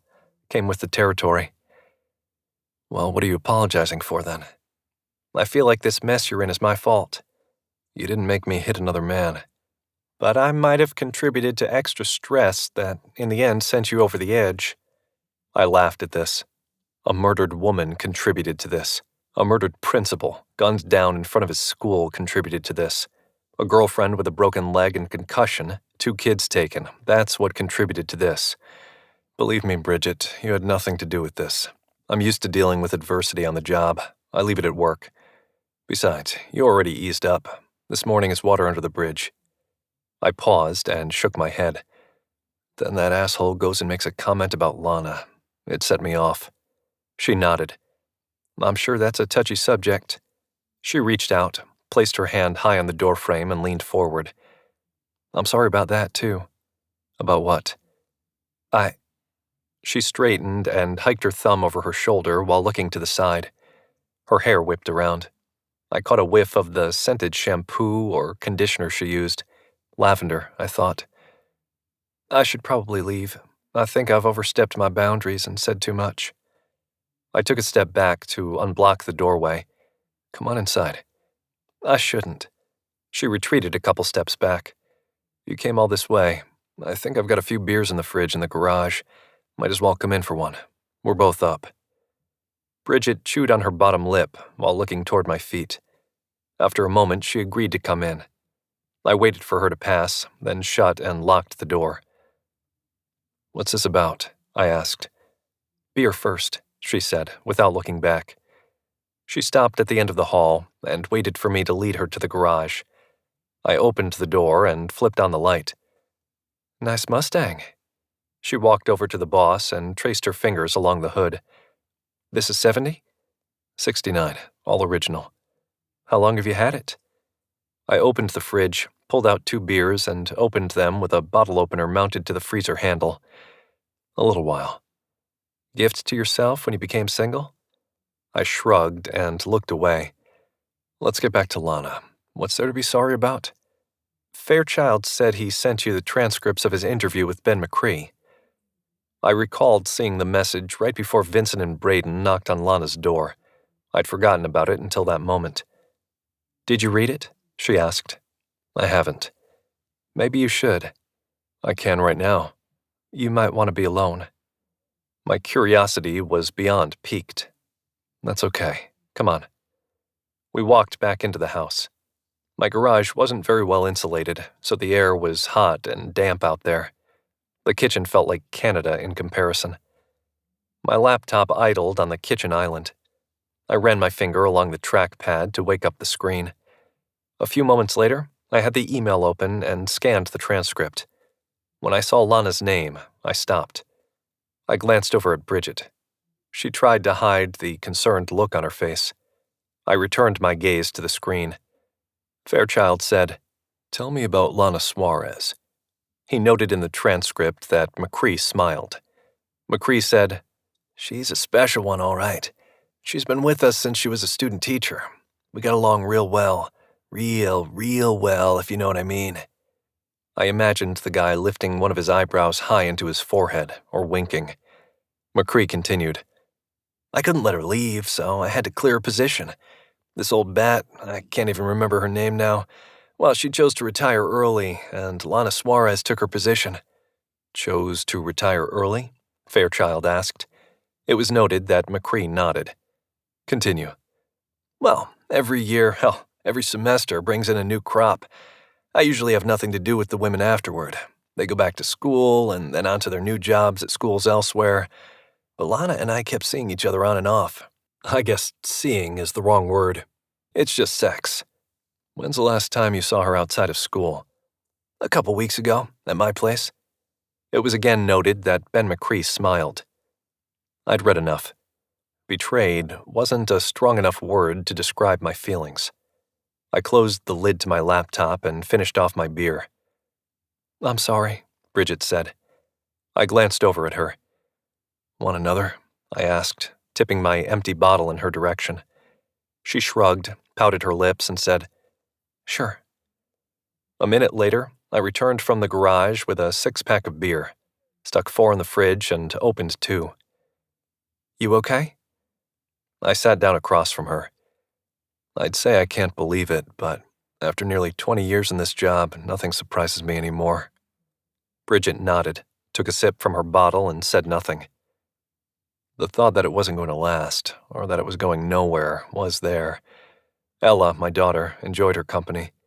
Lana had started spending more time with her recently, watching her at night for me when I got stuck on a case. I guess I thought something could grow from it.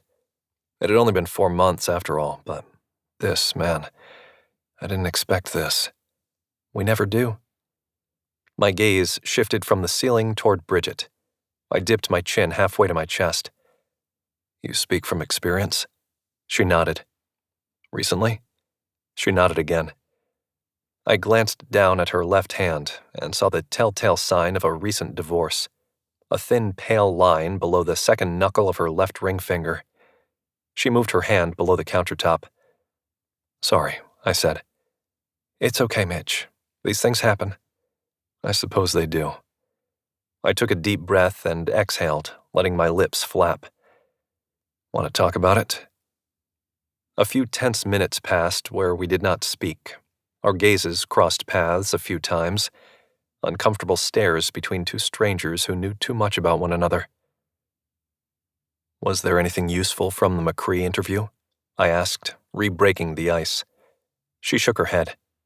He answered everything perfectly. Saw nothing, knows nothing. Hates his brother, but feels compelled to help him out in hopes that the guy would change his ways. Hadn't seen Lipsky in years. Said he'll take responsibility for the hire. Responsibility? My voice rose in anger, and my chest and arm muscles tightened. Then he can carry his ass to jail since he's responsible for getting those 2 children kidnapped. She reached over and placed her hand on mine.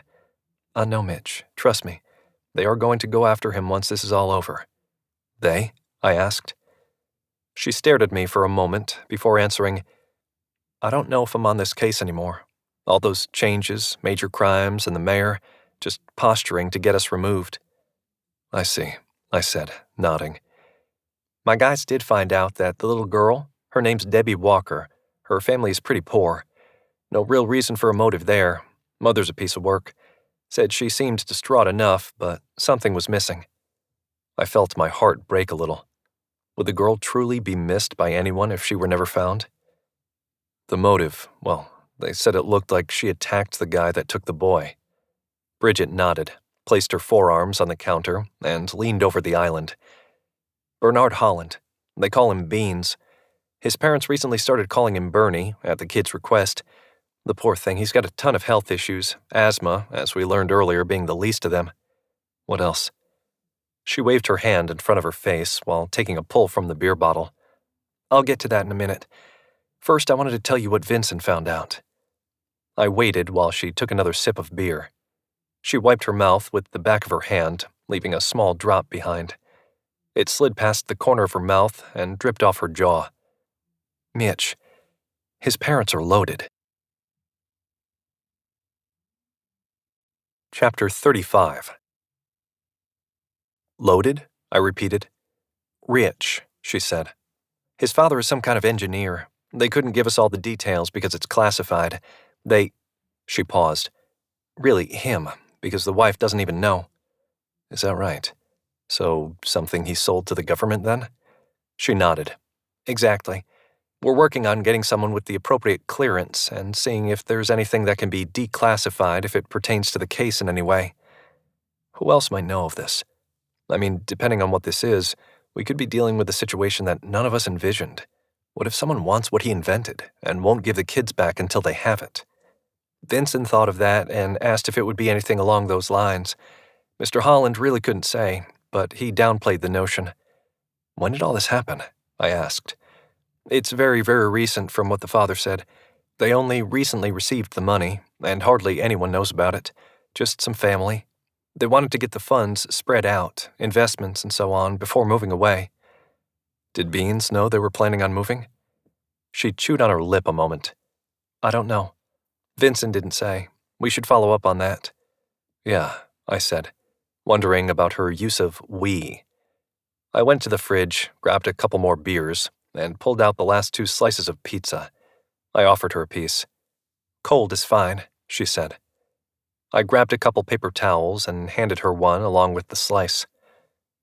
So if not espionage, then you're thinking that someone got wind of the Hollands' recent influx of money, and they've taken the boy for that reason? I asked. She nodded while taking a bite of pizza. Why haven't they called yet? Ransom? I nodded. Maybe the girl threw a kink into their plans. They have to get rid of her first. My hand stopped with the pizza inches shy of my mouth. Call me optimistic, but I'd held out hope that we'd find both kids alive. This sounded more and more like the girl was useless to the kidnappers. What would they do with her? My mind flashed images of a child found half buried in the woods or floating in a lake. Bridget seemed to feel the effects of her words as well. She looked down at the granite countertop. We're going to do everything we can to get both of them home safe, Mitch. They'll call. We know they'll call. This went down as it was planned, not some random pervert taking a kid for some sick reason. The FBI has people experienced in negotiating these things to a safe resolution. I stepped back until I reached the wall. I leaned my head back. A spider crawled along the ceiling. A quick shiver ran through my body, and I moved out of the spider's path. Every few seconds, I glanced up at it. Want me to kill it? Bridget said. I glanced over and saw her smiling at me. Sure, mock my pain, Special Agent. No, he has as much right to live as we do. Don't do anything to piss him off, and I think we'll be all right. Despite my words, I still couldn't stop focusing on the arachnid. Want to go in the other room then, Mr. Pacifist? She asked. Yeah, let's do that. I followed her into the living room and set my beer and pizza down on the coffee table. Lana smiled at me from within a picture frame. I set it face down on the table. Bridget noticed this, but didn't say anything. She leaned back into the cushion and pulled one leg up under the other, angling her body so she faced me. I was 13, she said, on my way home from school. It was only a mile, so I walked there and back. It's warm most every day in Florida, so that was never a big deal. Rain every once in a while, again, no big deal. We lived in a quiet community, for the most part. It had its bad part of town, just like everywhere else. Bridget paused to take a drink. One day this beat-up pickup truck pulls up next to me. The thing was all rusted over, big hole in it above the rear tire. 2 guys were in the truck. I recognized them as friends of my mom's boyfriend, Gary. I forget what they said to me at first. I ignored them, trying to act like I didn't hear them. I was maybe 3 blocks from home, and I figured that if they kept it up, I'd run. Anyway, they didn't like that I wouldn't acknowledge them very much. One of them called me a whore and said something like, "We're going to teach you a lesson for Gary." Gary, your mom's boyfriend? She nodded and continued. We didn't get along. I refused to listen to him, and he hated me for it. So anyway, they kept it up, so I started to run. The truck stayed right behind me until I hurdled a fence into someone's yard. Big mistake. They had some kind of dog who came tearing after me. I was forced to climb right back over, and the guys waited for me. I tried to run, but couldn't get away. The short one pulled a gun and forced me into the truck. I sat in the middle on this torn-up, duct-taped vinyl seat. The inside of the cab was covered in dirt. The ashtray was full of cigarette butts. The wind whipped the ashes around. I remember how they burned my nose. The whole ride, he kept sliding the barrel of the gun along my leg, down to my knee, up to my crotch. They passed a bottle back and forth, taking turns drinking from it. It wasn't long before the barrel was replaced by his hand on my leg. I tensed, knowing where this likely led. They drove me deep into the woods. We got out, and they led me down a worn-out path. Eventually, the path became overgrown. We kept walking. If I stopped, they jammed the barrel of a rifle into my back. She stopped and looked toward the back door, holding her finger in the air. Eventually, she shook her head and started up with her story. They had a deer blind out there. You know what that is, right? I nodded. So this place was all boarded up, and there were some old weathered 2x4s scattered on the ground. They forced me inside the blind. One of them followed me in there. He kept coming toward me. I backed up into the wall, then slid along to the corner. I ended up with this huge splinter in the back of my leg. It got infected, and they had to cut it out at the hospital. Anyway, I had nowhere to go. I remember my heart beating so fast, and I wished it would just explode. Her eyes glossed over, but she didn't stop. He grabs me by the neck. His fingers were calloused and the skin jagged. It scratched me pretty good. He leans into my left and licks the side of my face. He pulls back and smiles, and even in the dimness of the room, I could see the stains on his teeth. The putrid smell of his saliva stayed with me for a week, even after I'd scrubbed my face so hard that the skin broke. What happened next? He backed out of the blind. They used the 2x4s to board up the door and the windows. Little cracks let the light in. I heard a swooshing or a splashing sound. Next thing I smelled gasoline vapors. I went hysterical at that point because I thought they were going to burn me. I remember screaming, "Please help me, I'll do whatever you want." I looked her over, wondering if she wore jeans to cover up the burns. She must have noticed my gaze. They didn't light it. It was all to scare me. That bastard Gary put them up to it. Worst part is, Mitch, my mother knew about it and didn't do a single thing about it. They kept me out there for a week. Every day or two, they brought me some bread to eat and water to drink. There was a bucket in there for me to use as a toilet. A whole horrifying week I stayed in there with spiders and mosquitoes biting me. Snakes came in and out, slithering over my legs. Some lesson, right? How'd you get out? They let me out. They rode in on 4-wheelers, pulled off the boards, and then drove off. The sun was setting at the time. No way in hell was I waiting there. What if they came back the next morning? I had to find my way out of the woods and then home. And I did it. It took me all night, but I did it. I waited outside of the house until both my mother and Gary were gone. Then I went in, got a shower, packed, stole some money, and got on a bus to Charlotte. My grandmother met me there. She took me in and raised me. My mom didn't put up a fight, even after Gary went to jail for attempted murder. He tried to kill her? Bridget nodded slowly, looking toward the ceiling. I haven't seen her since I graduated high school. Even then, she didn't come up to see me. She sat in the back and then walked out. Didn't show up for my college or law school graduation, or when I graduated from the academy. I'm sorry, Bridget. I really am. She shrugged and then stretched. It's all in the past. It made me who I am. I can't complain about that. We both walked to the kitchen to grab a fresh beer. The clock on the microwave said it was 3 a.m. I opened the fridge, reached in, and pulled out 2 more bottles. Lavender rode a breeze that blew in my direction. When I turned around, Bridget was standing in front of me. I leaned in, and so did she. Our lips met. I didn't stop kissing her until well after our clothes were off. Chapter 36. I woke up on the floor, between the couch and the TV, on top of a comforter I had pulled out of the linen closet. Though it covered most of the floor, Bridget and I only took up a small section of it. I'd fallen asleep with her in my arms. I woke up alone. Rising, I glanced toward the kitchen. An open pizza box stood between a half-dozen or so beer bottles. I reached my arms in the air and twisted the kinks out of my back. "Bridget," I called out. There was no response. I assumed she'd gone home. Had she tried to wake me before she left? Perhaps she felt too embarrassed. No reason to dwell on it. Not yet, at least. We were both professionals, and could act accordingly the next time we were in each other's presence in a professional setting. Alone, though? Time would tell. I hoped. My phone beeped from somewhere in the kitchen.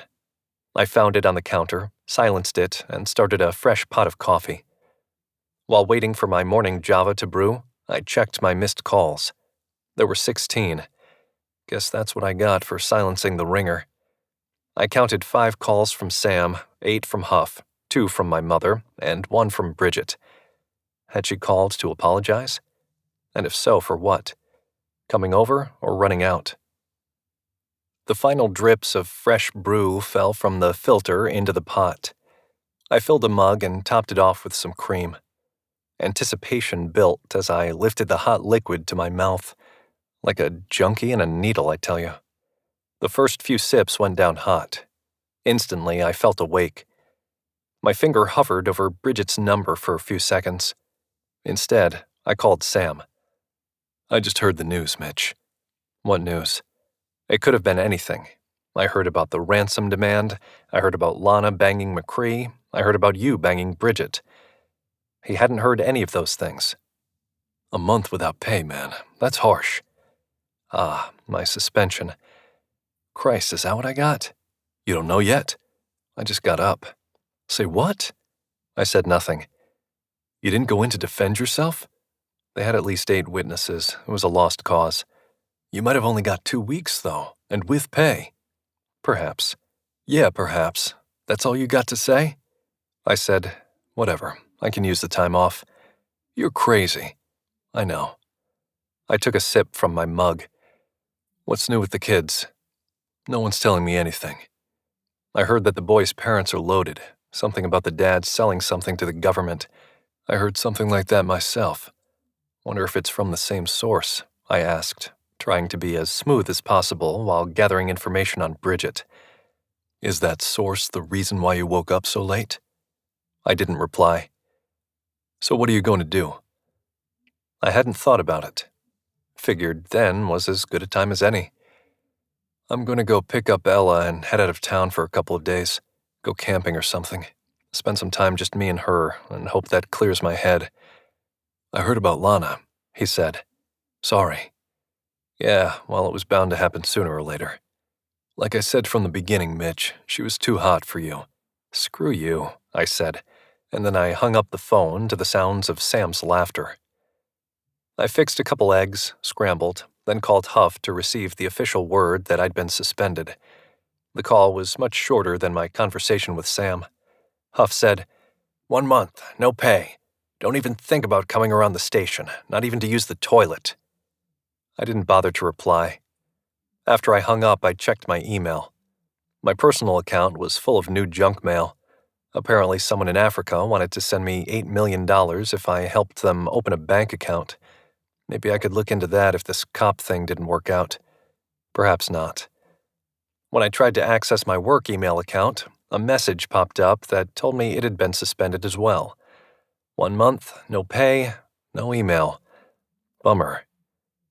Not for Ella, though. Not at first, at least. After a few weeks, she'd grow tired of Daddy telling her what to do and when to do it all day long every day. Then again, maybe not. Kids that young have a way of bouncing back relatively quickly. It'd be a good thing overall, a chance for the two of us to reconnect. I'd worked so hard to shield her from the realities of life without her mother and brother that I worried I'd begun shielding her from the rest of the world around her. A month could help us both rediscover our place in this crazy world. After I finished my second mug of coffee, I powered off the laptop and headed upstairs. Folded clothes covered my bed. I'd forgotten to put them away. It made it easy to pack.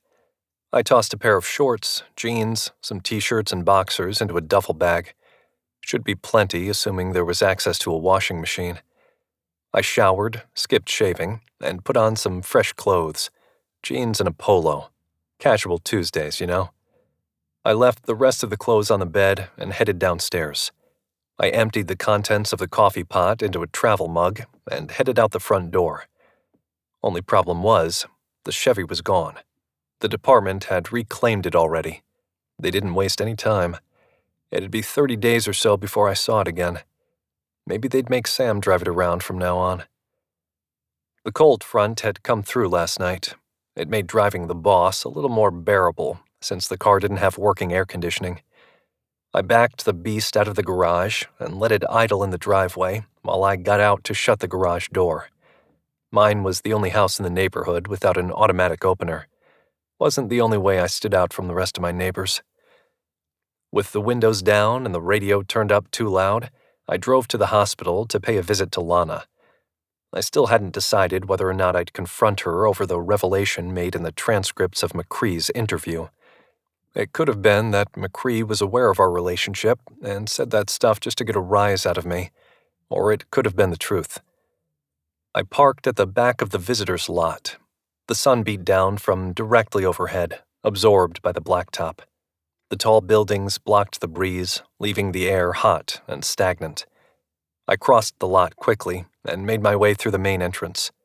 Double glass sliding doors slid open, freeing a burst of disinfected, chilled air that quickly cooled me off. I walked past the information desk. The old woman seated behind it smiled. I nodded back. No directions today, ma'am. After 5 minutes of walking through plain hospital hallways, I stood outside of Lana's room. I took a deep breath and knocked on the door, and then I stepped inside the room. She looked up, surprised. A weak smile formed on her lips. Mitch. Her smile faded as quickly as it appeared, and her eyes glossed over.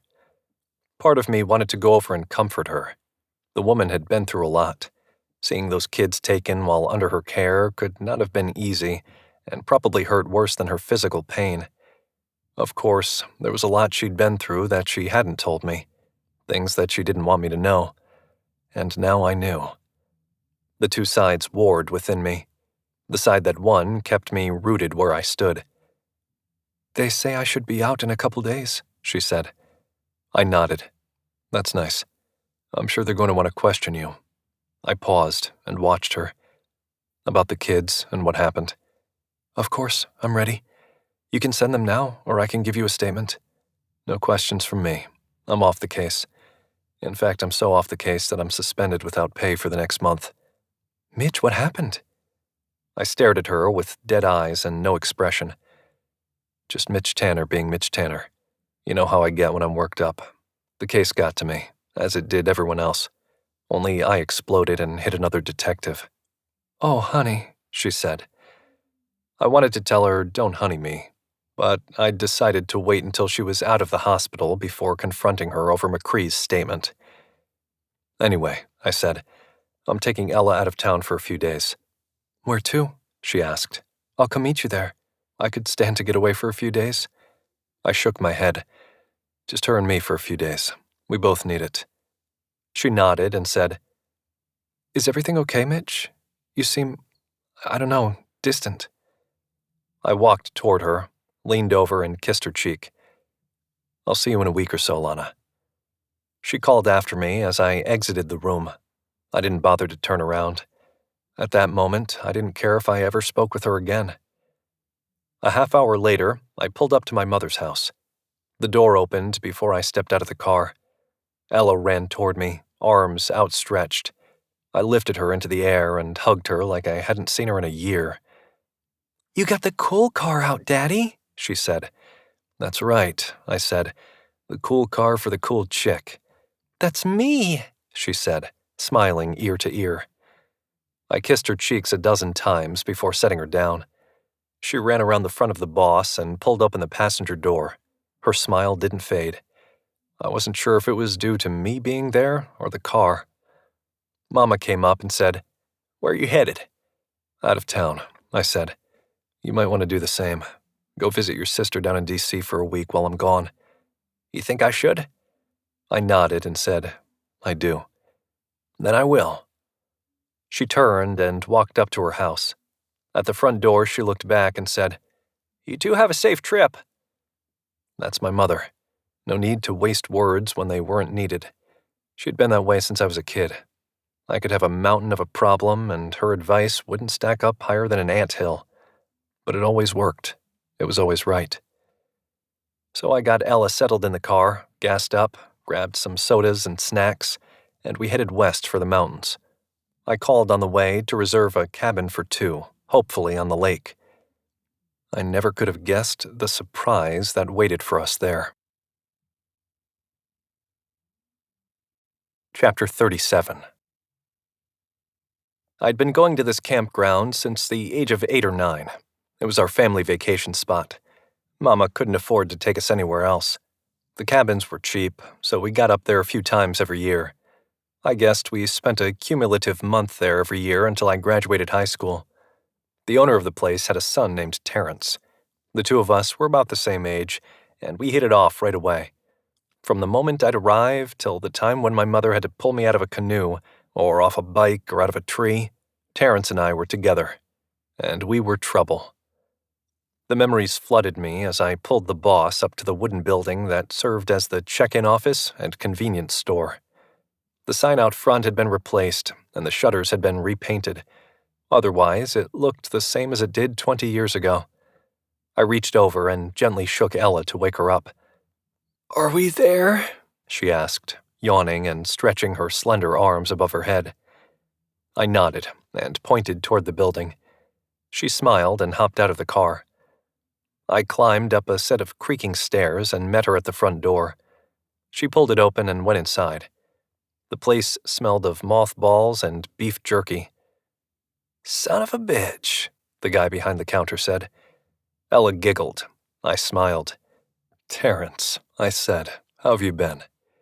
Terrence came around the counter and shook my hand. "What's it been, 4 years now?" He reached down and placed his hand on Ella's head.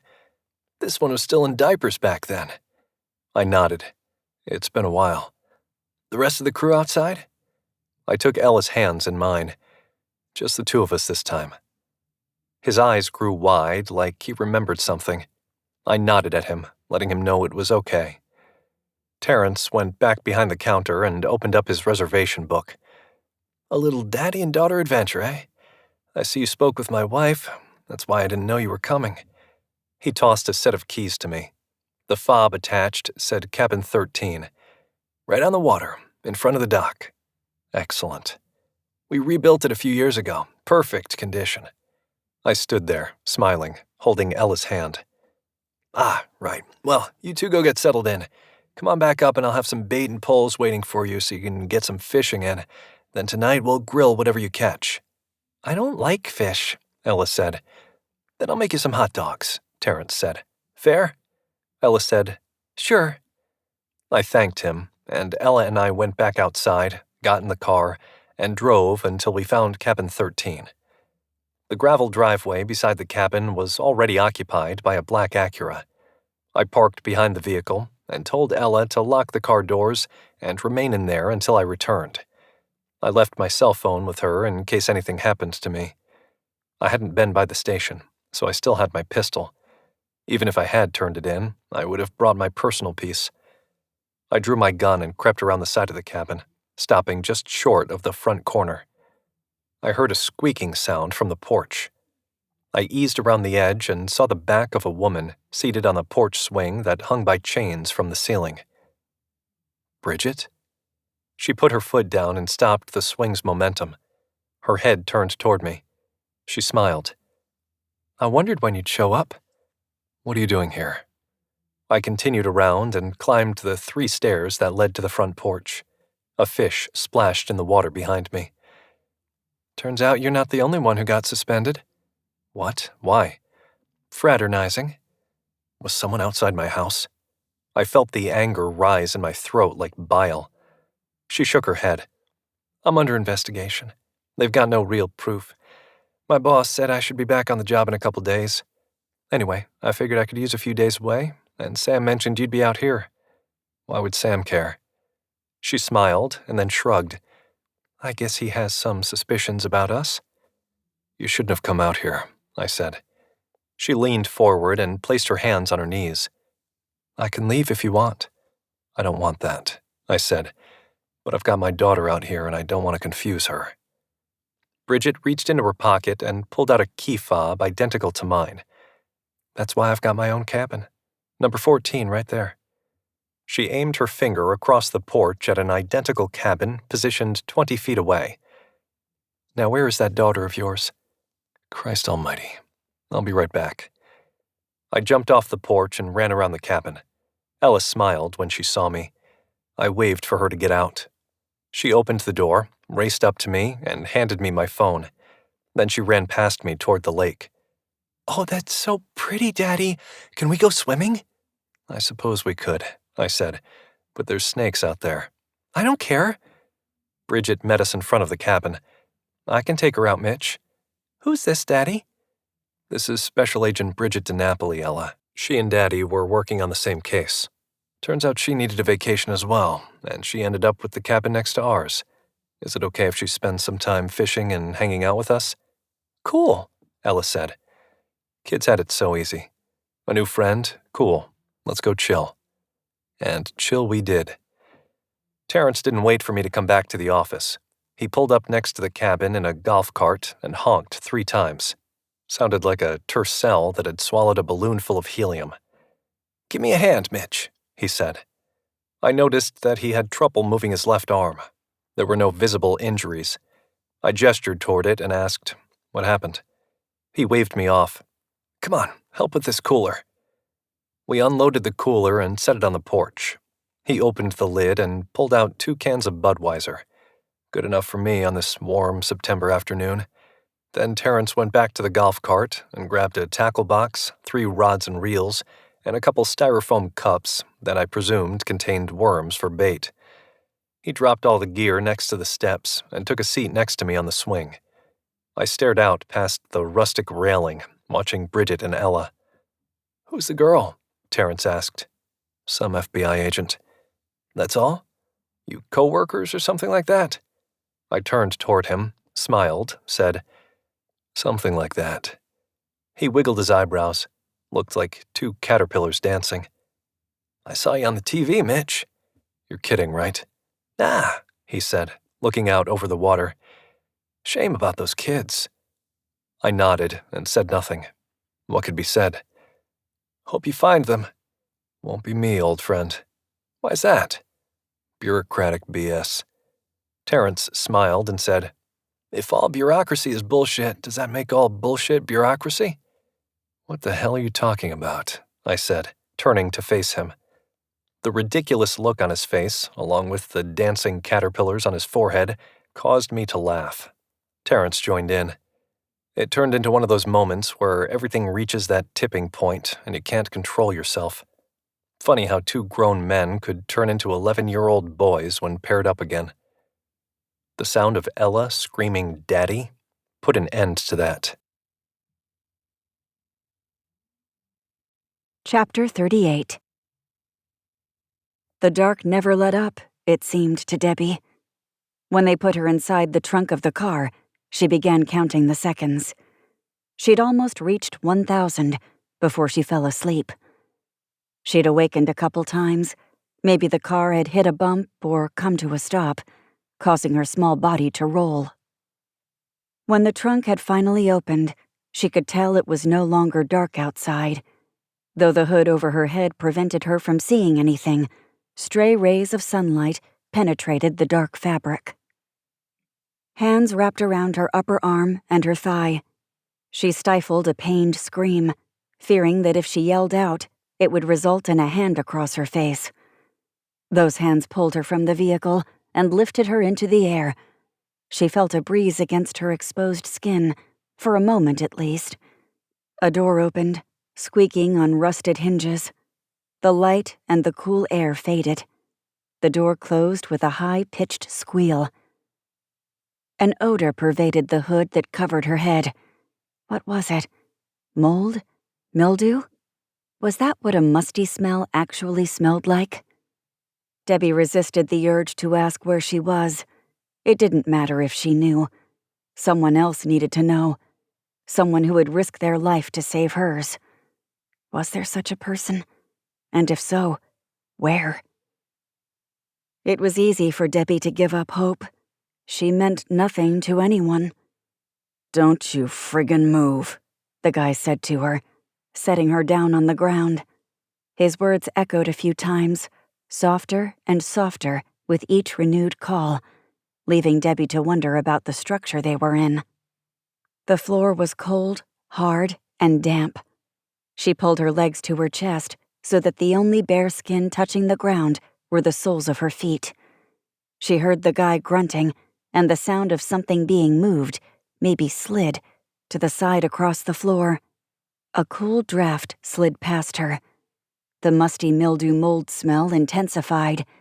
She wanted to gag or sneeze, but stifled the urge for fear of retribution. Slow, deliberate footsteps approached. The guy's ragged breath came with them. She felt him hovering over her. He sniffled. Fabric grated against an unshaven face. She thought of her brother sanding down a birdhouse he'd made a year ago for shop class. He'd hung it from a tree branch outside her window. She recalled watching as the first bird circled, then landed, eating the food that she'd placed inside. She stared in horror as her brother shot that bird with his pellet gun. It stiffened and then fell out of sight. Like that bird, would this be Debbie's final house? "Get up," the guy said. She placed her palms on the floor and pushed herself up. His sweaty hand wrapped around the back of her neck. If she walked too slowly, he pushed her. Too fast, he squeezed and pulled back. She let him guide her across the room. "Duck your head," he said. She lowered her head and took another step forward. His hand released from her neck. She reached her arms out in front, then to the side. Her left hand grazed something solid. It was cool and dry. She took a small step to the left.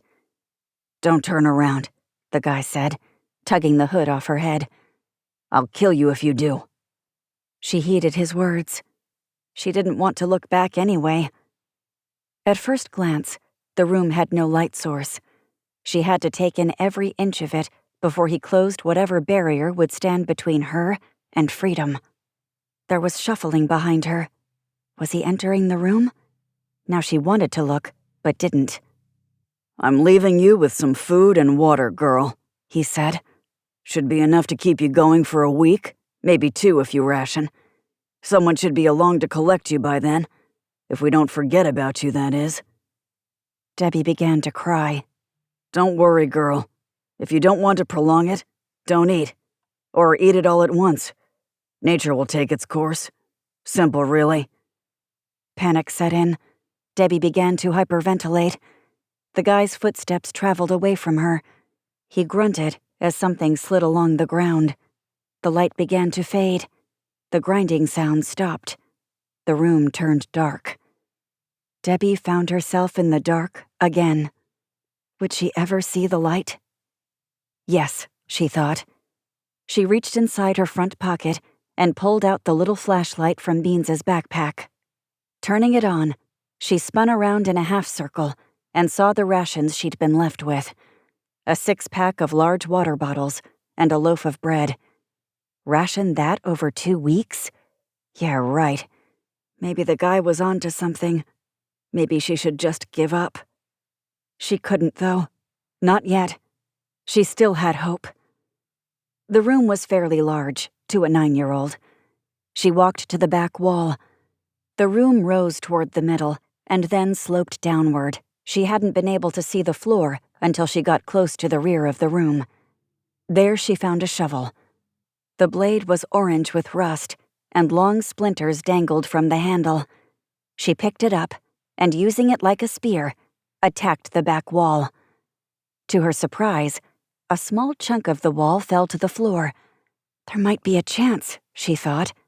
She could get out alive, maybe, if she broke through the wall. From the other side of the room, she heard someone banging against the door.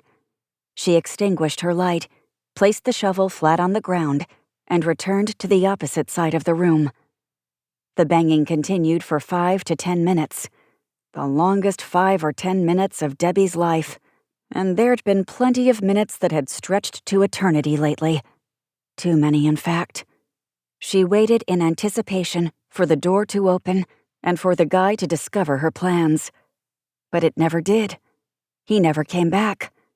The banging stopped, and Debbie found herself alone in the dark room with an instrument that could lead her to freedom. Chapter 39. Ella's scream jarred me back to reality. I launched myself from the bench. Ignoring the stairs, I placed my hand on the railing and vaulted over it. The drop was further than I anticipated, and the ground uneven. I let my legs buckle, and I rolled forward. A second later, I found my footing and was up, racing toward Ella and Bridget. They'd walked along the lakefront, disappearing behind a thick row of trees.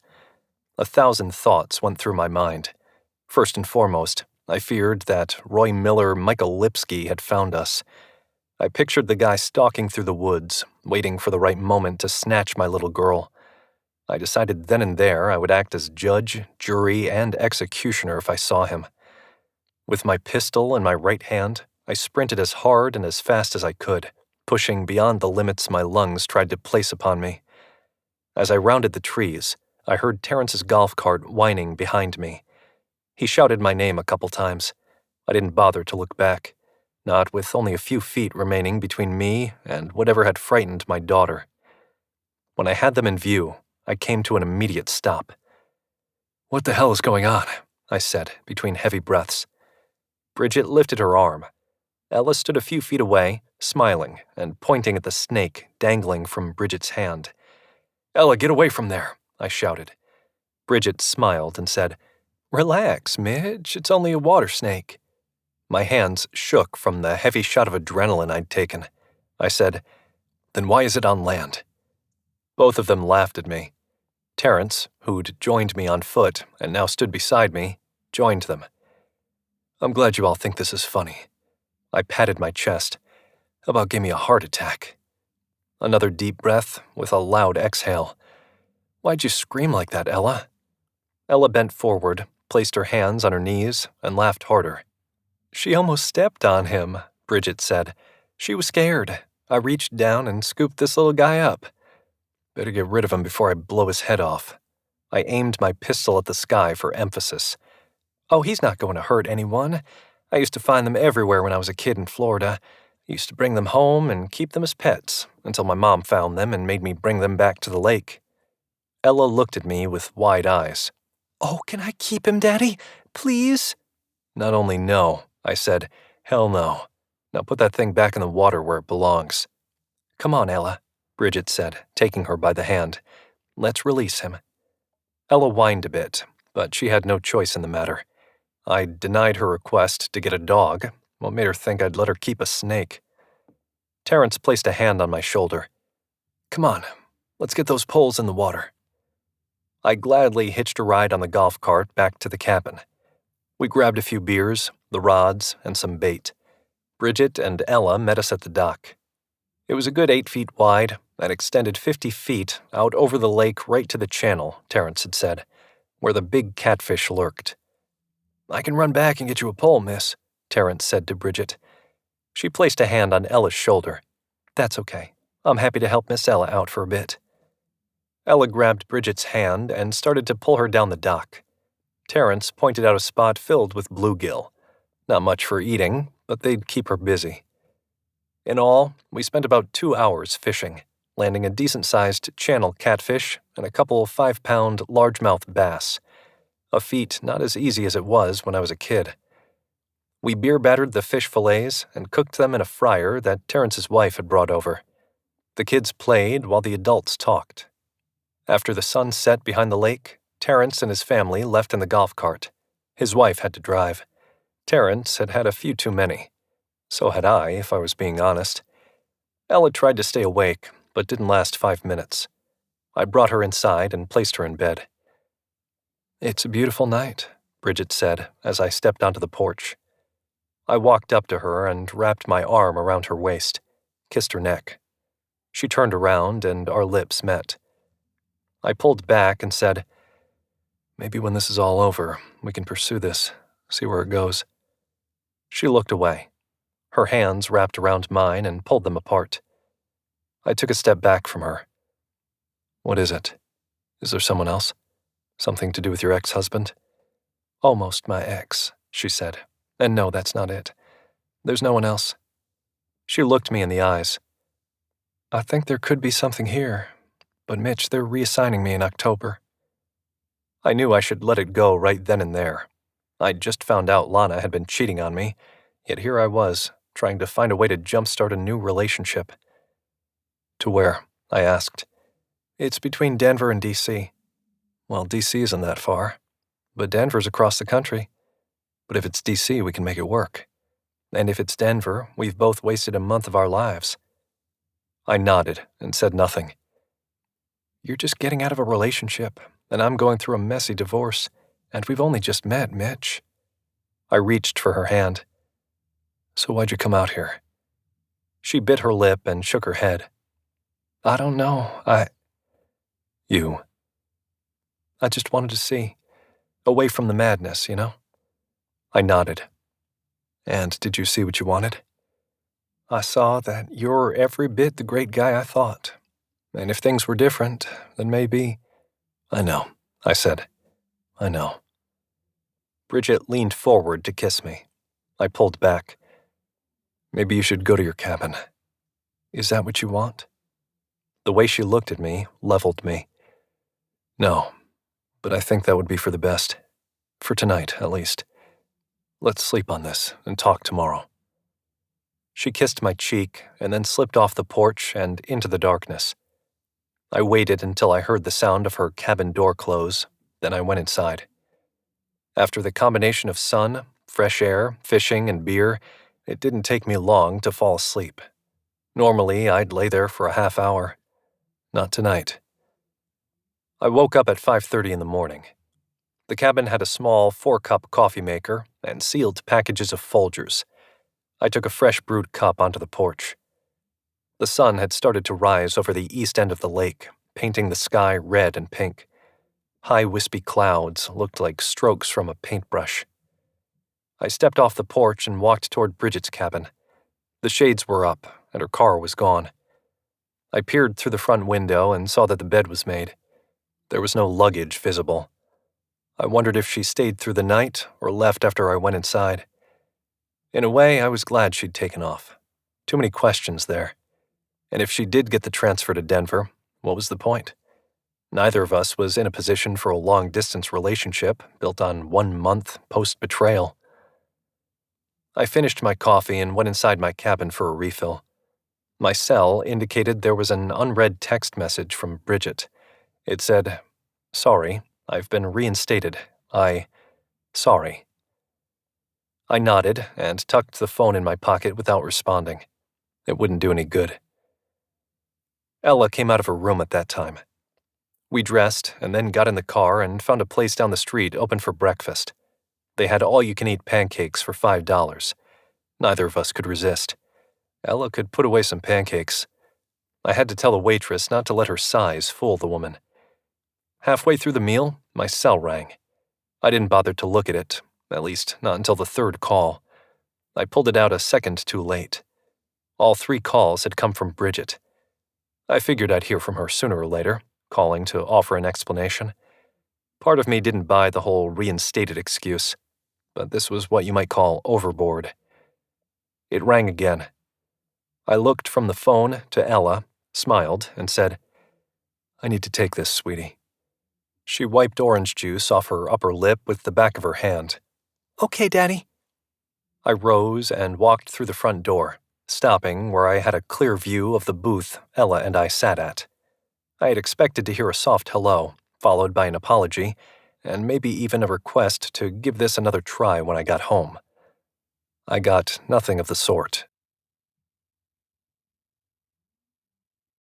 Chapter 40. Bridget's voice was higher than normal. She spoke at breakneck speed. "Get back here now, Mitch. We need you here. If you could be here 5 minutes ago, that would be best. Something's happened with the case." "Hold on a minute," I said, confused about what was going on. "What are you talking about? I'm suspended. A month without pay, remember? I'm not going anywhere." In truth, I was ready to hop in the boss and do 110 all the way back to Philly if necessary. "Mitch, there's no time for that bureaucratic nonsense. Get back here now." Am I reinstated? No clue, and I don't care. This is my call, and I'll take the fall for it if need be. Bridget, you're not making much sense. Let me rephrase that. You're not making any sense. I know. Neither did they when they called me last night after you went to bed, but they told me pretty much what I just told you. Ella watched me from inside the restaurant. She grinned and waved while stuffing a forkful of pancakes in her mouth. I waved back, forcing myself to smile at her. "I need some information, Bridget. There's no time. Does Huff know about this? The chief? Hell, the mayor?" Bridget said, "Let me put it this way. Everyone who needs to know knows." "Everyone except me. Yet you're on the phone freaking out and saying I need to be there now. Why?" "Damn it, Mitch, we're wasting time." "And we'll continue to waste it until you give me some idea of what is going on." "We received the ransom demand." I knocked on the window loud enough that everyone inside the restaurant turned and looked up at me. I didn't care about them. I waved and gestured for Ella to come outside. She got up. I headed toward the door, fishing in my pocket for my wallet. I pulled out a 50 and handed it to the hostess. Ella grabbed my hand. "What's wrong, Daddy?" I didn't answer her. I ushered her toward the car. Bridget said, "There's more, Mitch." "What is it?" I said, settling in behind the wheel. "They want you to make the drop." "Me? Why?" "They didn't say." "Where?" "We don't know. They're calling back in 90 minutes. They said you better be here, or they'll kill the Walker girl." They'd taken 2 kids in broad daylight, and then murdered the school principal. I had no reason to doubt that they'd carry out their end of the ultimatum. "Okay, listen to me, Bridget. You get a state trooper or 2, or some county cops, I don't care which. You get them to meet me at the campground entrance to give me an escort back to the city. We can make it, but we'll have to tear up the road." She agreed, and we hung up. I pulled out of the lot and raced back to the campground. The boss slid in the gravel, coming to a stop a foot from Terrence's store. He came running outside. When he saw the look on my face, he said, "What's wrong, Mitch?" "Terrence, I need for you to watch over Ella for me for a day or 2. "I don't want to stay here, Daddy," Ella said. "I want to go with you." "Baby," I said, "Daddy needs to go back to Philly and take care of something. Grandma's away visiting her sister, and Lana is in the hospital." I had to force Lana's name out of my mouth. "My friend Terrence can take care of you. I'll be back in a couple days. I promise." I knelt down, and she wrapped her arms around my neck. I rose and carried her inside. Terrence waited in the doorway. "Is she in danger?" he asked. "I hope not, Terrence, but I know you can take care of her. Keep her out of sight. If anyone shows up, you call me right away. I'll try to get someone out here to help out." "I got all the help I need behind that counter." He gestured toward the rifle on the wall. "And there's more underneath. You don't have to worry about her safety." I nodded, squeezed his shoulder, and then left. At the campground entrance, 2 state troopers waited for me. We hit the highway, lights and sirens blaring, and did close to 120 for most of the ride. They passed me off to a couple squad cars when we entered city limits. I expected them to lead me to the station. They didn't. 15 minutes later, we pulled into an upscale residential neighborhood. Not the kind of place millionaires would live, but then again, the boys' family had new money, and they hadn't decided what to do with it yet. I picked out their house right away. 3 dark sedans and 4 unmarked police cars were parked out front. I figured the case wrangling hadn't resolved itself yet. Inside, I'd face the feds, major crimes, maybe even the chief himself. I got out of the boss and glanced down at my watch. Made it with 10 minutes to spare. The front door opened, and Bridget DiNapoli stepped out. Her hair was pulled back, sunglasses perched atop her head.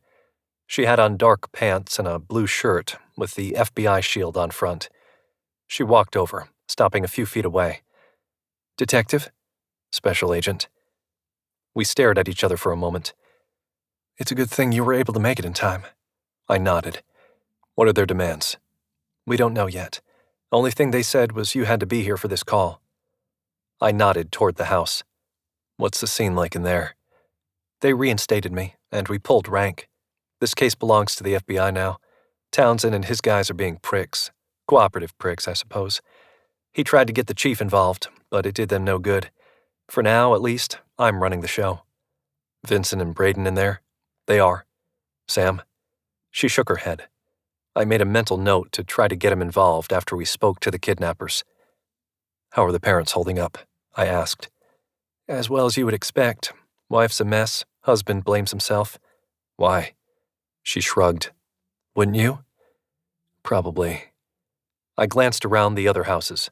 Folks lined up on their porches and huddled together in a couple of driveways, studying the scene. "Am I reinstated?"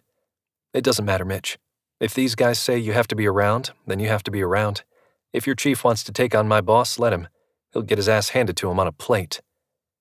We both looked toward the front door as it opened. Vincent stepped outside and pointed to his watch. Bridget lifted an eyebrow and said, "Let's go, Mitch. We're expecting a call." Chapter 41. The Hollins' home smelled heavily of vanilla cream. It seemed every room had a candle burning. Maybe they had intended it as a vigil. Keep 'em burning until our boy comes home. It made me want to sneeze, but I managed to stifle the urge out of respect. Mr. and Mrs. Holland huddled close together on the far side of a round kitchen table. A large, uncovered bay window gave me a view of the backyard. The grass was neatly manicured. There were no trees. I noticed a dog run at the far right. Across from it stood a wooden playset. A phone had been placed in the middle of the granite tabletop. The mother had tears in her eyes. So did the father. I couldn't imagine the mixture of dread and anticipation they felt at that moment. Bridget walked into the kitchen and took a seat at the table. I followed her through and stopped while she introduced me. I nodded and said nothing to the Hollands. Until that call came in, there was nothing to say. I didn't know my place in the unfolding events. Apparently, neither did Townsend. He leaned into me and whispered, "For the record, I'm 100% against this. If it turns out you botch this, I'm going to recommend they kick you off the force. For the record, Townsend, I don't give a fuck." When I looked back at the table, all eyes were on me. Mrs. Holland's mouth hung open. Her husband shook his head. So did Bridget. "Sorry, folks," I said. The phone rang. All eyes stared at the center of the table. Everyone forgot about my outburst. Bridget nodded toward Mr. Holland. Then she answered the phone by pressing the speaker button. "Hello," a voice said. It sounded like Roy Miller Michael Lipsky, but more confident than I'd ever heard him. It lent a bit more credence to the argument that he'd played Sam and me. "What do you want from us?" Mr. Holland asked. "Whatever you want, we'll do it. Just give us back our boy." Mrs. Holland sobbed heavily. Her husband wrapped his arm around her. His thick jaw muscles clenched tight. He was a large man, well-built. His wife looked tall as well. The pictures I'd seen of Bernard indicated that he was what you might call a runt, due to all the health issues, I supposed. $10 million, the man on the phone said. $10 million? Mr. Holland said. "We both know you have it," the man said. "By when?" Bridget said. "Who is this?" "Special Agent DiNapoli." "Hello, Special Agent. Is Detective Tanner there?" She looked up at me and nodded. "I'm here, Roy," I said. $10 million, noon, Lincoln Memorial. And Detective Tanner, don't you ever call me Roy again. Got it? "That's only 2 hours from now," Bridget said, not allowing time for me to respond. "I know," the man said.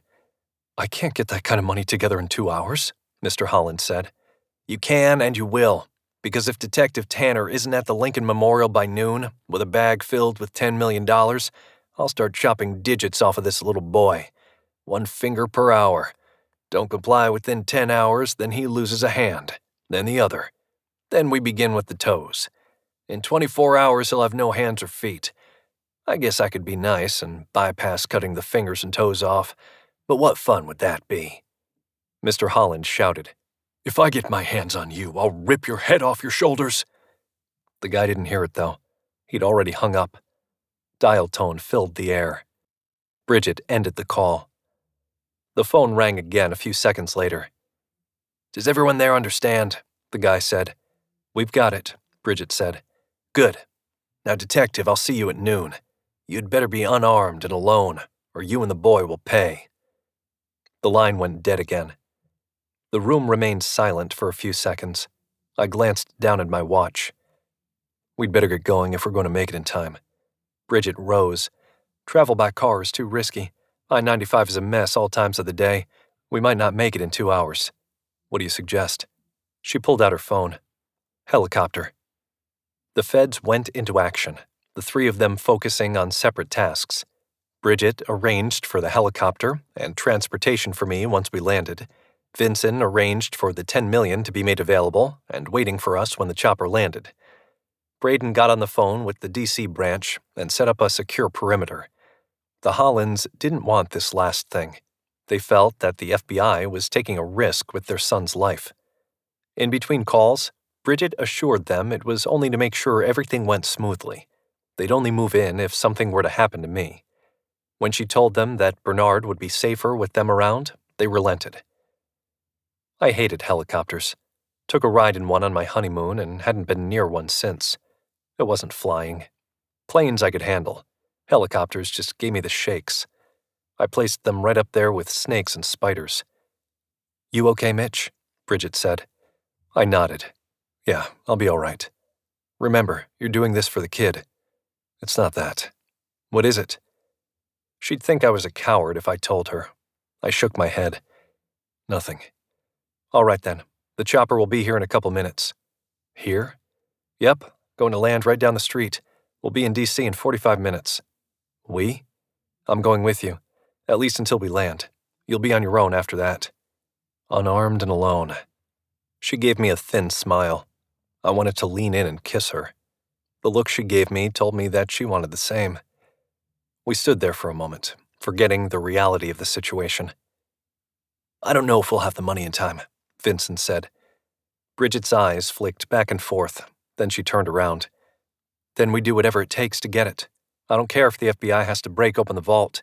The Hollands have the money. It's their money. Securing it should not be a problem. Get someone on the phone and let me talk to them. I left the kitchen and walked through the house to the front door. Townsend and his guys stood in the driveway. They glanced my way when I stepped outside. How's it feel? I asked. How's what feel? Having your case pulled out from underneath you. Eat me, Tanner, Townsend said. You might as well extend this little ride as long as you can, because as soon as this is over, so's your career. The chief is going to bust your ass down to the Philadelphia Parking Authority. Hell, that might be too good for you. You ought to be mopping up the floors in a XXX theater. I don't need to see any more footage of your wife, Townsend. The guy smiled at me, then took a swing. I started boxing at the age of 10. To this day, I still sparred monthly. Now, Townsend was fast for an old guy, but not fast enough. I dodged his wide right hook and drove my fist into his solar plexus. He bowed over and fell to his knees. Anyone else want some of this? I said. His guys shook their heads, then moved to Townsend's side to help him to his feet. What happened here? I looked back and saw Bridget approaching. I think he had a bad sausage or something. She nodded while looking at me out of the corner of her eye. Then she turned her head and pointed. There's our ride. The helicopter approached, growing larger by the second. It landed down the street in the middle of a wide oval court. I followed Bridget to her car. She started it, threw it into drive, and pressed the accelerator to the floor. We covered the short distance in a couple seconds. The tires squealed as she slammed on the brakes. Bridget threw open her door and jumped out of the car a second after she put it in park. She'd left it running in the middle of the street. I didn't bother to pull the keys out. I caught up to her and shouted, Who else is coming? She shook her head. Just us. His parents aren't going? Another chopper's coming for them. Chapter 42. It was too loud to talk inside the helicopter, so I spent most of my time staring out the window at the expanse of forest below. Occasionally, Bridget and I would look at each other at the same time. While our voices couldn't be heard, our eyes said plenty to one another. If things went well today, perhaps we'd have the chance to explore each other the remainder of the month. Maybe with some persuading, she'd agree. At the same time, I had a feeling today might be the last time we ever saw each other. 42 minutes after we left the Hollands' neighborhood, we entered D.C. airspace.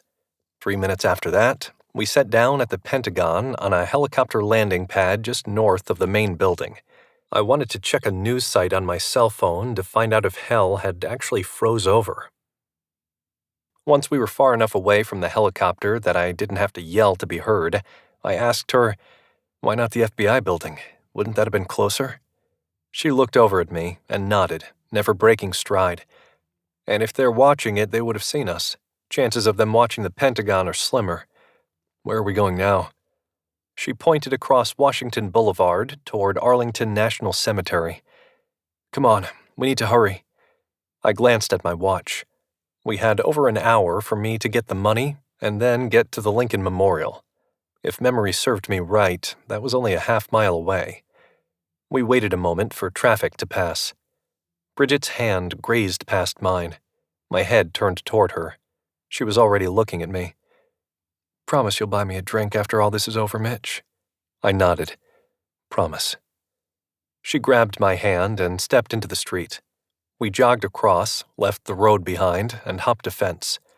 To the left were a couple maintenance or facility buildings. A dark sedan was parked there. A man I didn't recognize leaned against the back of it.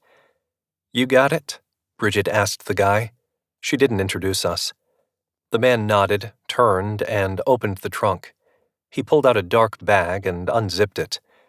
"So that's what $10 million in cash looks like," I said. The guy said nothing. He handed the bag to Bridget, then left us. "Why'd we have to come over here for this?" I asked. "For the family," she said. "Felt it best that you not have to see them before this goes down." "Why?" "Heroics." She glanced over at the rows of white tombstones. Her eyes watered over. At first I thought it might be the wind, but it blew against the backs of our heads. "What is it?" I asked. "I like to think that my dad's out there." "Was he military?" "My grandmother said he was a Navy SEAL, killed in action." "You ever meet him?" She shook her head. "Never." "Perhaps he is out there," I said. "He'd sure be proud of you today." She looked up and smiled. "Thanks, Mitch." She stared at me for a long minute until the engine of the sedan behind her started. "Okay, let's get you on your way." We walked back the way we came, crossing the street together. There, we split up. She headed toward the Pentagon entrance. I headed north toward the Arlington Memorial Bridge. All in all, it wasn't a bad day to be out for a walk. If you forgot about the whole kidnapping and ransom thing, it'd be a good way to clear your head. Only problem with that was I couldn't easily forget. After crossing the bridge, I stood behind the Lincoln Memorial. I checked my watch. Still had about 30 minutes until it was time to make the exchange. So I walked around the circle, then up and down the length of the reflecting pool. The crowd wasn't too thick, but I expected that to change over the next half hour as lunchtime drew near. Worked out better for the bad guys this way. Maybe me too, depending on how they planned to work the release of the boy. I stood at the edge of the reflecting pool with the water behind me, watching old Abe. The president loomed large, sitting in his chair, watching over his small section of D.C. I wondered what he'd think of this situation. What would he do? Could he exercise the restraint that I'd be forced to use in the very near future? Standing face to face with a killer and a child abductor, could Lincoln hand over $10 million in exchange for a life, knowing that he might never catch the men responsible? It didn't matter what Lincoln would do. I was the one who had to shovel that crow. My trained eyes scanned the faces in the crowd. There were at least 4 classes of kids on a field trip milling about, in addition to the regular tourists making their pilgrimage to the nation's capital. My cell phone buzzed in my pocket. I glanced around to make sure no one watched me. Then I looked at the message from Bridget. "Don't forget, you owe me a drink." I figured that was her not-so-subtle way of telling me to keep my cool. Don't do anything stupid. Don't play hero. Hand over the money, collect the kid.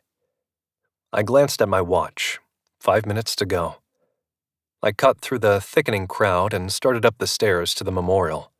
I reached the top and stopped in front of Giant Abe. "Tanner!" a voice called out. I looked to my right. Roy Miller Michael Lipsky stood at the end of the platform, leaning against the last column. I glanced over my shoulder, then down the stairs. No one caught my eye. I didn't expect anyone to. These guys hadn't gone through all this trouble only to blow it by all showing up at the same place. But I didn't see the kid either. And that was a problem. I held the bag tight in both hands as I approached. The guy pushed off the column and took a few steps toward me. "That the money?" he asked. I nodded.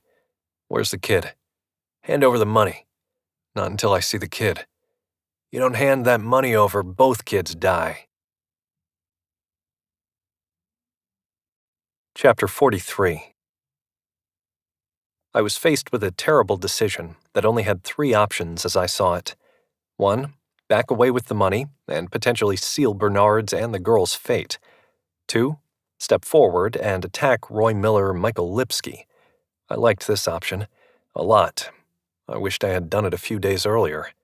The problem with it now was that it would also seal young Bernard and the girl's fate. The last option involved me handing over $10 million and depending on a kidnapping murderer to honor his end of the deal. "I see you're having trouble with this," he said, reaching into his pocket. "Let me help." My first instinct was to reach for my pistol, only I had left it behind with Bridget. It turned out he wasn't reaching for a weapon.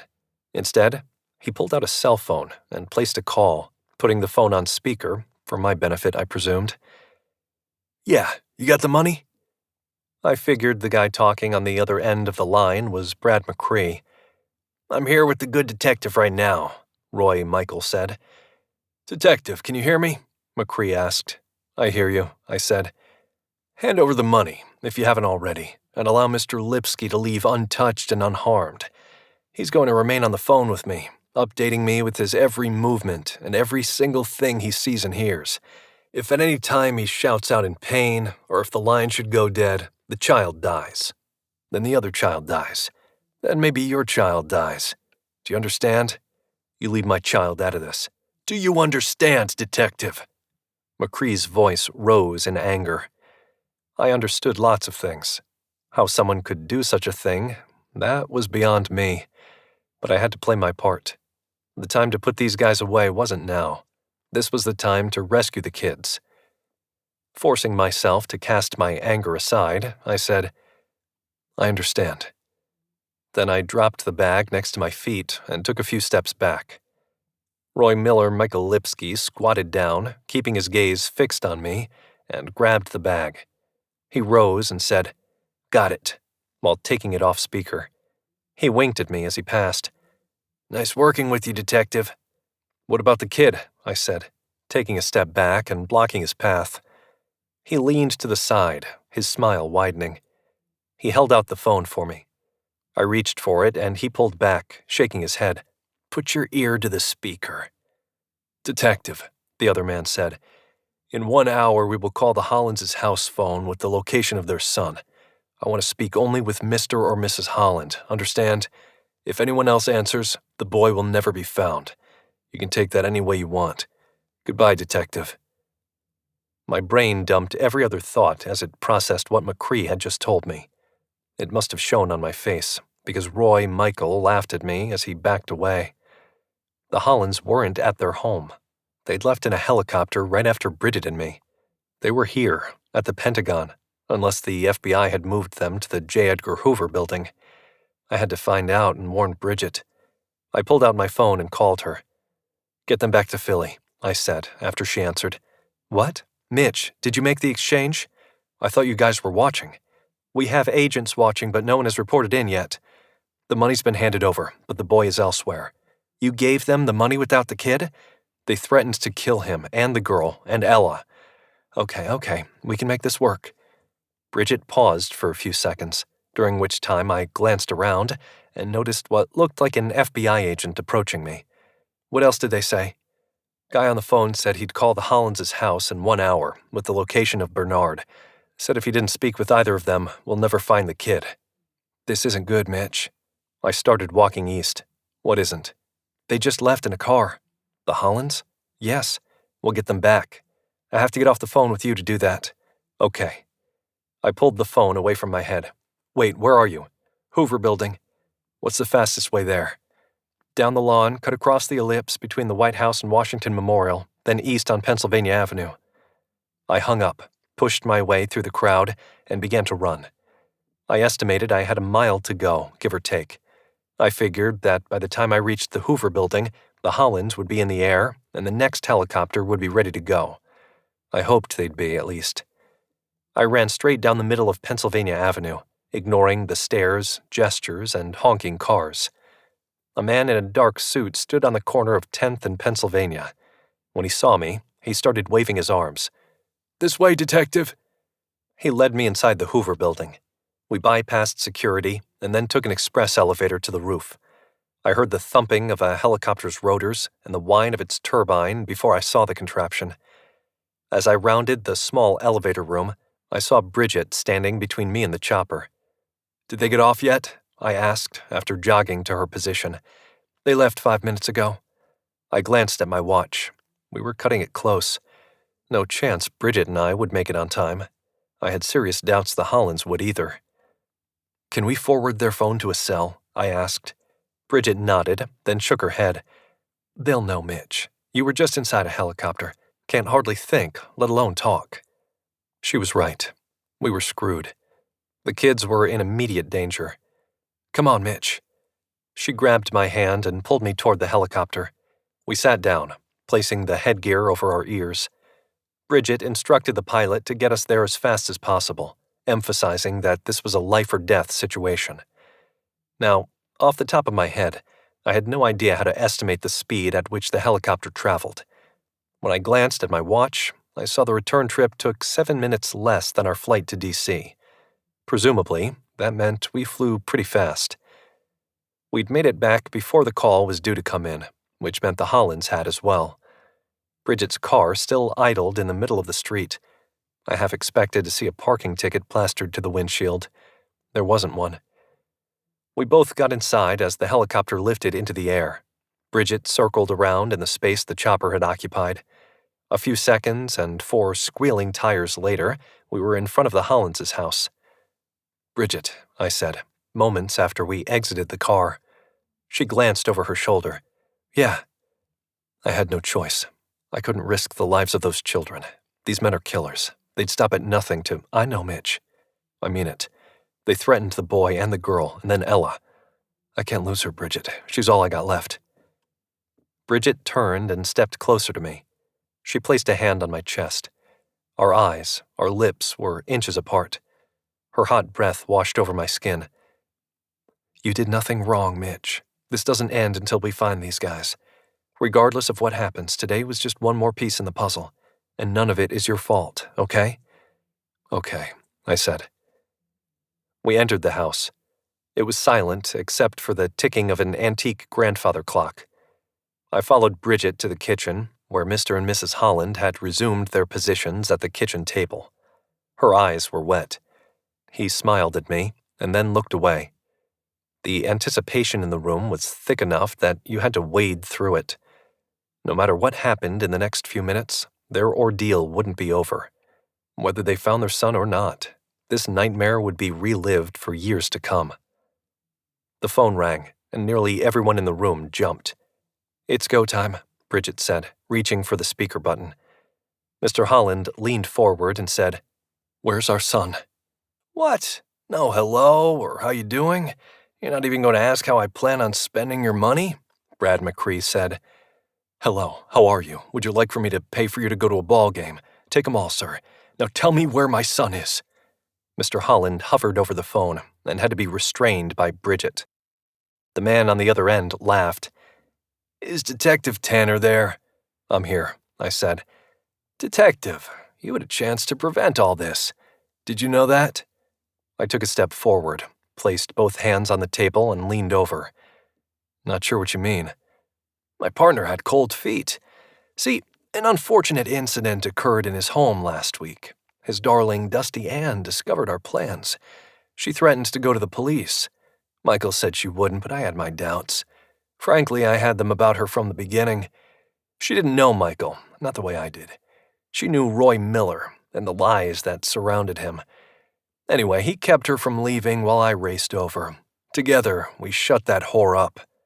McCree paused. No one spoke up to fill the void. That was your case, right, Detective?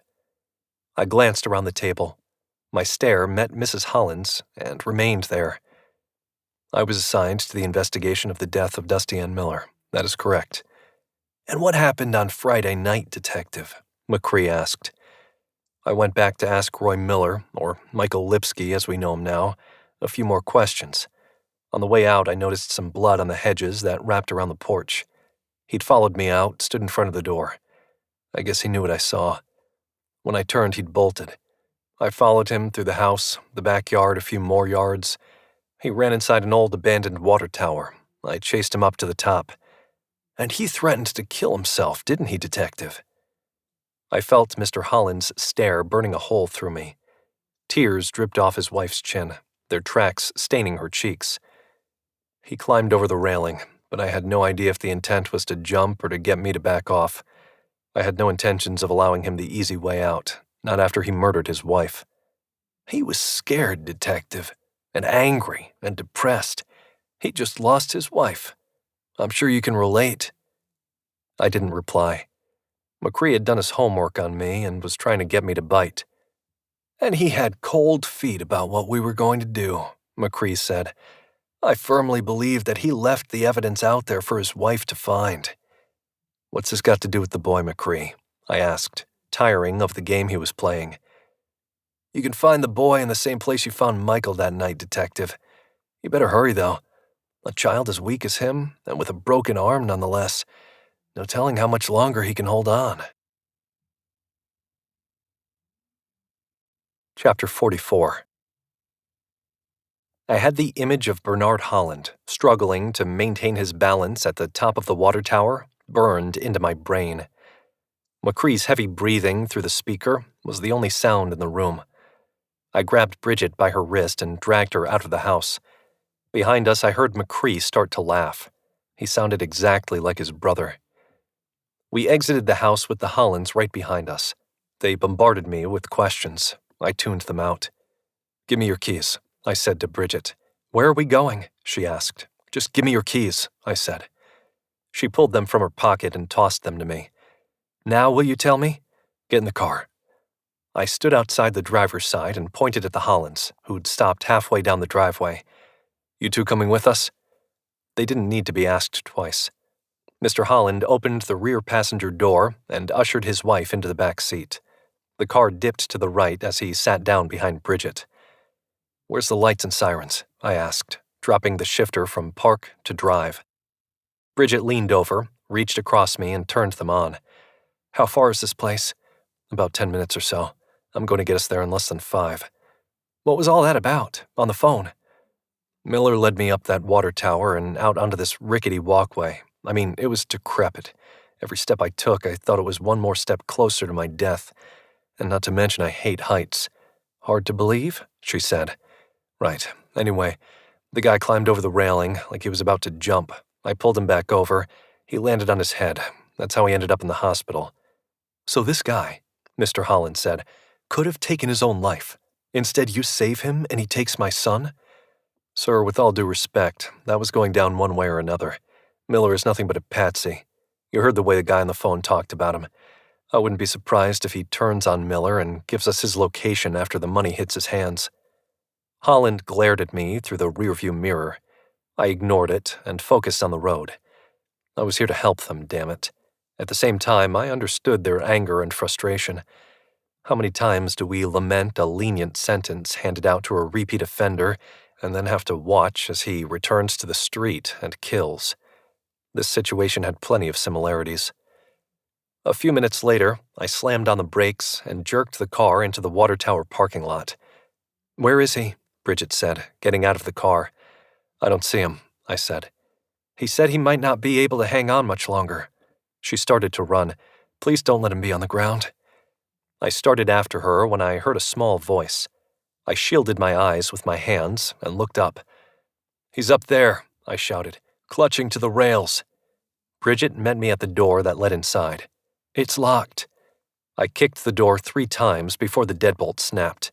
Then I plowed into it with my shoulder, breaking the door from the frame. I took the stairs 2 at a time, full speed, until I reached the top. "Damn it," I shouted. Bridget was a few paces behind me. "What is it?" "Chain and padlock," I called back. She appeared a few moments later with her gun drawn. "Stand back, Mitch."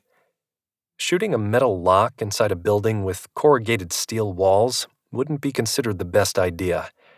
We didn't have the luxury of choice or time, though.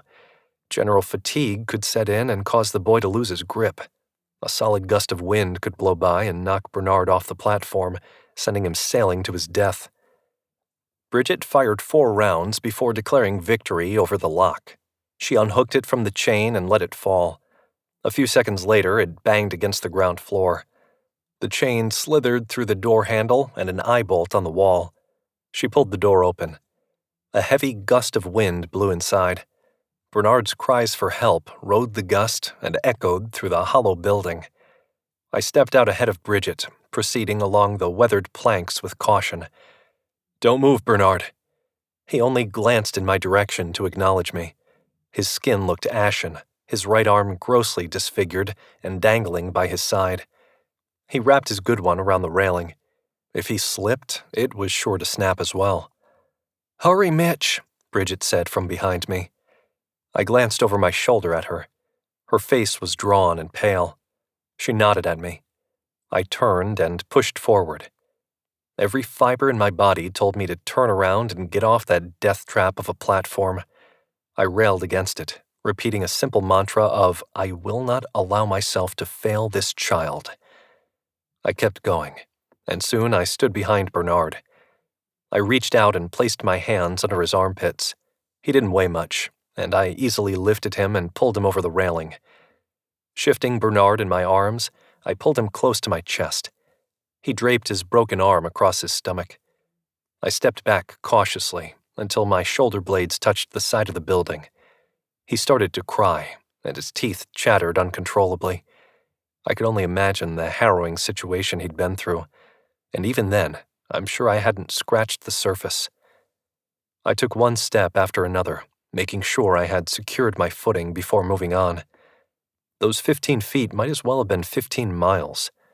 The wind blew into me, threatening to knock me back and send both of us tumbling over the railing. Bridget stood at the door, holding it open and urging me forward. I stopped moments after passing through the doorway. Bridget closed the door behind me. The wind rush faded, and the interior of the tower fell silent. Bernard's cries quieted. Halfway down the stairs, he asked, "Have you found Debbie?" I didn't say anything. "They took her away a couple days ago," he said. Bridget glanced back at me.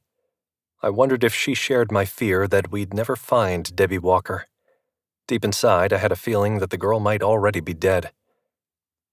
"We're working on that, Bernard," I said. "Bernie," he said. "Okay, Bernie. We'll do everything we can for Debbie." When we reached the bottom, Bernard's parents were waiting for us. Behind them were 2 paramedics. "He's got a broken arm," I said. "Mr. and Mrs. Holland, I know you want to wrap your son up in your arms, but he needs to be seen by those paramedics right here." "That's fine," Mr. Holland said, ignoring what I said and taking his son from my arms. Who was I to stop him? He looked me in the eye and said, "Thank you, Detective. I mean that." I shook my head. "Not me, sir." They headed through the door. I watched them long enough to see the paramedics take over, and then I collapsed on one of the bottom steps. My hands shook, and my stomach ached, and my chest tightened. I forced air in and out, inhaling deeply and exhaling loudly. Bridget came over, stopping a few feet in front of me. "You okay?" I glanced up, forcing a smile. "I'm fine." "You sure?" Concern spread across her face as she knelt down. "It's still not over," I said. She nodded. "I know. We've got to find that girl." She rose, turned, and took a few steps away. Then she returned, standing over me. "They'll slip up, you know. Sooner or later they'll spend a large chunk of that money, brag to someone, and then we'll find them."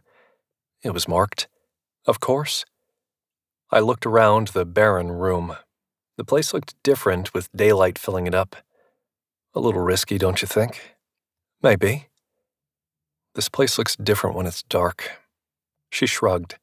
She hadn't seen the inside of it before. Probably not the outside either. "It's abandoned, right?" I nodded. "Yeah, why?" "All the rattling sounds, that's all." "Old pipes, old steel," I said. "Trapped water and sludge. Humidity and temperature changes cause expanding and contracting. Same kind of thing you hear in old houses." She nodded and said nothing as she stared up toward the top of the building. A tiny pinprick of light shone through at the top. "What if the girl can't wait long enough for the guys to slip up?" I asked. She looked away, shaking her head. "What other choice do we have, Mitch? We notify everyone we can and hope they show up somewhere." I rose and reached for her hands. "What do you think about taking a trip to Savannah, Georgia with me?"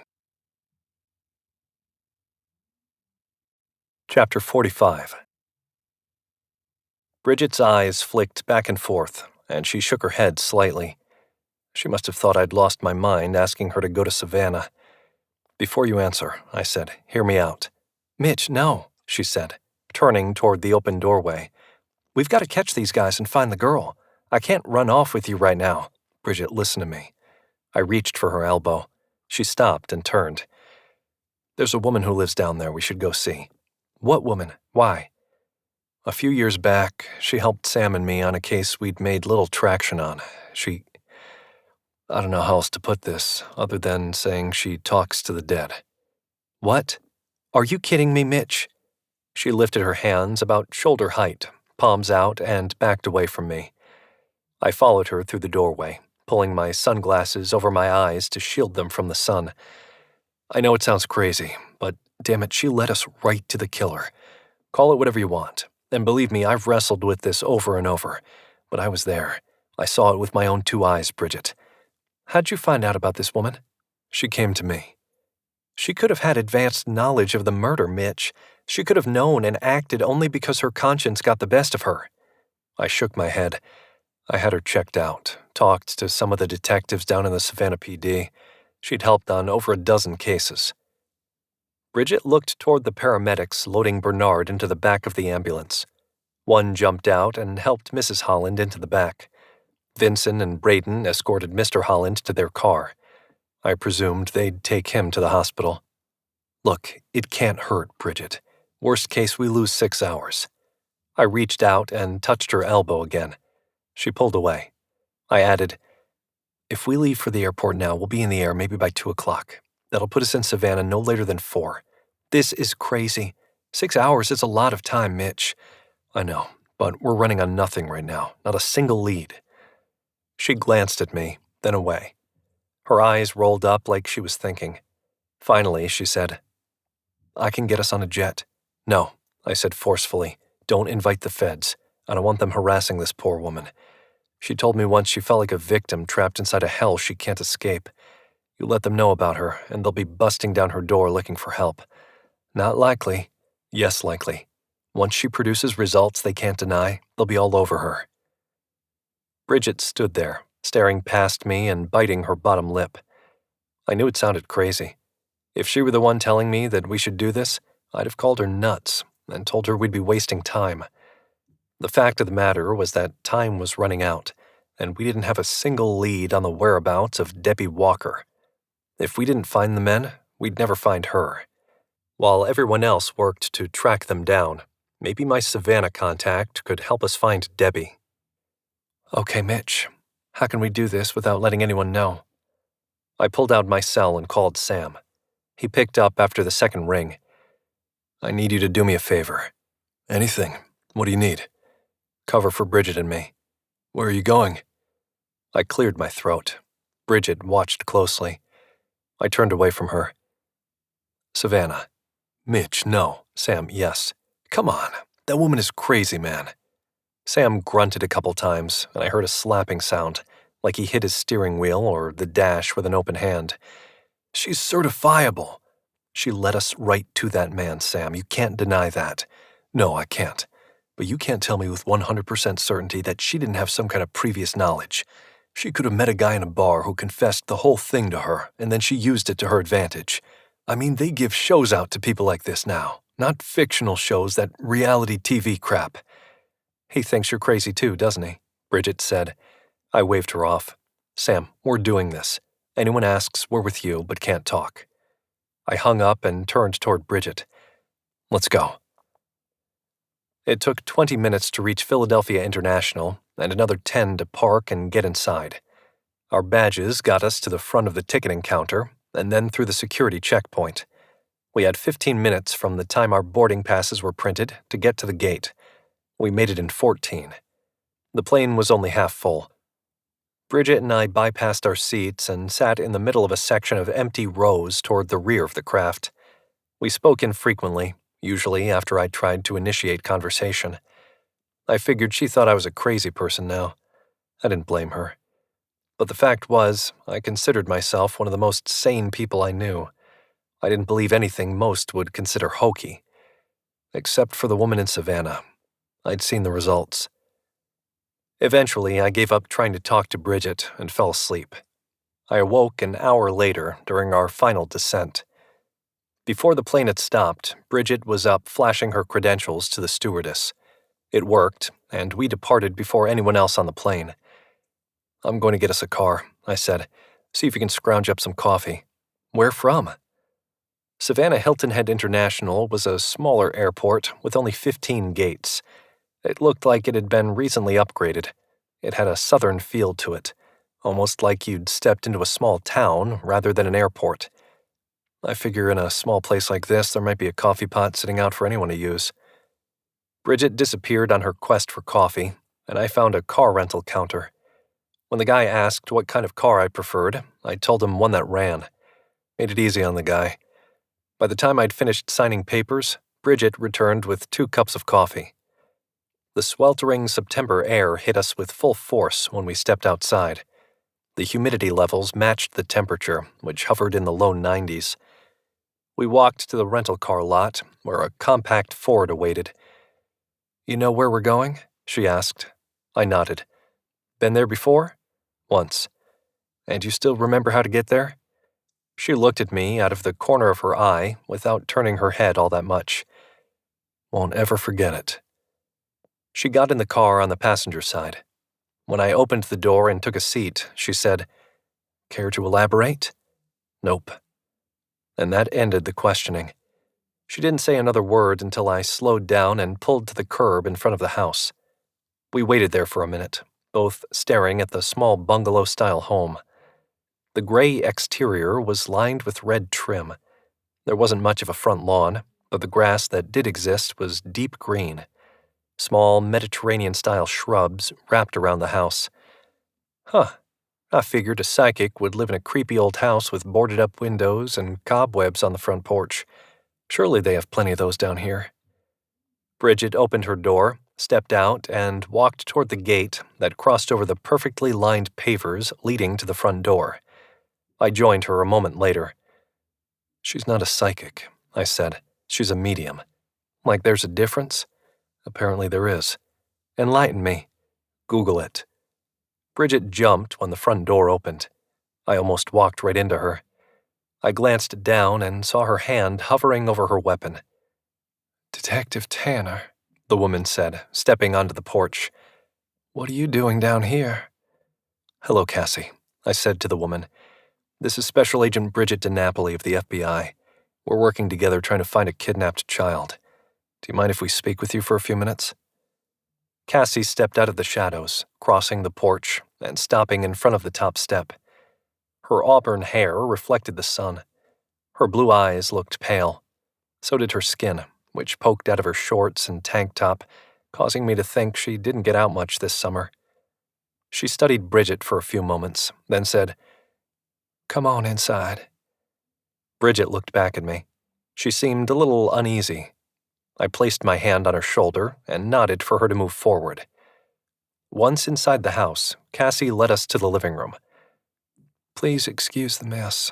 I haven't felt like cleaning much lately." She looked sad, distant.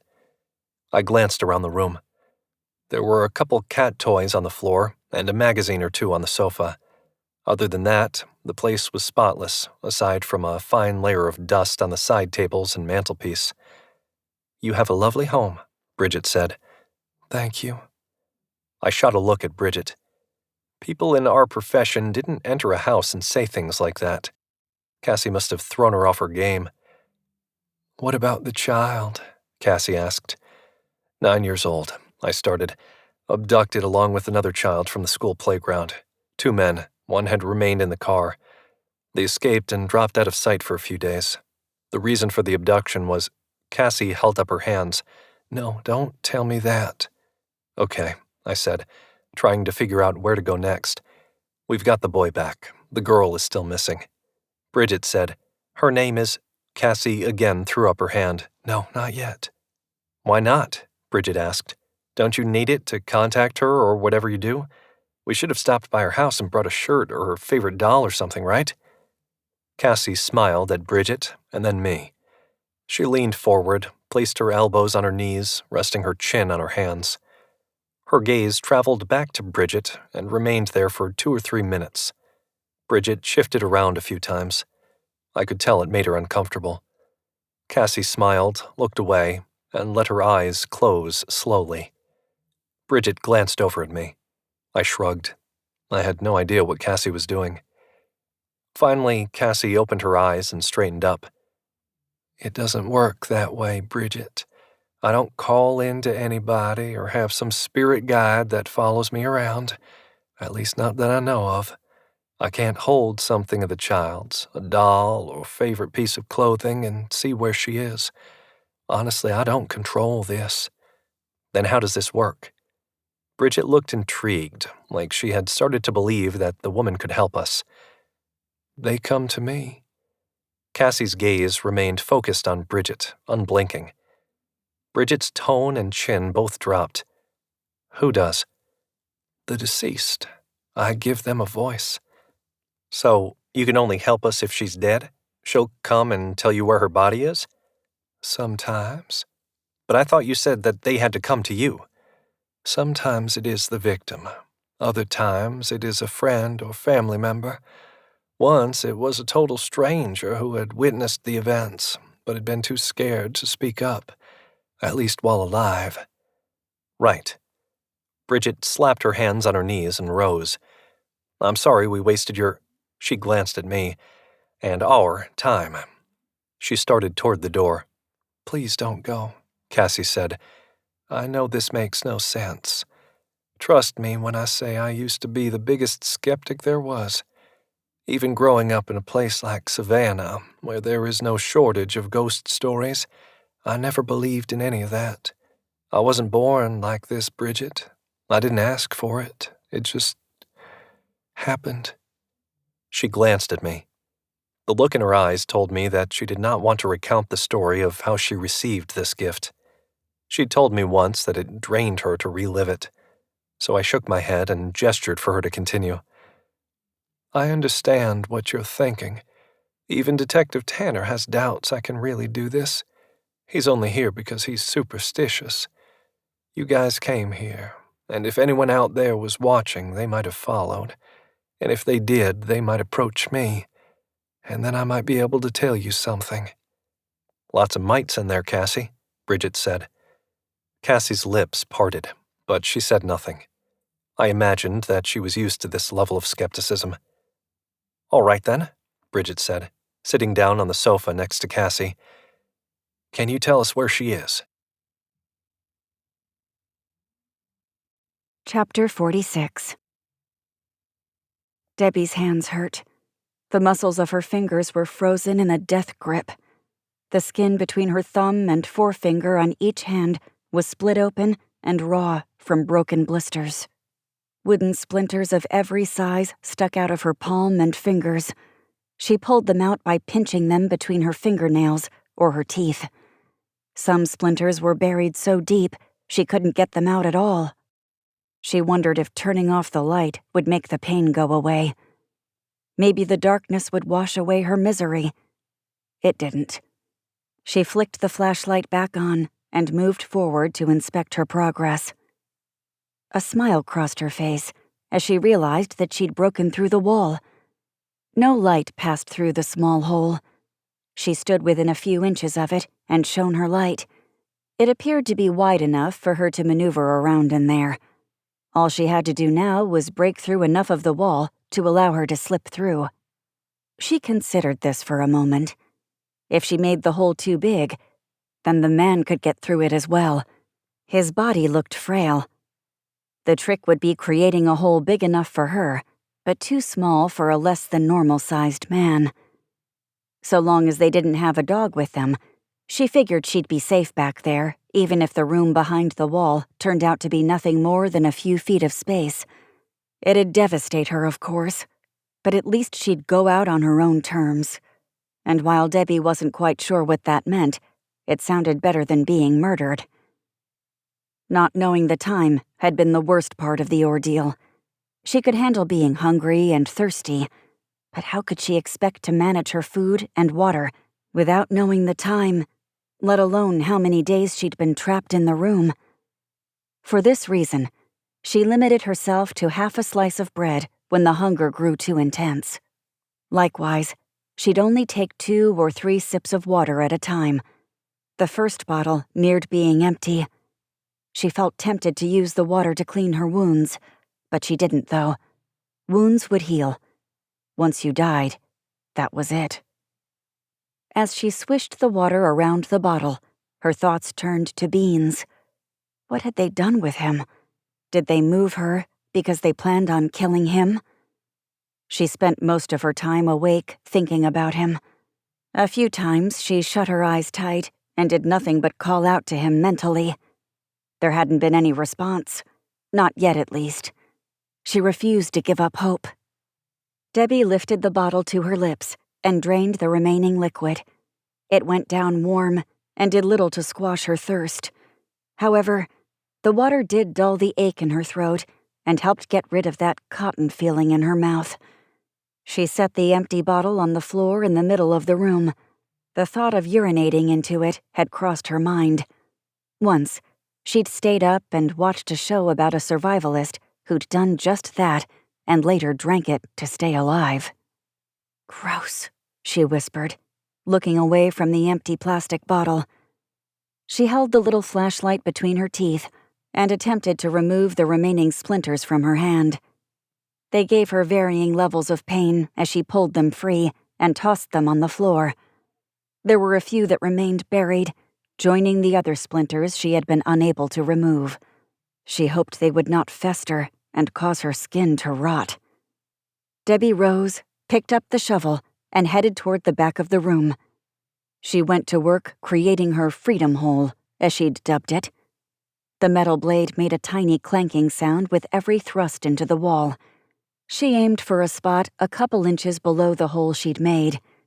If she could create enough small holes, it'd be easier to break apart the remaining wall between them.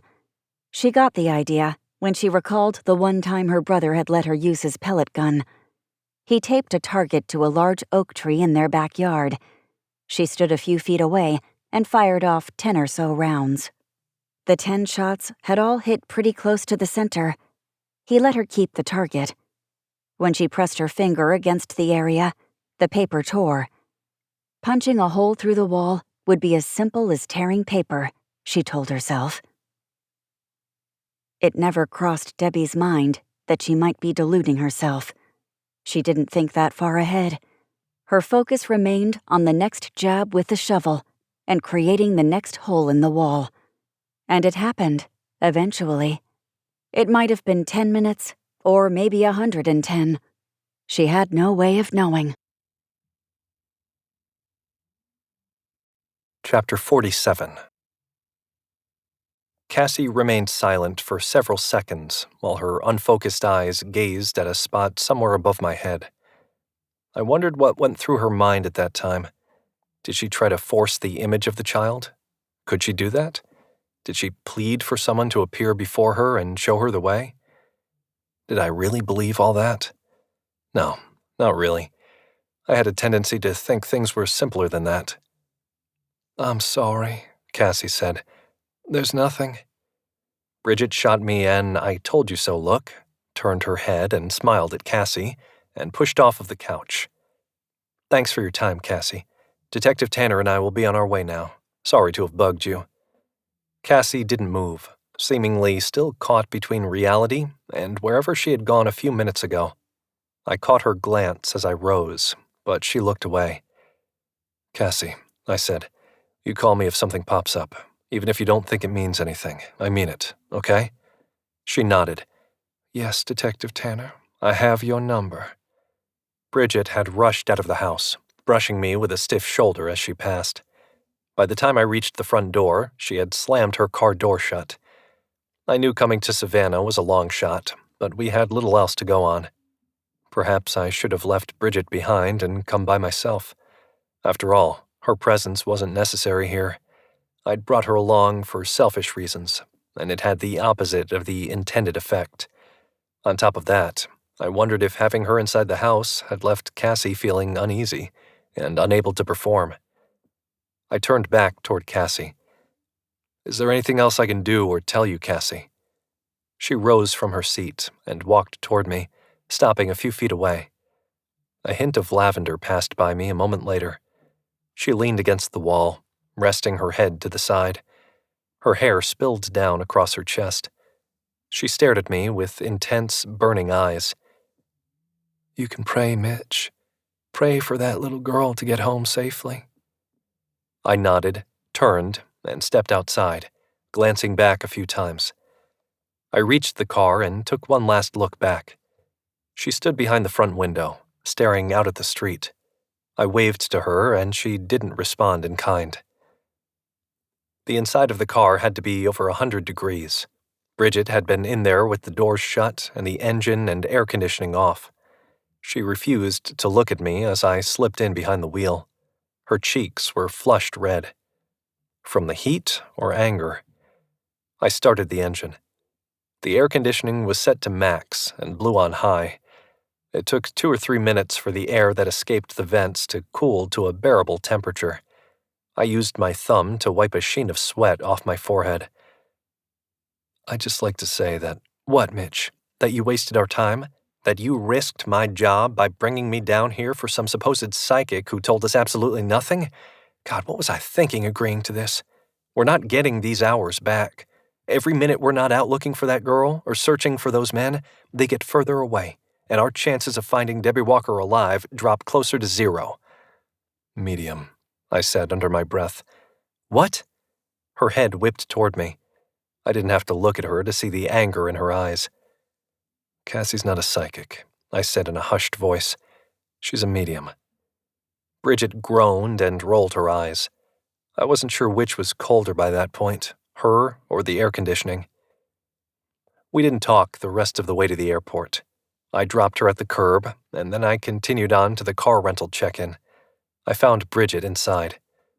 We stood side by side in line, but we might as well have been on opposite ends of the country. I purchased 2 tickets back to Philly. She requested a seat at least 10 rows away from mine. I didn't protest. As far as I was concerned, our job was to do everything in our power to find that girl and bring her home alive. If Cassie had given us a viable lead, this trip would have paid itself back 1,000,000 times over, and Bridget would be proclaiming my status as a hero. Before boarding, I called Sam and asked him to pick me up. I had the feeling that Bridget would want to be alone in her government-issued sedan.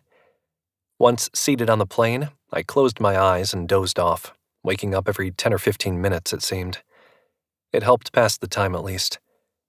Coming to the end of a particularly heavy sleep, I felt a presence and looked up. Bridget stood in the aisle.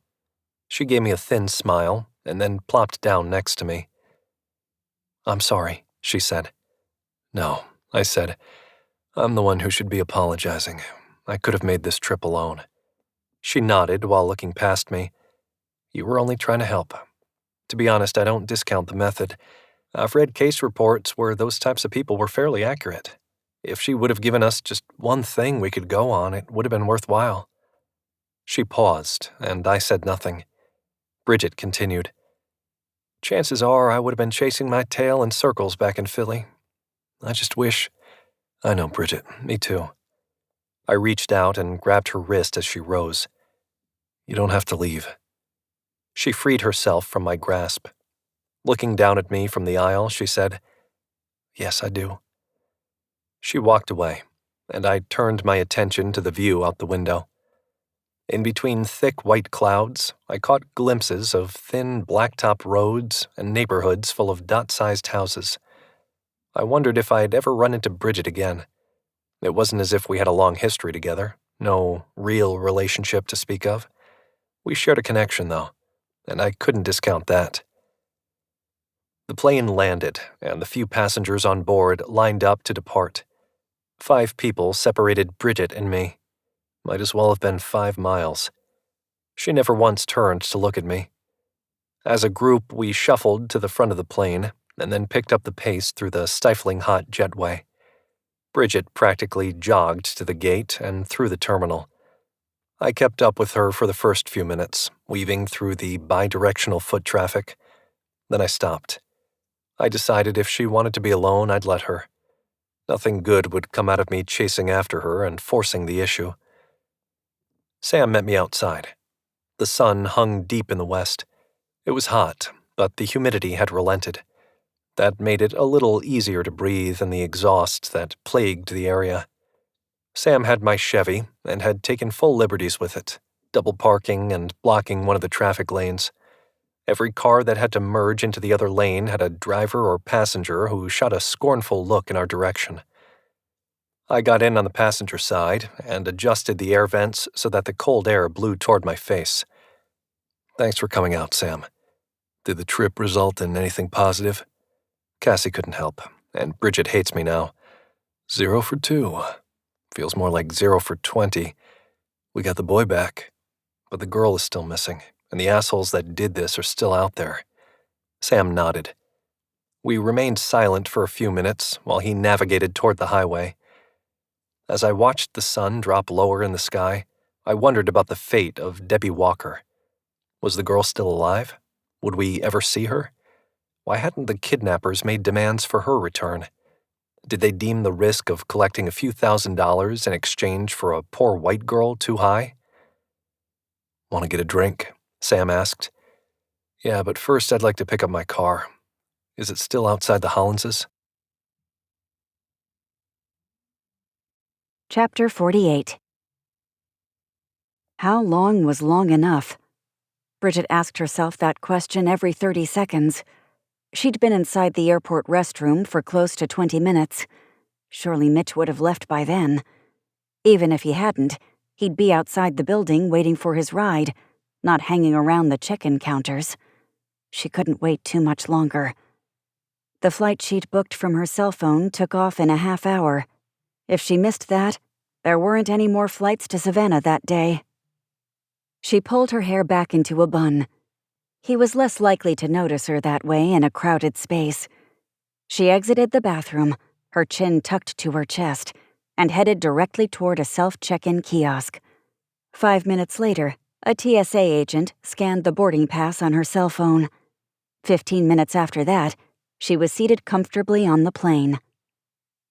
The drag of the day, and the week for that matter, caught up to Bridget, and she fell asleep shortly after takeoff. A patch of turbulence woke her, but only momentarily. She rose from her nap as they approached the runway. After departing the plane, she found her way to the rental car counter and secured a Taurus. At this point in the day, it mattered little to her what she drove. Bridget drove to Cassie's house, navigating from memory. She took a wrong turn along the way, but quickly recovered. She pulled up to the curb and shifted the car into park. What am I doing here? It was a curious decision, made in a matter of seconds, to return to see Cassie. She couldn't think of a concrete reason why she returned. It was a feeling that gnawed at her throughout the flight back to Philadelphia.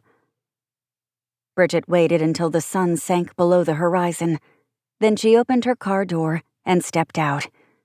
Her stomach and chest tightened as she stepped onto the walkway that led to the front door. She stopped and took a few deep breaths to steady herself. "Calm, calm, calm," she whispered after each exhale. Feeling in control, she continued on. The door opened before she reached the first step. Cassie stood in the open doorway and smiled. "Bridget, please, come in." Bridget climbed the steps and turned sideways to pass through the opening. The two women were eye to eye for a second. The way Cassie looked at her reminded her of the visit earlier that day, and she knew then that was the reason she had returned. "I'm surprised to see you again," Cassie said from behind her. "I was just in the area." Bridget stopped, turned, and smiled. "Yeah, something like that." "I was just sitting down to eat. Care to join me?" "No, I'm okay." Bridget paused. Her stomach knotted at the mention of food. "On second thought, I'll have some." "Right this way, then." Cassie led her away from the living room and into the kitchen. The table looked like something out of the 50s. The chairs were sparkling red vinyl, and the legs of the table were chrome. "This original?" Cassie nodded. "Belonged to my grandmother." She turned away, grabbed 2 plates from a cabinet, and placed 2 slices of pizza on each. She set one plate down in front of Bridget and grabbed them each a bottle of water. "It's homemade, organic." Bridget took one bite. The cheese burned her tongue and roof of her mouth. Despite that, she savored the taste. Delicious. The next 5 minutes was filled with awkward silence and even more awkward stares between the 2 women. They didn't speak until Bridget was halfway through her second slice. "So, what's this about?" Cassie said. Bridget shrugged, unsure how to phrase it. "If it's about me and Mitch, I can assure you there is nothing between us." Bridget straightened up. "Why would I care about that?" Cassie glanced up at the ceiling and then back at Bridget. "The tension was, shall we say, thick." "Yeah, well, it wasn't the kind of tension you've got in mind." "But it was at one point, right?" Cassie said. Bridget nodded. "Short-lived, that's all." "He's only trying to help the girl, Bridget. That's why he came down here." Bridget said nothing. She bit into her crust and tore like a lioness shredding the meat of a wildebeest. Cassie's eyes narrowed. "Touchy subject, I see. Look, you may not believe in me and what I do, but I can assure you I'm legit. This may or may not work out. I readily admit that. Regardless, I'll do everything I can in the event that I am able to." "Sounds like a politician's speech." Cassie jerked back as if Bridget had just shot her. "I'm sorry," Bridget said. She dropped the last bite of crust on her plate and wiped her hands and mouth with a paper towel. "Look, I'm here because I can't get the image of you staring at me earlier today out of my head." Cassie crossed her arms in front of her chest and shrugged. Bridget leaned forward, placing her elbows on the table. "Why? Why were you staring at me like that? It wasn't like it was a brief look, Cassie. You just honed in on me and stayed that way for a few minutes." Cassie took a deep breath, looked away, and said, "It was an old lady." She shifted her gaze toward Bridget. "Your grandmother. She said, tell her to stop trying to do everything." She looked away again. Her cheeks reddened. "And you didn't tell me? Why?" Cassie said nothing. "You were jealous, weren't you? You have a thing for Mitch." "That's absurd," Cassie said. "Not only that, it's completely unethical." "Isn't not delivering a message to me unethical?" "It wasn't what you were there for. Besides, the read I had on you at that time told me you wouldn't be able to handle it, or you'd accuse me of lying." Bridget did not respond. She raised her eyebrows as she leaned back in her chair. She'd upset the woman, and while she felt justified, she also felt guilty for having done so. "I'm sorry," Cassie said. "That was unprofessional." Bridget shook her head. "It's okay. We all have our moments." "Wine?" Cassie rose and walked to the counter. "Sure." Cassie uncorked a bottle of Merlot and poured a glass for each of them. She set one in front of Bridget and then returned to her seat. "I was 24, she said. "Pardon?" Bridget said. "When I received this gift." Bridget nodded. "Go on." "It was stupid, really. We had no business being there." Bridget could tell this story would require a lot of assistance from her. "Being where?" "Cassie, just spit it all out. I'm used to people confessing." "It's not a confession." Cassie leaned back, eyes narrow and arms across her chest. "I didn't mean to offend you." Cassie took a drink. "It's okay. This is uncomfortable for both of us. All right, I'll continue. A friend of a friend had an idea to break into a cemetery. You know, ghosts and all that." "Midnight in the Garden of Good and Evil," Bridget said. I saw the movie. Book was better. Anyway, so, yeah, we didn't go to Bonaventure, but to Greenwich, which is an annex of Bonaventure, and still open for public burials. She paused to take a sip from her wine glass. So, there's a group of 5 people, and I'm tagging along. The only one I know is my friend Kara, and she's real into this guy who is leading the expedition. I started to feel a bit shunned, and I kind of wandered off on my own with a flashlight, reading the different tombstones. Always a good time, Bridget said, forcing a smile. Right, Cassie said. So, I come upon the grave of a woman who had died a few years earlier, at exactly the same age I was then, 24. I'm standing there, wondering how she died. Was it an accident? Cancer? When I recognized the name. She bit her bottom lip for a second. Lucille Whitehurst. That ring any bells? Bridget shrugged and shook her head. She'd been brutally murdered, stabbed to death, then dismembered. Her body was left in pieces along the riverbank, not far from where her remains were eventually buried in the cemetery. Jesus, Bridget said softly. Right? That's what I'm thinking at the time. I get a hold of myself and turn to find my friend, but before I can take a step, someone has me in their grasp. Bridget felt her pulse quicken. She had a feeling she knew where the story was going. It was a man. He whispered something in my ear.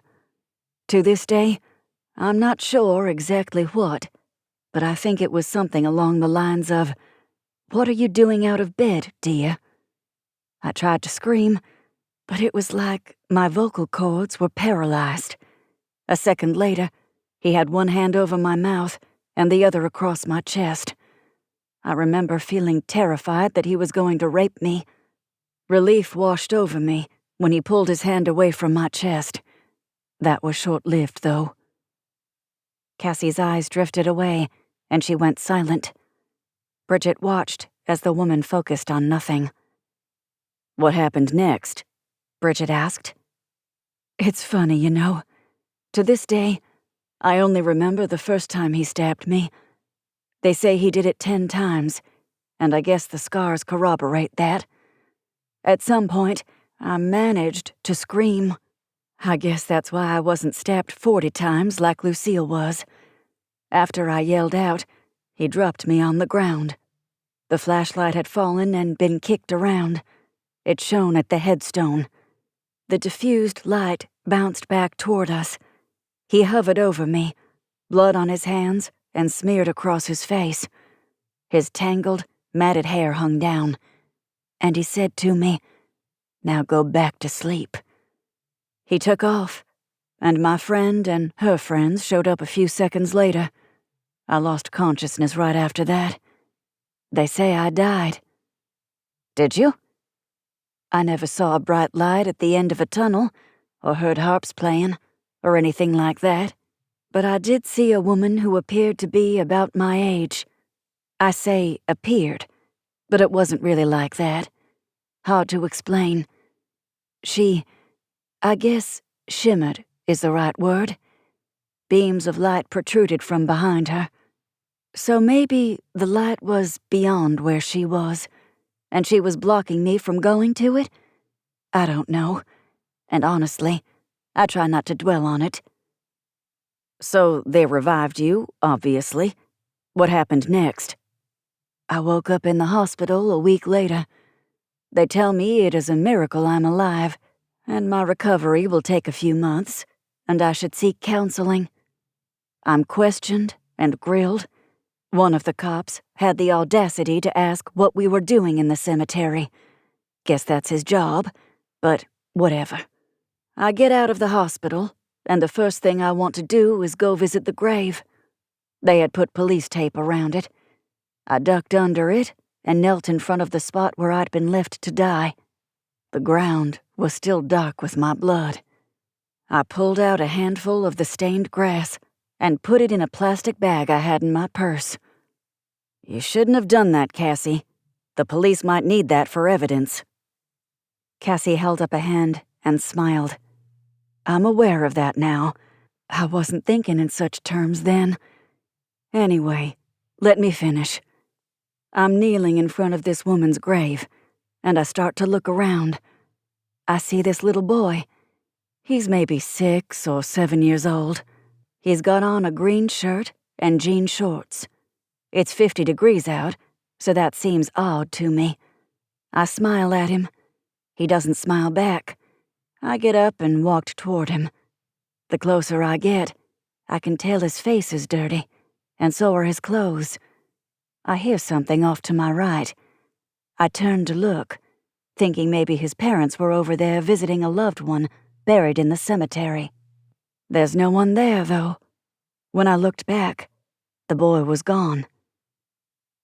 Bridget felt her pulse quicken again, and her chest started to tighten. "I go home, tell my boyfriend at the time all about it. He's freaked out, but I laugh it off.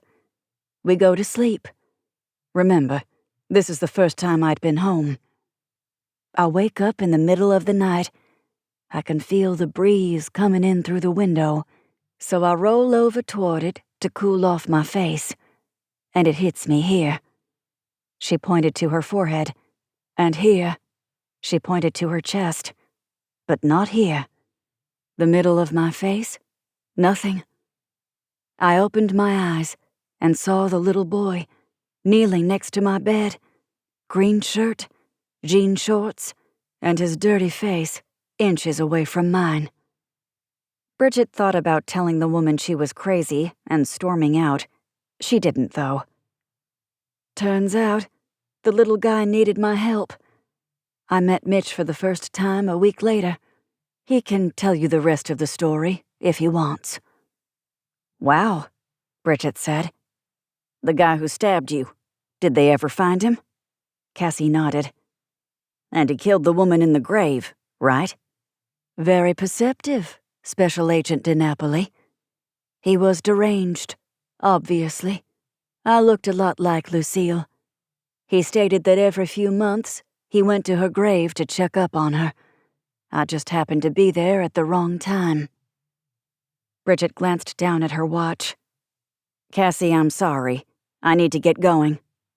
"I have an extra room. You can stay here. No offense, but I don't think I'd sleep all that well if I did." She rose and headed toward the front door. Cassie got up and escorted her out. "I'm not going to give up on that little girl, Bridget. I promise." Bridget looked back and nodded. "Neither am I." "And don't give up on Mitch," Cassie added. "I won't if you don't." With that, Bridget got inside the rental and drove 2 blocks away. She pulled up next to the curb and grabbed her cell phone. There were no flights back to Philadelphia that night. Best she could do was a flight plan with 3 layovers. It would get her home by 8 the next morning. She decided to skip the flight and drive back. It would take less time, so she picked up I-95 and headed north. Chapter 49. Sam altered our course and drove to the Hollinses' neighborhood. Media trucks clogged the entrance, while a couple of uniformed officers kept them at bay. There were faces I didn't recognize, from another precinct, I supposed. Sam pulled up to the checkpoint, and we showed them our badges. They waved us through. The neighborhood was eerily quiet. No kids out in their front yards taking advantage of the final minutes of daylight. The effects of a tragedy hitting so close to home, I thought. We turned onto the Hollinses' street. 2 more officers were positioned on opposite sides of the intersection. The boss remained where I'd parked it earlier that day. Sam stopped the Chevy behind it. "Since the Chevy is officially your car, I guess I ought to take the boss for you," Sam said. I chuckled at the thought. I'm suspended. Only authorized personnel can drive a city-issued vehicle. He cut the engine, and we waited in silence for a few minutes. I figured the same thoughts I was having also raced through his mind. For us, this case wouldn't end until Debbie was found and the men were brought to justice. The outlook, however, looked bleak. I feared that the case and the little girl would haunt me for the rest of my days. "I'm going to go up to the house," I said. "I'll join you," Sam said. We exited the vehicle and trekked up the driveway. At the halfway point, the door opened. Mr. Holland's large frame blocked the opening. The lingering sunlight washed over him, giving his overall appearance a reddish tint. "Detectives?" he said with a nod, crossing his arms. He didn't appear threatening or intimidating. The man looked tired, worn out by the whole ordeal. Who could blame him? We stopped in front of the bottom step. "How's Bernard?" I asked. "Physically, he's going to be okay. They set his arm and gave him a painkiller. Mentally, though, I don't know. He's pretty distraught, as are my wife and myself." "I can imagine," I said. "We feel the same way." "Do you?" The emotional impact of the words felt like an uppercut to my chin. "Yes, sir, we do. I'm not going to rest until we have that girl safe and sound." Mr. Holland straightened up and let his hands drop to his side. From the top of the stairs, he towered over us. "Then why'd you run off the other day? And then again today?" Sam took a step up. "He was kicked off the case, and his daughter was threatened. He took her away to get her out of harm's way. Would you have preferred another child be harmed? Seems to me the best thing Detective Tanner could have done was stay around and offer to help." "It doesn't work like that," Sam said. "And today, you know what he did? He went down to Savannah to look up another lead." "Savannah?" Mr. Holland asked, unleashing his scowl toward me. "And he did it on his own time," Sam added. Mr. Holland shifted, turning sideways, and I caught a glimpse of Debbie Walker's mother inside the house. She stood just outside of the kitchen with her gaze fixed in our direction. I wanted to push past the large man in front of me to speak to the woman. Her tears glinted in the light as they streamed down her cheeks. I deemed our presence as counterproductive. "Sam," I said, "he could have bailed on that little girl after getting your son home, but he didn't." "Sam," I repeated. "What?" "We should go." "Yes," Mr. Holland said. "You should." I understood the anger, as misguided as it was. That didn't lessen the impact any further. While I didn't expect the Hollands to drop to their knees and bow before Sam and me, I didn't expect the mistreatment either. Sam stepped down and we both turned toward the street. "Officers?" The small voice came from behind Mr. Holland. I spun around and saw Bernard peeking through the doorway. "Yes, Bernard," I said. "Have you found Debbie?" I glanced at Sam. His face grew grim. "Not yet, son." "Please don't give up on her," he said. Such powerful words for a small child. "We're going to do everything we can to bring her home," I said. Mr. Holland reached down and placed his hand on top of his son's head. The hardened look on his face faded, and his eyes watered over. He felt his son's pain. I did too. 30 minutes later, Sam and I occupied a booth at Schmitty's. We dropped the boss off at my place, after which I'd called to check on Ella. She'd already gone to bed, worn out from a day of boating and fishing, Terrence had said. He'd also told me that no one had been by. A relief to me. I figured I'd leave her there a few more days and pick her up once things seemed to have settled down. Now that the men had their $10 million, they had little use for me. Sam raised his drink, took a sip, and set the glass down. "What's next for you?" "I figure I'll hang around for a couple days and see if Bridget calls with any leads." "Think she will?" "Find a lead? Yes. Call? No." "Things didn't go so well down in Savannah, I take it." "You could say that." "I did say that." I nodded and said nothing. "I'm going to do what I can to get involved with the case, Mitch. With you out, I don't have a partner, so I don't think they'll assign anything to me. Figure I can latch onto the investigation. Maybe I'll turn something up. If I do, you'll be the first person I'll call." "Appreciate it. Now, Sam, do me a favor." "What?" "Stop talking about it." We talked about sports and our hopes for the upcoming football season. I figured I'd get to catch a lot of games, being recently single and suspended. Although Lana and I hadn't talked, the breakup would occur soon. Midnight rolled around, and I decided to head home. A few detectives we knew had joined us, and one who remained sober promised to get Sam home safely. With the temperature in the 60s and the humidity about the same, I walked. The temperature had cooled enough and the humidity had dropped enough so that the mile-and-a-half trek didn't result in me covered with sweat. I stopped on the sidewalk across the street from my house. There was a car in the driveway, a woman on my porch. Only it wasn't the woman I wanted to see. Chapter 50. I crossed the street and cut across the lawn toward the screened-in porch, well aware that Lana watched my every step. She waited on the sofa next to the front door, with her hands on her knees and her back straight. As I neared, the light caught her face, and her eyes sparkled with tears. I pulled the door open. She wore a plain t-shirt and cut-off jean shorts, frayed white at the bottom. A cast extended from just below her left knee and covered her foot. Her bare toes poked out. Someone had painted her toenails pink or red. The light was too dim to tell. "What are you doing here, Lana?" "I hadn't heard from you. I wanted to see you." I felt cold and distant. Was I really here with her on the porch? We'd shared many embraces in front of the door, sat up late into the night on that couch, talking about our pasts and the possible future. A future that had no chance of happening now. "Mitch, what's wrong?" I walked past her. She reached out. I avoided her hand. "I'm going inside." "Help me up." I glanced over my shoulder. Our gazes met. Her eyes were wide and wet. Her right arm extended toward me. I stepped inside and let the screen door slam shut behind me. I'd hoped she'd take the hint that I didn't want her around.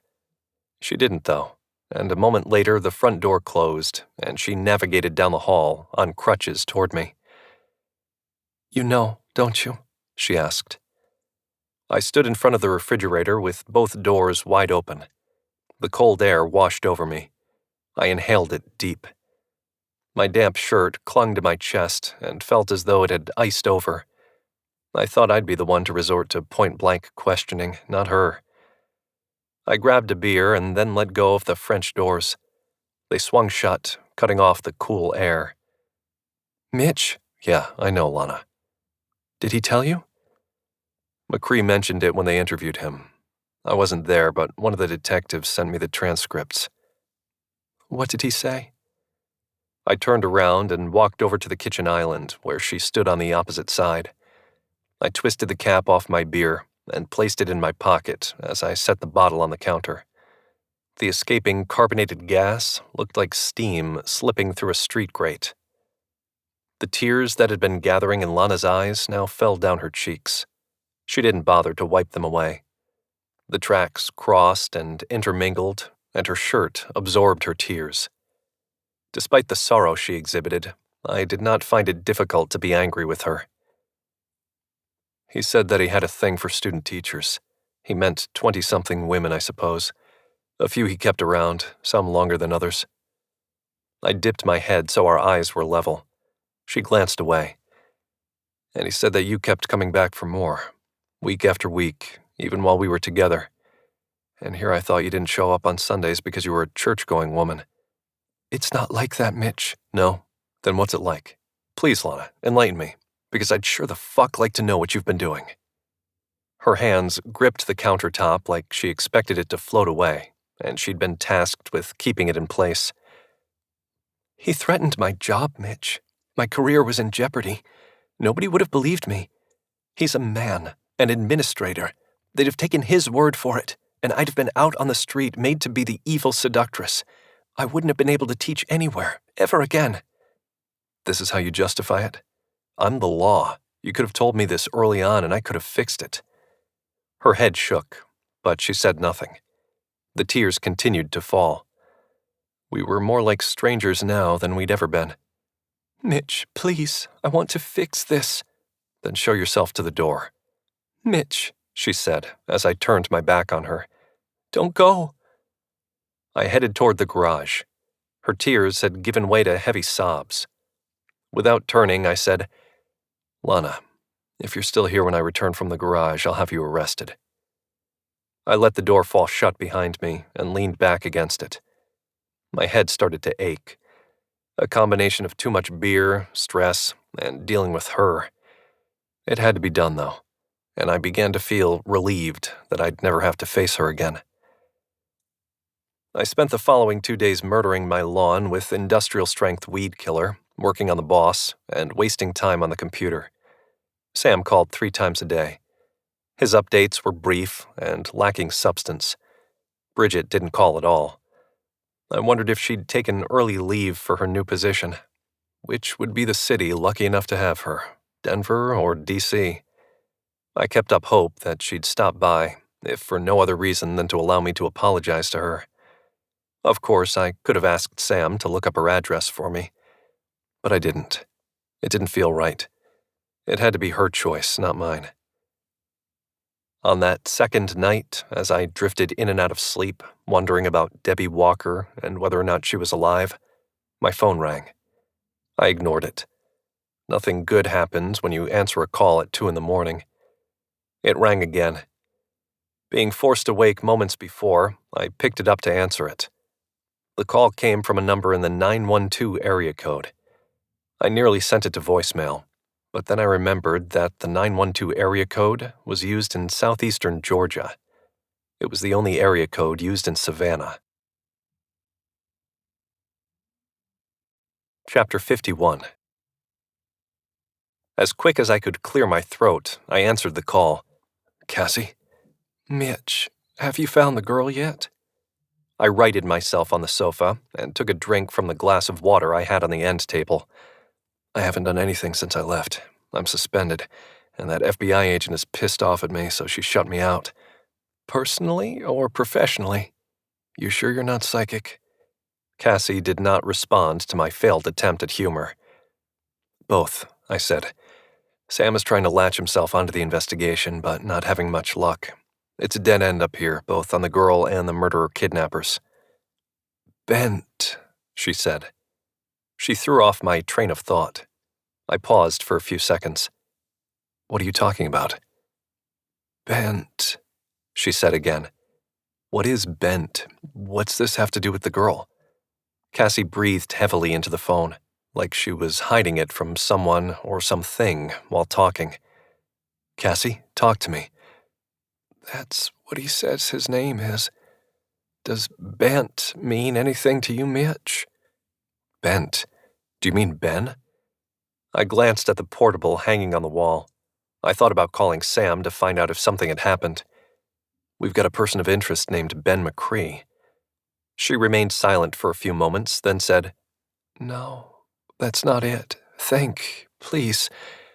Bent. What's it mean?" "Bent." I repeated the word verbally and mentally several times over. "Bennett? Cassie, Principal Bennett is the man who was murdered." "Bennett," she said, followed by several words spoken too low for me to decipher. "Yes." "Is Principal Bennett there with you now?" I asked. "In a way," she said. "It's not like that all the time." "Well, what's he saying?" Cassie took a moment to respond. Then she whispered, "Bricks, bricks, bricks." "What?" By this point, I'd risen and now stood in the kitchen, waiting for a pot of coffee to brew. I decided after this I'd buy one of those single serving machines with the little plastic cups. As often as my nights were interrupted and called for a heavy dose of caffeine, it had saved me a lot of time. "Bricks," she whispered again. She kept repeating the word. I'd only watched Cassie in action once before, and this fell in line with what I saw then. "Cassie," I said loudly, "I need you to talk to me." She coughed, then groaned. "Mitch." "What's going on? What is it about bricks?" "That's what he kept saying, Mitch. That, and he told me time is running out, soon to be gone. Bricks secured the wall between the past and the future." "What the hell? We've got a riddling ghost?" Cassie groaned deeply. I had a feeling it wasn't her, and that I'd upset a ghost. I said, Bricks, time running out, soon to be gone. Yes, Detective, she said. Does any of that make sense? No, I said. Can you ask him to elaborate? He's gone. Gone? Yes, he left. Was it something I said? She started to speak, then hesitated. It's not like that. He's just gone. When these beings come to you, do you get any kind of imagery? Sometimes, yes. Did you tonight? Like maybe an image of where the girl is, or of these bricks? No, there was nothing, Mitch. Blackness and his words, that's all. How's that? I cut myself off. No point in asking how the man sounded. It did little to advance our case. Okay, listen, Cassie. I've got your number on my phone, and you've got mine. You hear anything, get any more visitors, whatever, you call me. Got it? Okay, Detective. And I'll do the same. Although I didn't expect to receive any spectral guests anytime soon. We hung up, and I ran upstairs and showered, skipped shaving, and got dressed. By the time I returned to the kitchen, the coffee had brewed. I poured some into a mug while thumbing Sam's number. The phone rang several times, then the call went to voicemail. I called twice more before he answered. Sam, you up? What do you think? Probably not. He groaned into the phone. I imagined him sitting up and grabbing his head. He'd had a lot to drink, and I guessed he'd drank plenty more after I'd left. The clock on the microwave said it was 2:30 in the morning. He might have only been asleep for half an hour. Cassie called me, I said. Sam drew in a sharp breath of air, then exhaled loudly. What'd she say? She said that Principal Bennett was with her. I wanted his reaction to that before I gave him the rest. Okay, he said, drawing the word out. He had a message for us. What was it? He said bricks, and that we'd better hurry the hell up. Hold on. After a few moments of silence, followed by the sound of running water, Sam returned to the phone. What's the context of this ghost message? Cassie kept saying bricks over and over again. And then, I guess his final message was time was running out and something about a wall and the past and the future. I figure he meant the girl. But bricks? I mean, what else do kidnappers do with bricks other than tie them around someone's neck or ankles when they toss them overboard into the water? And if that were the case, time would have run out long ago. Unless they built something with the bricks. Or closed something. I reached into the cabinet and pulled down a travel mug. Mitch, didn't you say something after we left McCree's house about bricks? I searched my memory, but could not recall. It's not registering at the moment. Horace or Fairchild, one of them mocking you. About the bricks in the corner of the yard. It came back to me.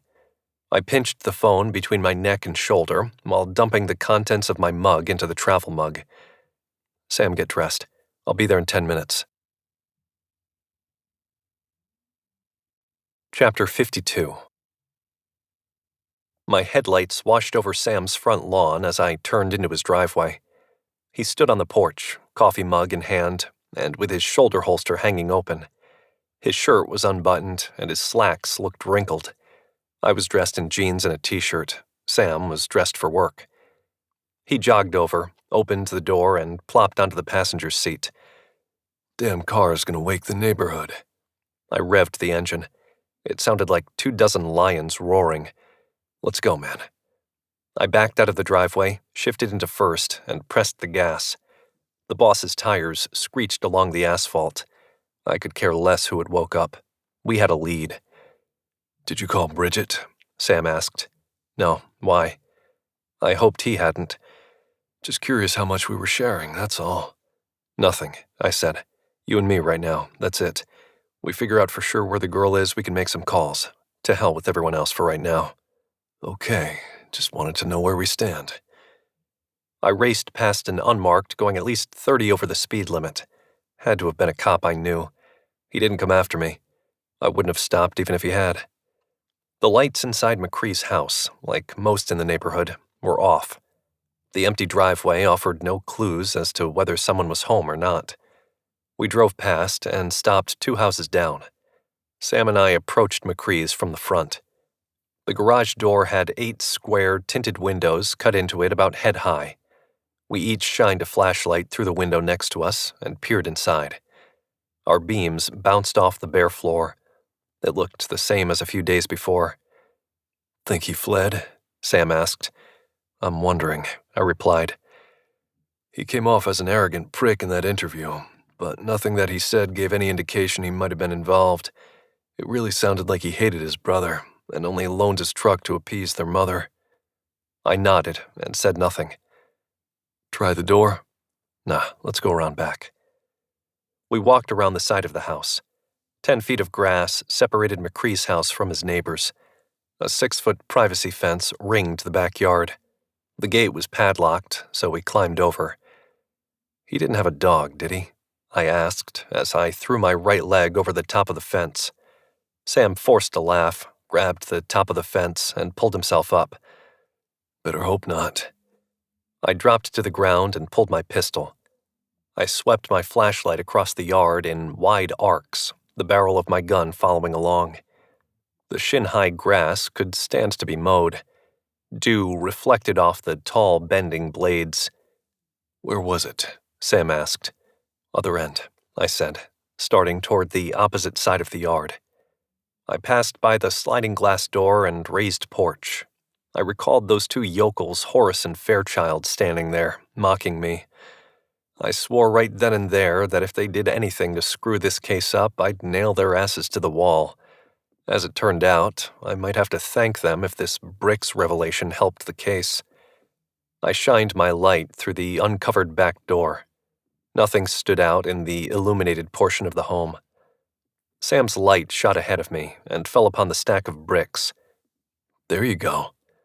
We continued forward and stopped a few feet shy of the pile. "So, you think that's what the message was about?" The tone of Sam's voice told me he still didn't believe in Cassie. I leaned forward to inspect them. "They look old, worn. Keep that light on them for a minute." I backed up a step or two before heading toward the deck. The wooden stairs bent slightly with each step. I reached the top, turned, and located the bricks again. "The pile's maybe half as tall as it had been a few days ago. These bricks are the ones, then?" "Presumably, yes. But for what?" I shone my lights on McCree's house. The sides and back were siding, but the front was brick. I grabbed a brick from the pile in each hand and told Sam to do the same. We kicked at the gate until the latch broke, and then jogged around to the front of the house. I placed one brick on the ground while holding the other in my hand.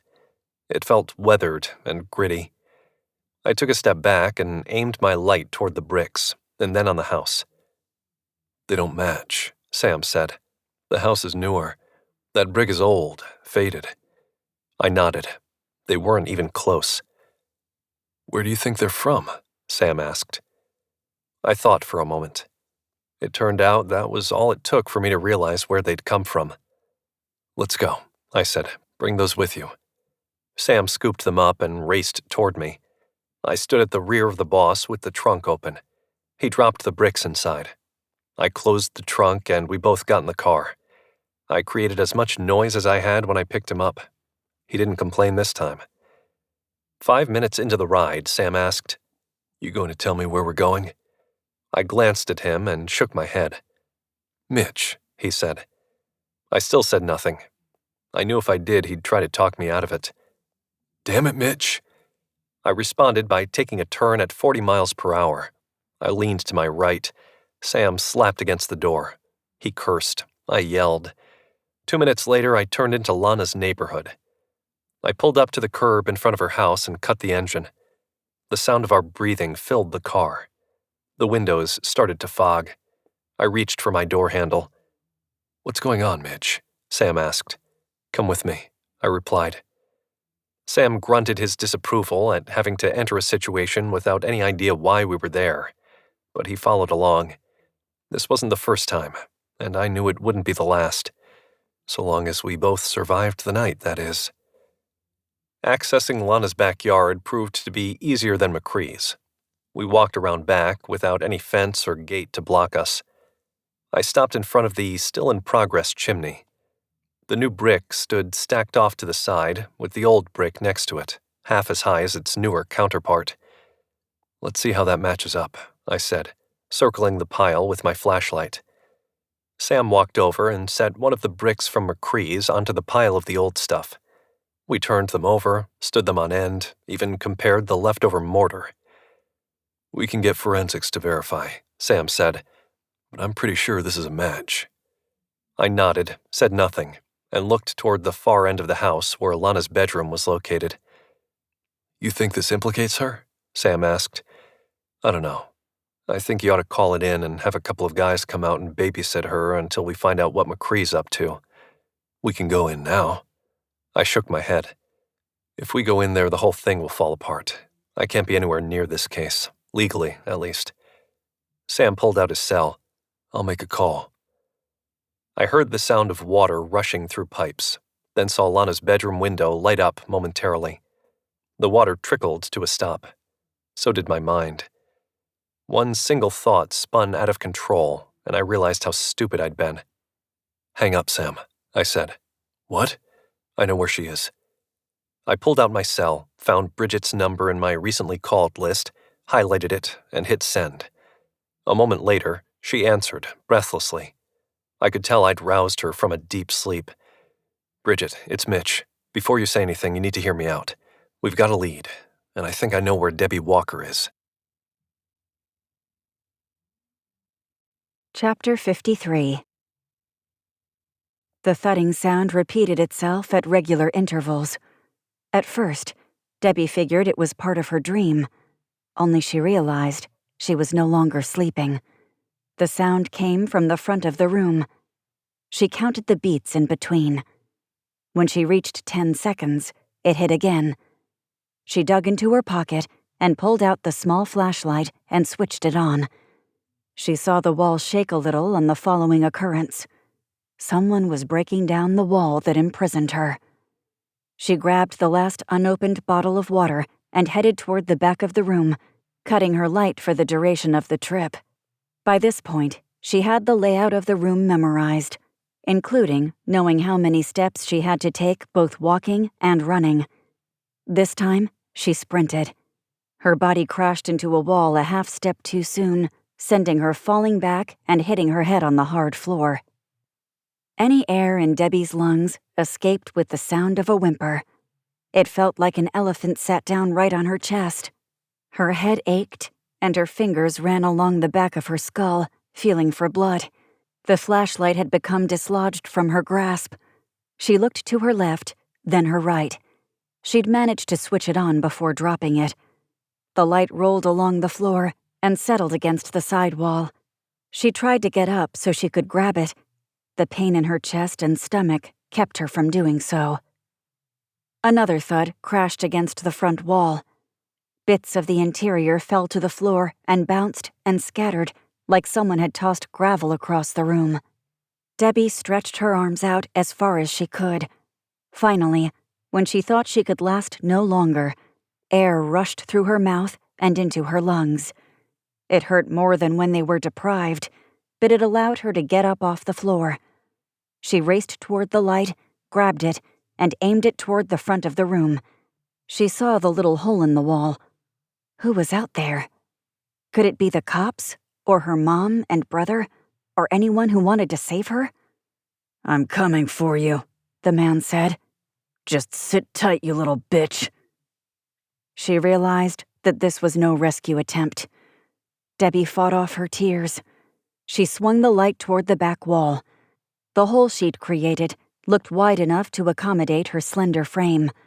Surely the man on the other side would not be able to get through, although he did have something, a sledgehammer perhaps. If he could get into the room, he could get through the wall. That didn't matter. Debbie had to go through the hole and take her chances on whatever was on the other side. She'd yet to climb through, only managing to finish earlier that day. She took a sip from the water bottle, then tossed it through the opening. Her hands followed, bracing against the other side. It felt like needles jabbed against her palm at the spots where splinters remained. A cool breeze met her face as she stuck her head inside the hole. Did that mean that it led to a way out? There wasn't time to wonder about that. She jumped up and patted her hands further along the other side of the wall until she teetered against the opening at her waist.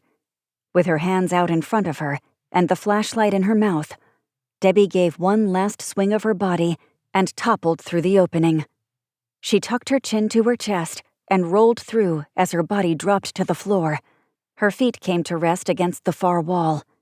She grabbed the flashlight and swung it to her right. There stood a wall. She looked to the left. The space extended out 5 feet or so, then curved around. "Where are you?" the man yelled from the other side of the opening. A beam of light penetrated the hidden chamber from the hole above her head. Debbie gasped, rose to her feet, and started to her left. She followed the curve of the room.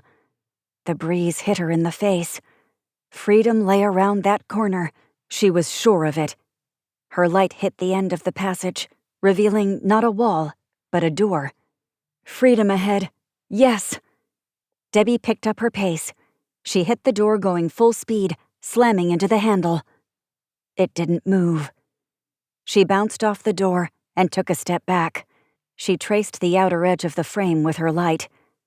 There were no locks inside. She pushed against the handle again. It depressed fully, but the door didn't budge more than a few centimeters. "No," she whispered.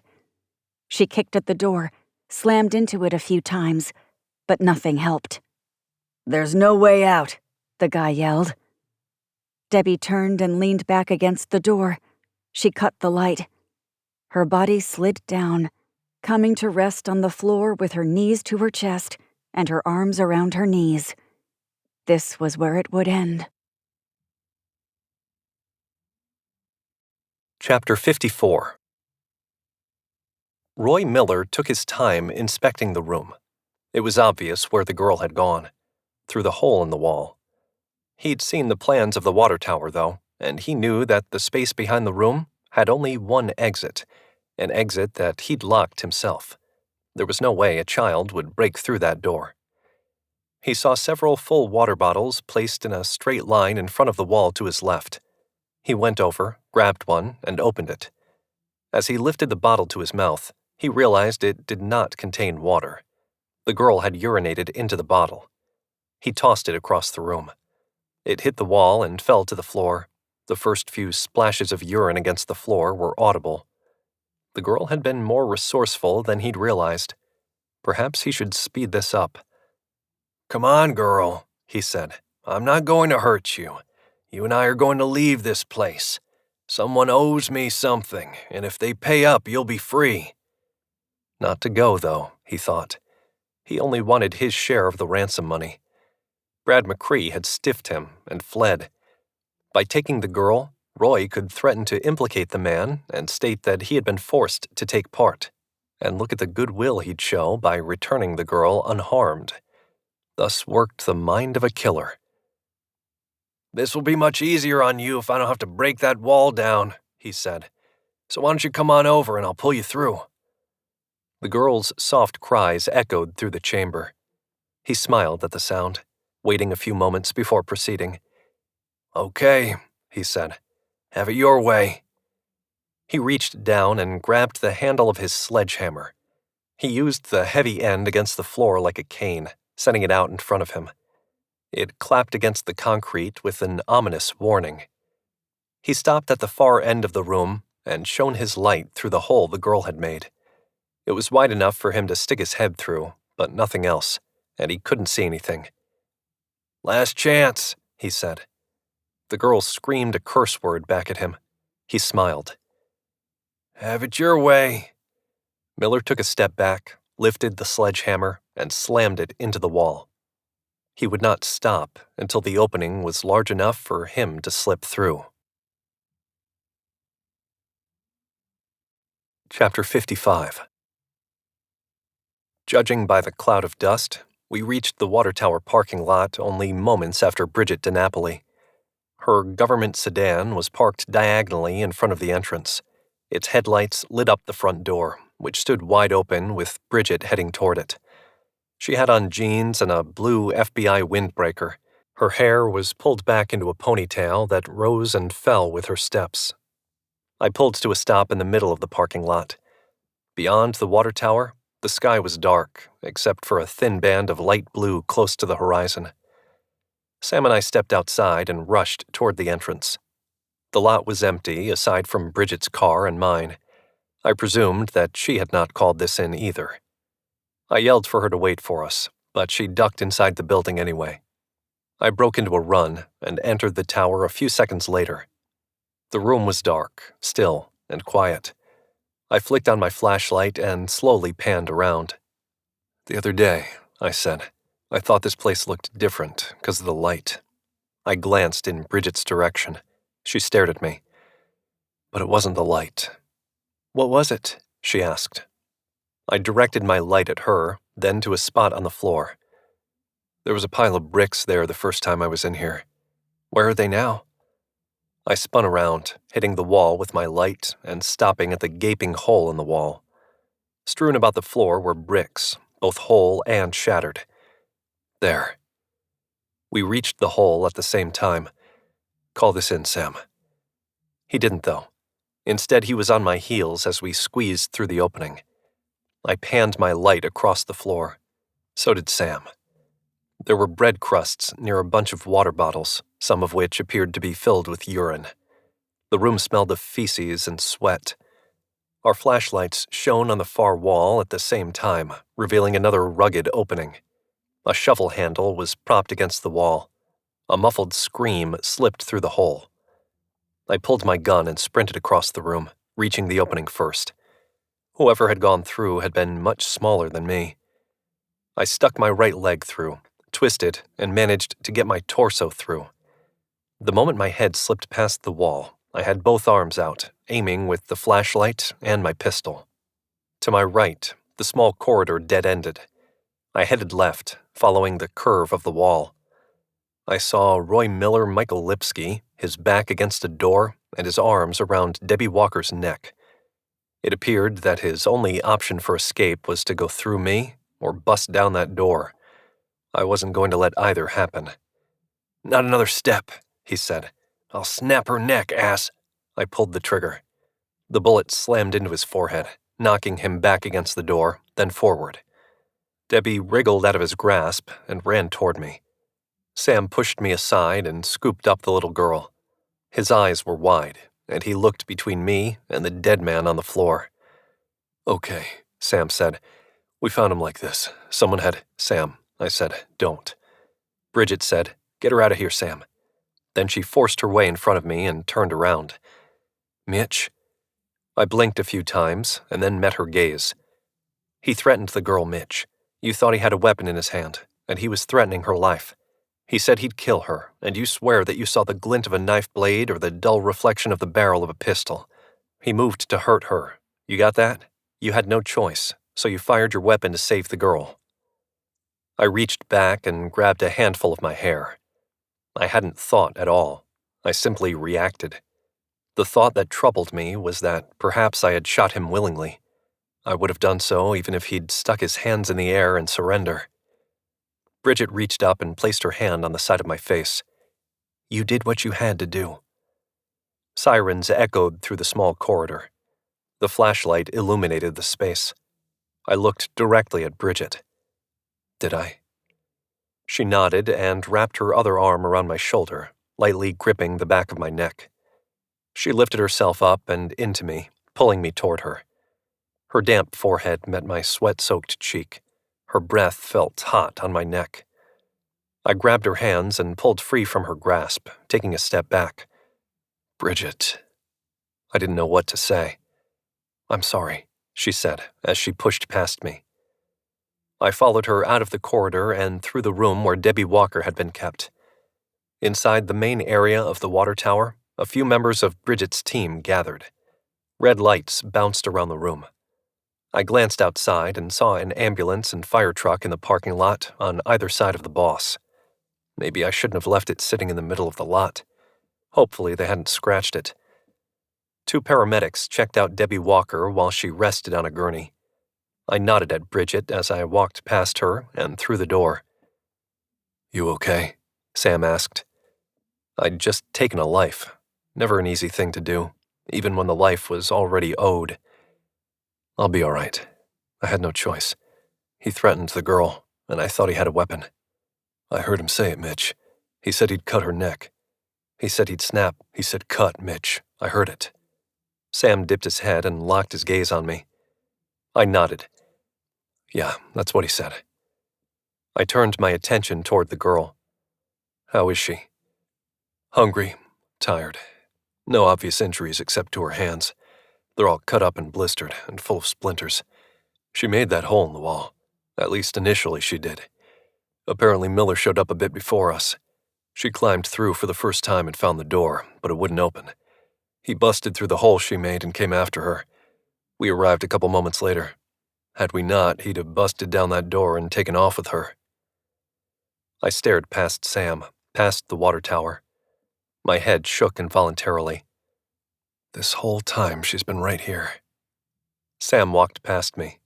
I followed him to where Debbie Walker sat. "Mind if we talk to her?" Sam asked. The medics nodded, rose, and walked away. "Do you know how long you've been in there?" Sam asked. The little girl shook her head. Her eyes welled with tears, and her bottom lip quivered. "Think for me, Debbie. How many times did you—" I reached out and grabbed Sam's shoulder. He stopped mid-question and looked at me. "Not now," I said. Then I turned toward Debbie. "What is it?" "Did you find Beans?" she asked. She bit her lip, then added, "Did they kill him?" I leaned over so that I was eye level with the child. "He's at home with his parents, Debbie. And I saw your mom there, too. She was sad, worried, crying, and praying for you to come home to her." She burst into tears, sobbing heavily. I imagined that the entire time she'd been staying strong for Bernard, and now that she knew he was safe, she could let go. I straightened up and turned back to Sam. "There's plenty of time to question her. For now, why don't you compare those bricks in there to the ones we brought with us?" Sam nodded and headed toward the boss to collect the samples. Around that same time, squad cars started to arrive, and I did my best to get out of the way. Soon enough, they'd descend upon me. Technically, I had no business being out here. I should have never been in a position to discharge my weapon. I had a bad feeling this wouldn't shake out in my favor. Bridget stood off in the distance, alone.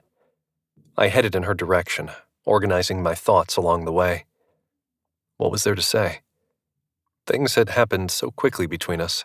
There was no denying a connection existed. But how strong was it? Could it withstand any of this? She turned when I got within 5 feet of her. "You doing okay?" I nodded and leaned against the split-rail fencing. "I guess I owe you an apology," she said. "For what?"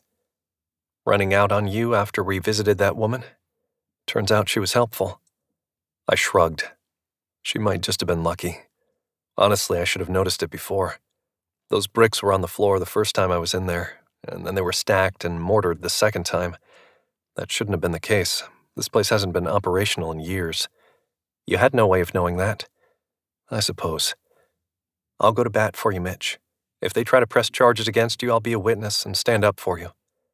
"Appreciate that." We both said nothing for a few minutes. Finally, I broke the silence. "So what's next?" She looked up at me with full eyes that began to water over. "I leave for Denver in 2 weeks." "I guess I should offer you my congratulations." This time she shrugged. "What are your plans until then?" I asked. "I'm pretty sure I'm going to be free." Bridget shook her head and took a step back. "I can't, Mitch. I'm sorry, I just can't do it." She walked away. Fortunately, Sam spotted me and headed my way, preventing me from chasing after her. He held up 2 bricks and nodded. "A match?" I asked. "You bet your life it is. I guess we ought to go pay Lana a visit." Chapter 56. We managed to leave the water tower without anyone following us. The drive to Lana's took only a few minutes. The windows of her house were dark, and the shades still drawn. I knew she'd be up soon, though. I pulled into the driveway and parked behind her car. Though I didn't think she'd run, I figured I'd make it hard on her if she decided to. Sam made it to the front door before I did. He raised a large fist to knock. "Don't," I said, waving my keys in the air. "I can get us in." Sam stepped aside to let me stick the key in the lock. The door opened with a creak. We stepped inside and stopped in the foyer. Envy the cat greeted us. I nudged him away with my foot. He stuck his tail in the air and walked off, perturbed, I presumed. We walked through the entry hall toward the back of the house. Lana stood in the kitchen wearing a short silk nightie that barely covered her breasts and stopped several inches short of the cast that came up to her knee. "Mitch," she said, "what are you doing here?" "We found the girl," I said. Her eyes widened and grew wet, and she smiled. "Debbie? She's okay?" I nodded. Sam began walking toward the back door, cutting off the possible escape route. "Where was she?" "I have a few questions for you, Lana." She set down her coffee mug and placed her hands on the counter. "What is it?" "What happened to the bricks?" "Bricks?" "From the chimney." I nodded toward the back of the house. "There's a stack of new bricks, but half of the old bricks are gone." You what?" She started looking around the room, and her hands felt along the countertop. She seemed to wobble a bit. I couldn't tell if she was going to make a break for it or pass out. Regardless, I could not relent. "Why'd you do it, Lana?" Her gaze focused on me, and she steadied herself. "Why'd I do what?" Her voice was steady and calm. Had she rehearsed the line in anticipation of this? "How much did they pay you to go along with it?" "What? "You don't think—" "Where'd you hide the money, Lana? Did they give you all of it for safekeeping, or just your share?" I mirrored every movement she made. "Mitch, I had nothing to do with this." Tears fell from her eyes. "Those kids mean everything to me." "Damn it, Lana." I pulled my pistol and aimed it at her. "Mitch," Sam said from behind me. I ignored him and took a few steps toward Lana. She tried to step backward and lost her footing, falling back and catching herself on the counter. "Tell me what you did." She couldn't speak through her sobbing. Either she was guilty as hell or scared to death. It'd be a few moments before she'd calm down enough to talk. Sam came up behind me and grabbed my arm, pulling the pistol away. I'd already shot and killed one person tonight. I figured he worried that I'd do it again. Once he had my weapon, he pulled me back and said, "Get over there, Mitch." I took a few steps back, grabbed a chair, and fell back into it. I found it difficult to watch Lana struggle to stand upright, tears falling across her cheeks. Though it had been based on a lie, we had spent 4 months together, and at one time I thought she might have been the one to ease the pain Ella and I shared. "Lana," Sam said, "I need you to look at me." She wiped her eyes and met his stare. "Look, we took Roy Miller into custody an hour ago." Instinctively, my eyes darted to the side, then back at her. Sam continued, "He's in a room right now spilling his guts out and telling us everything about how this went down. If you are in any way involved, he's going to let us know. Now, if you tell me what I need to hear, we can work something out for you. But if you decide to lie to me and he says something else, there's nothing I can do for you. You understand that?" Lana nodded while looking at me. I rose and walked over. I held out my hand to her and she took it. I helped her over to the chair I had been sitting in. Sam walked over and said, "What role did you have in all this, Lana?" She shook her head. "I had nothing to do with it. I swear nothing. I'd never seen that man prior to the week before when he started as the janitor." "Okay." Sam took a deep breath. "Tell me about the bricks." "What about them?" "Why are the old ones missing?" She quickly looked up at me and then shifted her gaze away. "Ben came over one day and he took them." "Ben McCree?" Sam asked. She nodded. "Did he say why?" He said something about needing to replace some at his house." "Lana, we found bricks that match those at the water tower," I said. They were used to cover up the opening to a room where Debbie Walker was being kept. Oh my God, she said, a new wave of tears descending down the slope of her face. Again, Lana, Sam said, if you've got anything to tell us, the time is now. I marveled at how calm and convincing he sounded. A few weeks ago, when we were... She paused and bit her bottom lip, looking at me. When Ben and I were together, I mentioned that Bernard had told me his father had sold something to the government, and they were going to receive a lot of money. I mean, a lot, like 10 or 15 million. I thought it was a good thing. The boy could get all the treatment he needed and go to a school where he'd be accepted. She used her palms to wipe the tears from her face.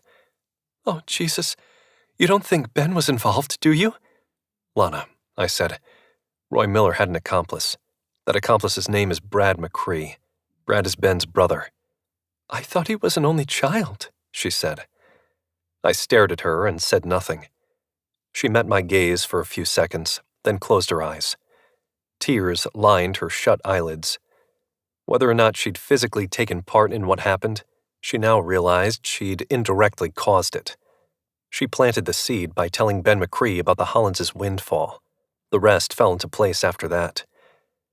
We're going to have a car come by and pick you up, Lana, Sam said. You'll need to give a statement at the station. It'll be up to them whether to hold you. Sam followed me outside, where we waited for an officer to arrive and escort Lana. You think she's innocent? Sam asked. I nodded. Of some things. I turned to face him. I think the guilt of knowing that she helped initiate this, even indirectly, will eat at her enough to make up for the rest. I'm sorry, man. Sam placed a hand on my shoulder and squeezed reassuringly. I shrugged and looked up at the orange-tinted sky. The humidity had already kicked in, and I felt sweat beating up on my forehead. Not your fault, Sam. Hell, you probably warned me about her. 2 officers showed up 10 minutes later. They escorted Lana from the house. She refused to look at me. Her sobs were the only sound I heard. It went quiet after they shut the doors to the car and took off. I drove Sam home. We stopped off for breakfast, but didn't speak. Heading back to your place? He asked, as he opened the car door in front of his house. I shook my head. Heading west. Gonna pick up Ella. They're probably going to want to talk to you about what happened with Miller. I suppose they will. I know DiNapoli said she's got your back. You know I do too. I know. All right. Sam remained seated for a minute, door open, one foot in the car and one on the ground. He looked like he wanted to say something, but didn't. Finally, he got out without another word and slammed the door shut. I shifted into first and made my way to I-76, heading west, toward Ella. Chapter 57. I spent a week at the campground with Ella. We fished and swam, talked and sang, and just enjoyed each other's company. Terrence spent his spare time with us, accompanied by his own children, who were there a lot of the time anyway. I spent several hours on the phone with Huff, Townsend, and Chief Warren. The latter 2 didn't sound too happy to speak with me. Huff was surprisingly supportive.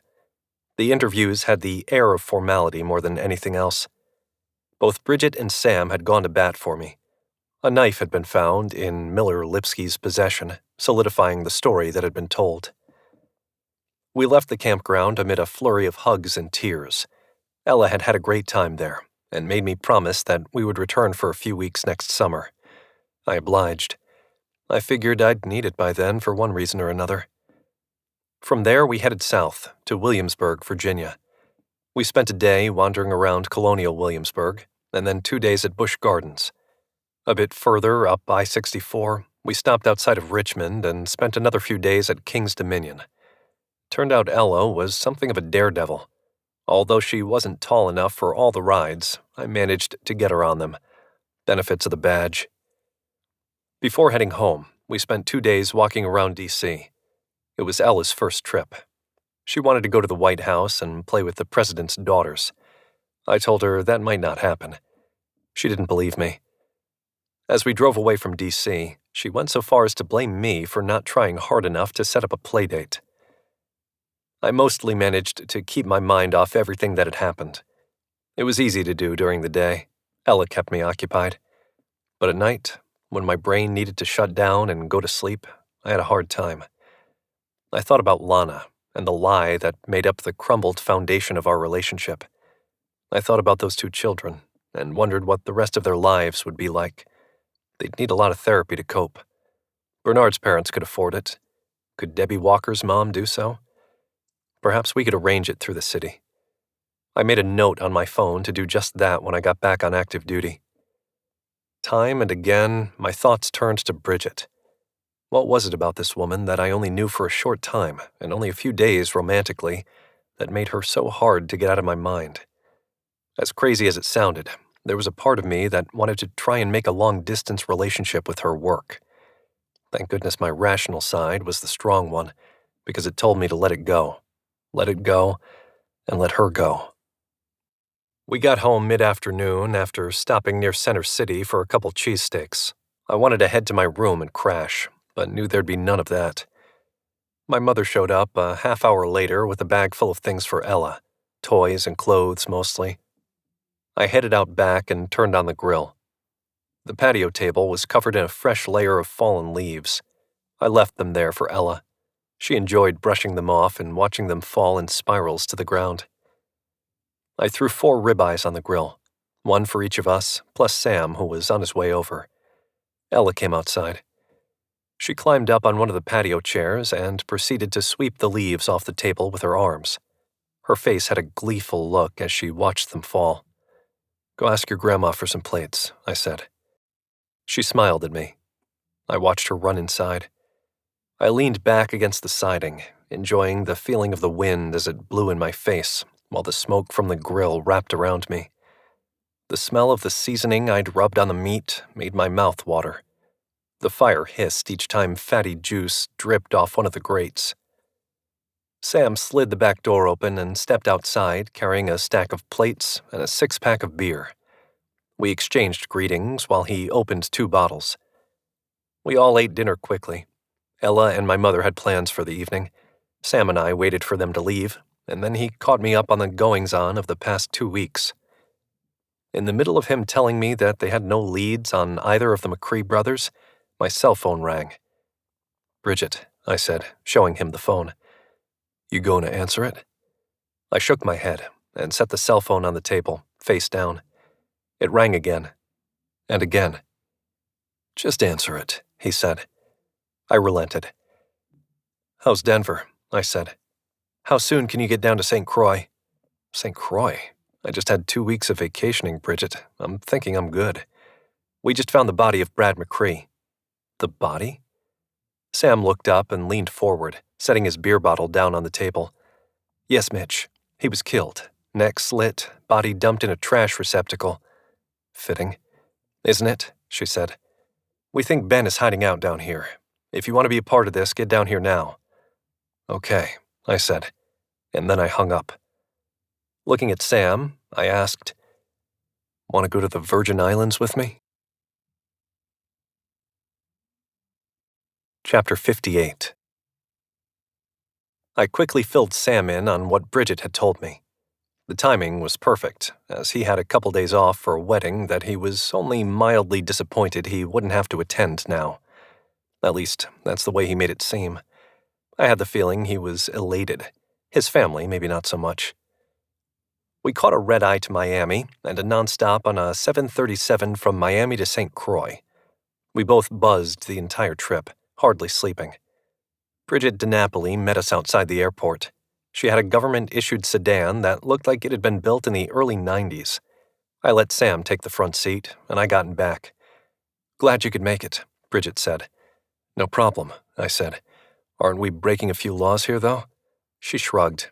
"I'm responsible. That's all that matters, okay?" Sam and I nodded. "Okay, guys, here's the deal. We tracked Ben McCree down. He slipped up and made a call to a known forger, some guy who's an expert at making fakes. He's trying to get a fake ID, passport, documents, and so forth. He's also trying to exchange over $5 million to rands." "Rands?" I said. "South Africa?" "Yeah," she said. "Not sure what his plans are from there. Maybe lay low for a while, then move on. To where, who knows? I can't imagine him staying there, though, unless there is some kind of family connection. What about the rest of the money? My thoughts turned to Lana for a second or two. We don't know. Hopefully we'll find that out. So what's the plan? She didn't answer, and any further attempts to find out were met with silence. We drove for another 10 minutes and pulled into a hotel parking lot. Bridget kept going until we were behind the building. She pulled out her cell and made a quick call, during which she said nothing more than yes or no. My stomach fluttered, and I wondered if this were an elaborate setup not for McCree, but for us. What if Bridget had been involved the whole time? She subsequently put my mind at ease. Okay, we're going to go in and observe. Once the exchange goes down, we move in and bust him. She looked over her shoulder and smiled at me. We're going to put an end to this, Mitch. I relaxed momentarily, while contemplating whether or not her words had double meaning. Earlier, I couldn't help but think that her inviting me down here meant she wanted to also discuss our possible future. Maybe it was all meant to end here, though. The opening of the car doors brought me back to reality.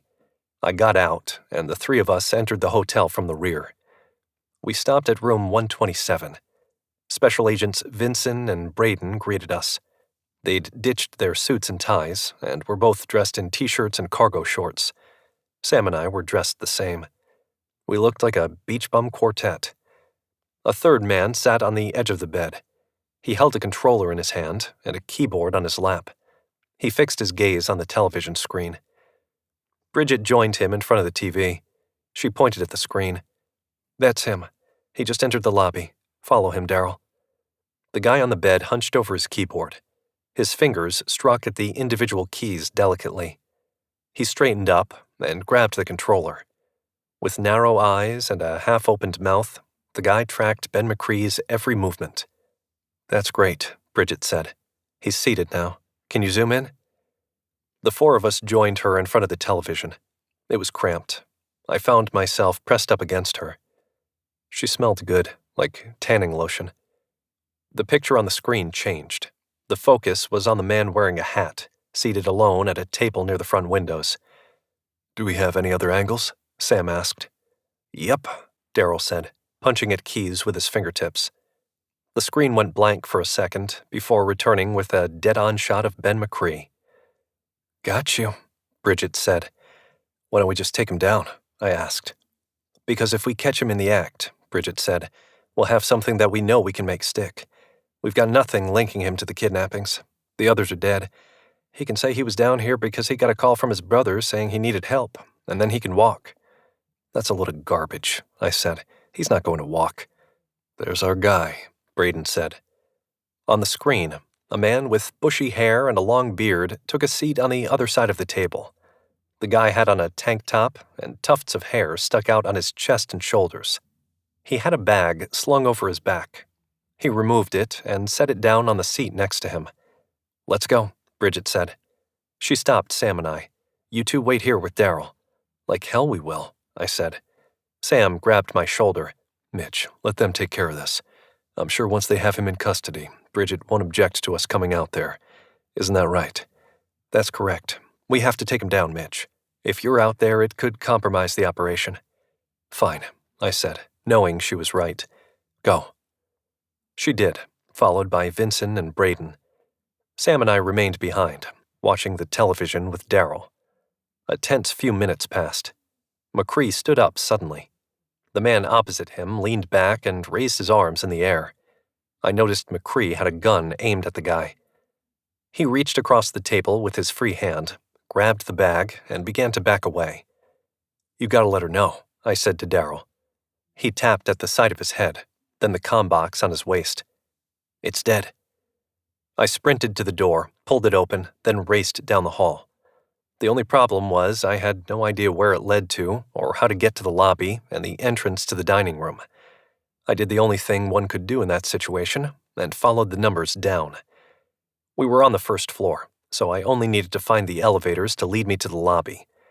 From my position in the hall, I heard a collective scream erupt following a gunshot. Who'd fired the gun, and had anyone been hit?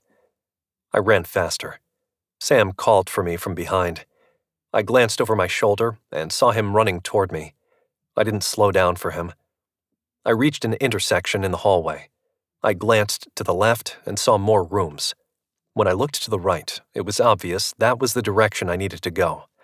A throng of people headed toward me, and another group went in the opposite direction, toward the front doors. I kept going until I stood in the lobby. The entrance to the hotel's dining room was to my left.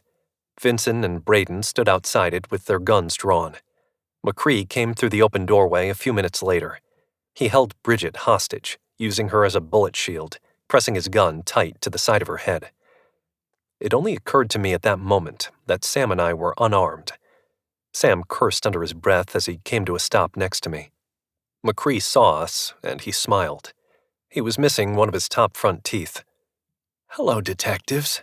"Let her go, McCree," I said. "You don't want her." "I don't?" he said. "No, you want me. You know it. Let her go and take me with you." "Mitch," Sam said, "what the hell are you doing?" I shook my head slightly and took a step forward. "Come on, man, let her go." Ben McCree took a few steps backward, dragging Bridget along with him. I mirrored his movements, moving forward at a slightly faster and longer clip. He shook his head and aimed his pistol at me for a second. "Stop right there!" I lifted my shirt, turned in a circle, then held out my arms. I'm unarmed. 2 more steps forward. "Just let her go and take me." He looked from me to Vincent and Braden. "Place your guns on the ground, and then back away." They didn't move. "Do what he says," I said. "No," Bridget said. "Let me handle this, Bridget," I said. I looked at the 2 agents. "Drop them." Sam placed his hand on my shoulder. I wriggled free from his grasp and took a few more steps toward McCree. "Fair enough, detective," he said. Then he removed his arm from Bridget's neck. In one fluid motion, he kicked her to the ground and swung his weapon toward me. "Don't move!" I didn't.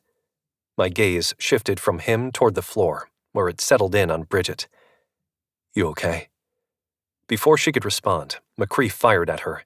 She screamed and collapsed to the ground while a dark red spot blossomed around her midsection. Vincent and Braden headed toward their guns. McCree shot at the feet of the men, and they froze in place. "Come with me, detective," McCree shouted. I walked toward him as calmly as I could. I had to control the situation. That meant getting McCree out of the hotel and onto the street. He'd be slightly disoriented, and that would be my opportunity to take him down. Of course, I realized at that moment that Sam's training would have made him a better choice for this than me. Hindsight and all that, nothing I could do. McCree forced me to turn around. He placed the barrel of his gun against the back of my head. It was hot, and singed my hair and my scalp. I clenched my jaw to keep from yelling. "You best get me out of here before the other agents show up," I said. He nudged me in the back, and we started toward the doors. The crowd that had dispersed had knocked one of the doors off its hinges. It lay on the ground, shattered. We exited through the doorway. He pulled the gun away from my head and adjusted his grip on my arm. An effort to draw himself closer to me, I presumed. It was time for me to act. I whipped my torso to the right and drew my left arm up. I planned on driving my left elbow into his ribs, as close to his sternum as I could manage. I couldn't see to aim, but I had a good feel for where he was in relation to me. "What the hell?" McCree managed to get out as I changed direction and started toward him. Gunfire erupted. My eyelids reflexively clenched shut. I waited for the searing pain, but never felt it. I did feel McCree sliding down my body. I heard him smack against the ground.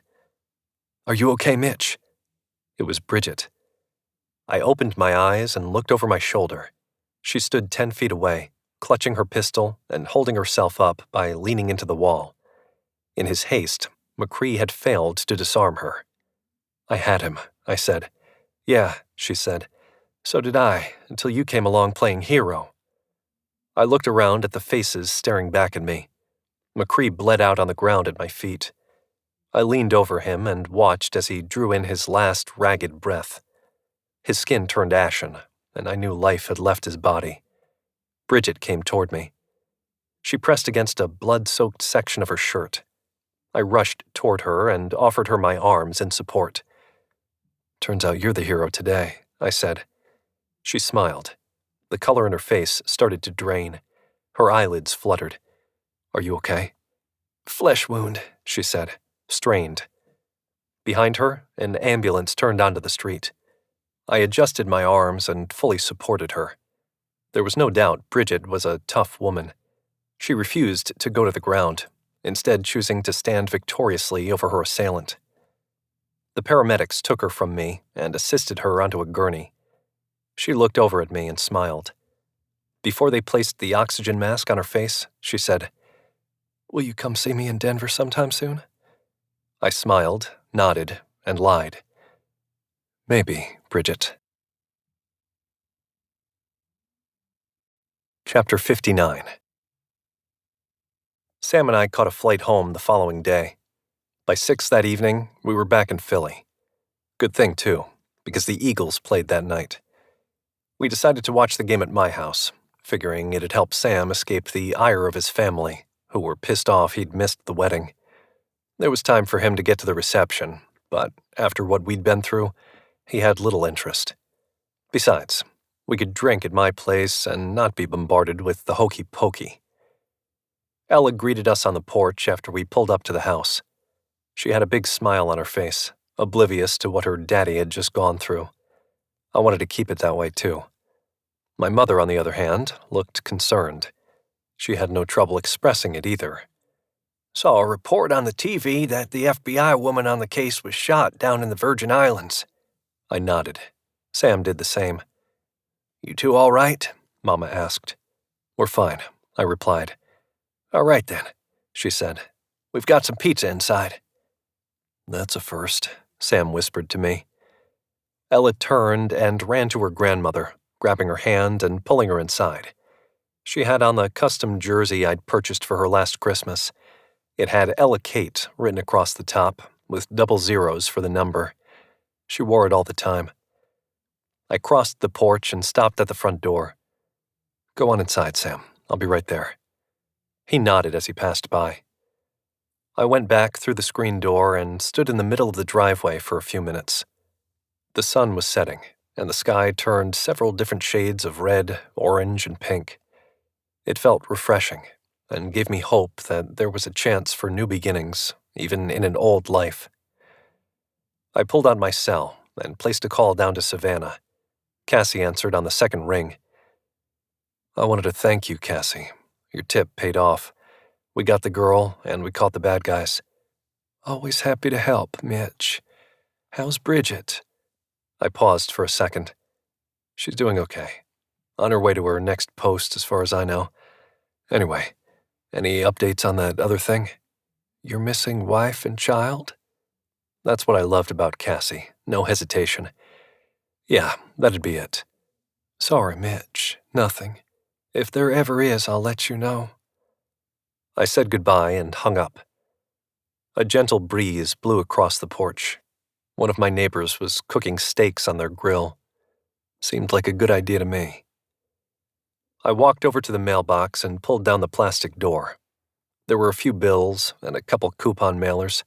I hated those things. They never had anything I wanted. Buried at the bottom was something I did want. A postcard. My heart skipped a beat at the letter written in pencil. I ran to the porch and flipped on the light. "Hi, Daddy.